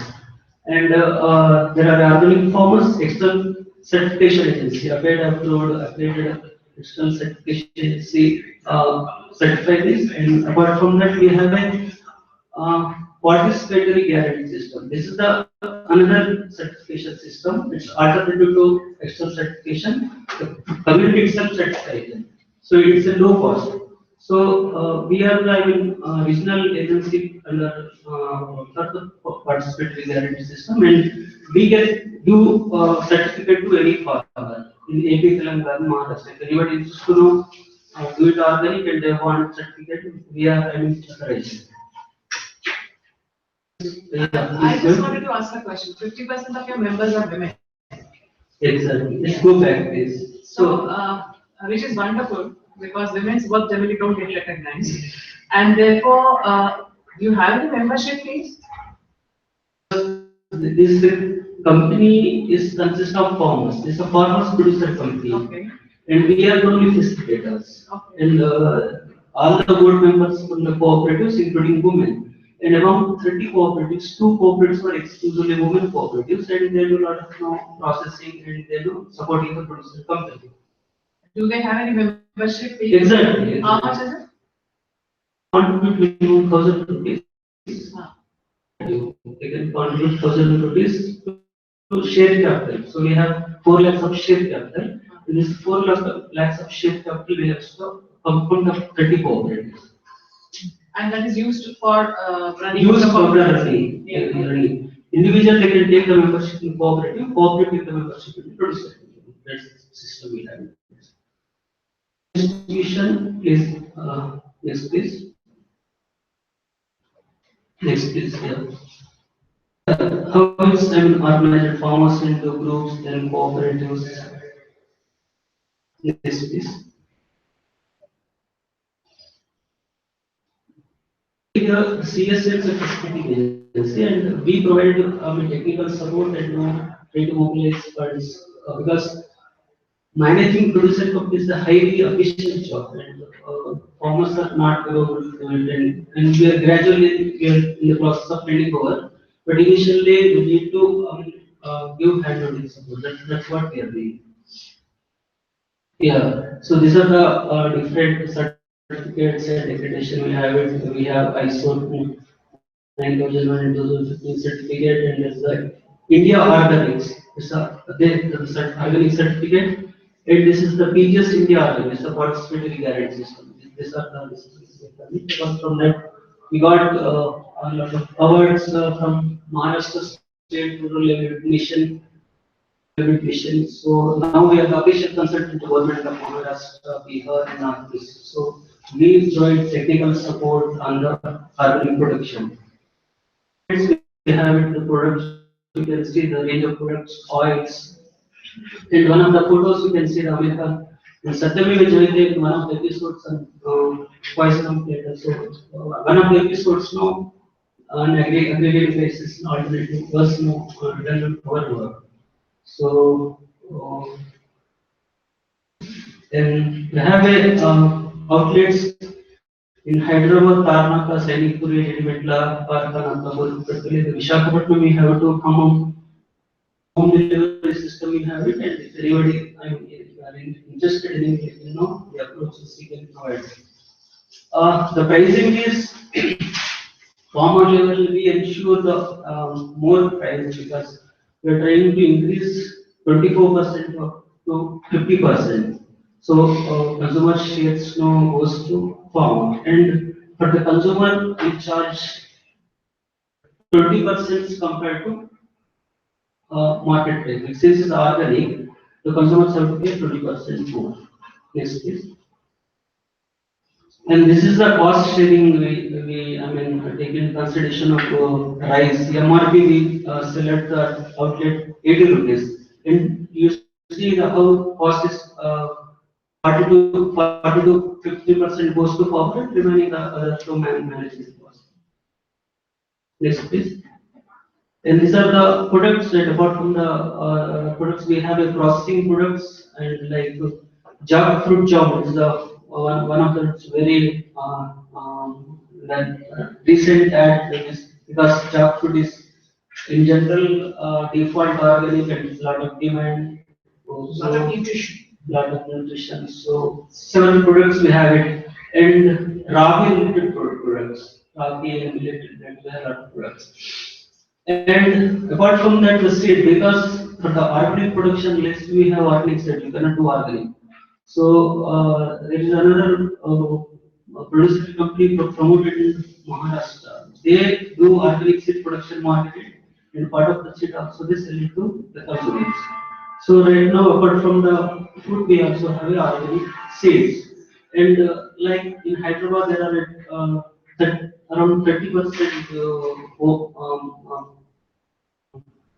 they are practicing the kitchen terrace garden. So we provide technical support in fact and regular guide on the local Telugu newspapers and available on the phone, and we provide the heirloom seeds. And there are some production you can see. We had a tie-up with GHMC, whatever the crop residues there, I mean vegetable residues we liquidated and now they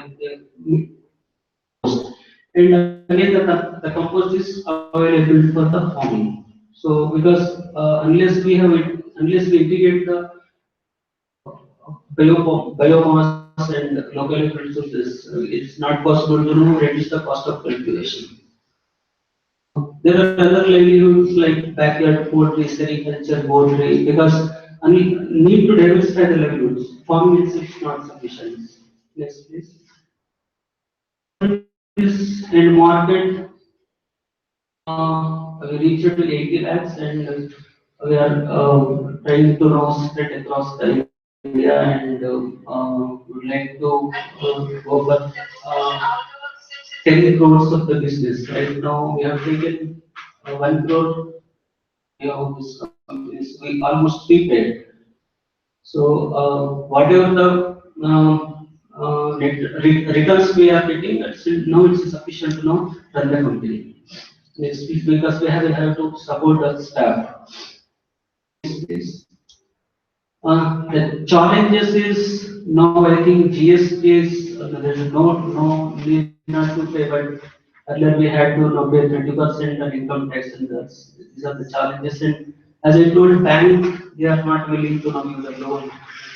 Challenge. So The GST should benefit you because. no. Earlier we had it bad. Now GST, yeah, GST definitely. Apart from that, we also provide support services. Next, please.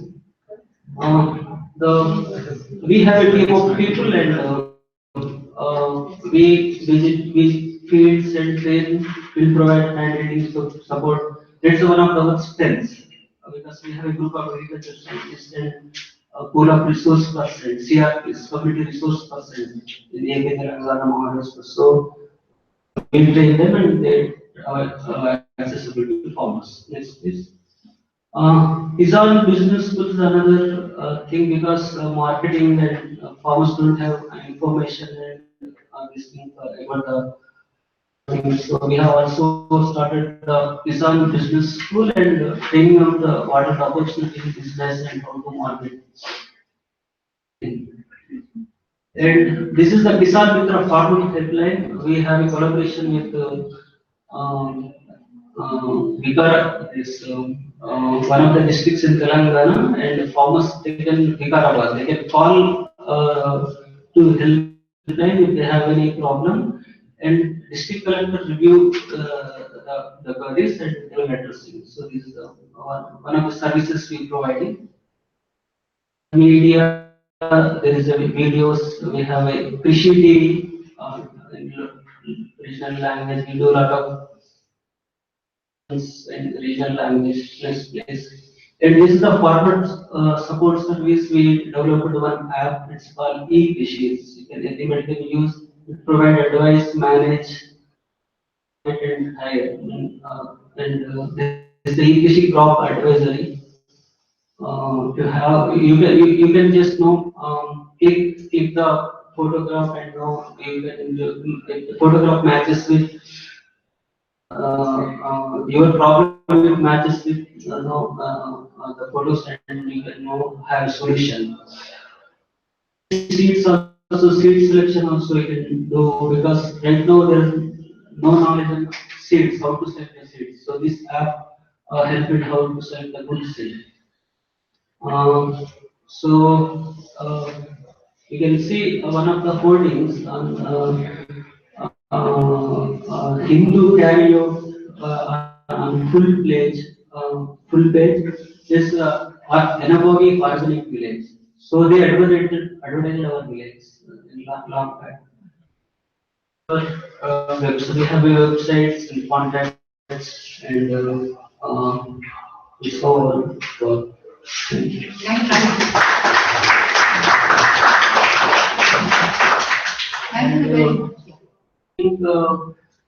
We also produce organic cotton. Okay. Within organic cotton, based on the record, because morning there are some persons they are working in textiles, and there's a lot of demand for the organic fabrics. One of the groups in Hyderabad, we have a Malika groups, so we are providing, we are producing. We will sort of one of the cooperatives produce organic cotton and supply to them. So they brand it and market on the organic fabrics. Which plant actually use it for the Cotton. We use non-BT, cotton system. Cotton. Non-BT. BT is genetically modified. So in organic, it should not use it. So we have our own. So that suits for organic production. So anybody wants organic cotton, so they can contact us. And any seeds, and if you are interested in the kitchen garden, maintaining, etc., contact our organization. We'll be in touch with you. Thank you. Before Swati gives the formal vote of thanks, let me on behalf of six of us, Swati will give the formal vote of thanks. Actually, we are overwhelmed. Starting with Dr. Hazarika, who promptly agreed to come. She has come all the way from Delhi to attend this program. I think it's been amazing. So,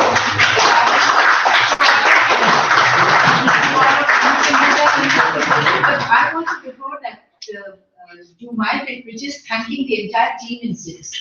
I think you guys have done a wonderful job. Where are they? They're all out, is it? Yeah, working on that feedback. Oh, they're going to take the feedback also now, so you have to say that. So, from our side, thank you, Swati. Yes. I know everyone is eager to leave this place, so I'm not going to take much time, only 2 minutes. So we are very glad that today many individual innovators and innovators who are working in organizations, they have come together and shared their valuable experiences and rich knowledge with us. And the sessions that came up in the session, like resource mapping and the knowledge hub, and giving credibility to organizations so that they can, when they go to field, people can trust them. So these kind of things we really noted down, and the ideas who wants to scale it up further and who needs some kind of assistance, we are there for you, and we will definitely take your ideas forward, and we'll be in touch with you. And whatever ideas or issues or challenges or doubts, if at all anything comes up, please share it with us. And on our website is active, and info@caps.org.in. You can send your, you can share your thoughts with us. And also, if at all you come across any innovation, so you can ask them to post on our website. We would like to create a blog or platform where this kind of brainstorming sessions we will conduct frequently. But apart from that, we would also like to be in touch with you regularly, online, so that many innovators can come and share their thoughts and we can take that forward. And with a hope that our at least next after 3 generations they will feel or they can probably say that India is a developed nation. No more India. So with that note, thank you to one and all. Thanks a lot. Thank you. Thank you. We'll be sending the feedback forms on your mails. If you could please fill it up to us. You'll be mailing us? Yeah, we'll be mailing No. us. We don't want to keep you back. Yeah. So you made it. Thank you all of you. Actually, on behalf of all the participants, we would like to profusely thank for this really better. You have all the core and we are really fortunate to have this opportunity because this is all India level activity. And very soon we can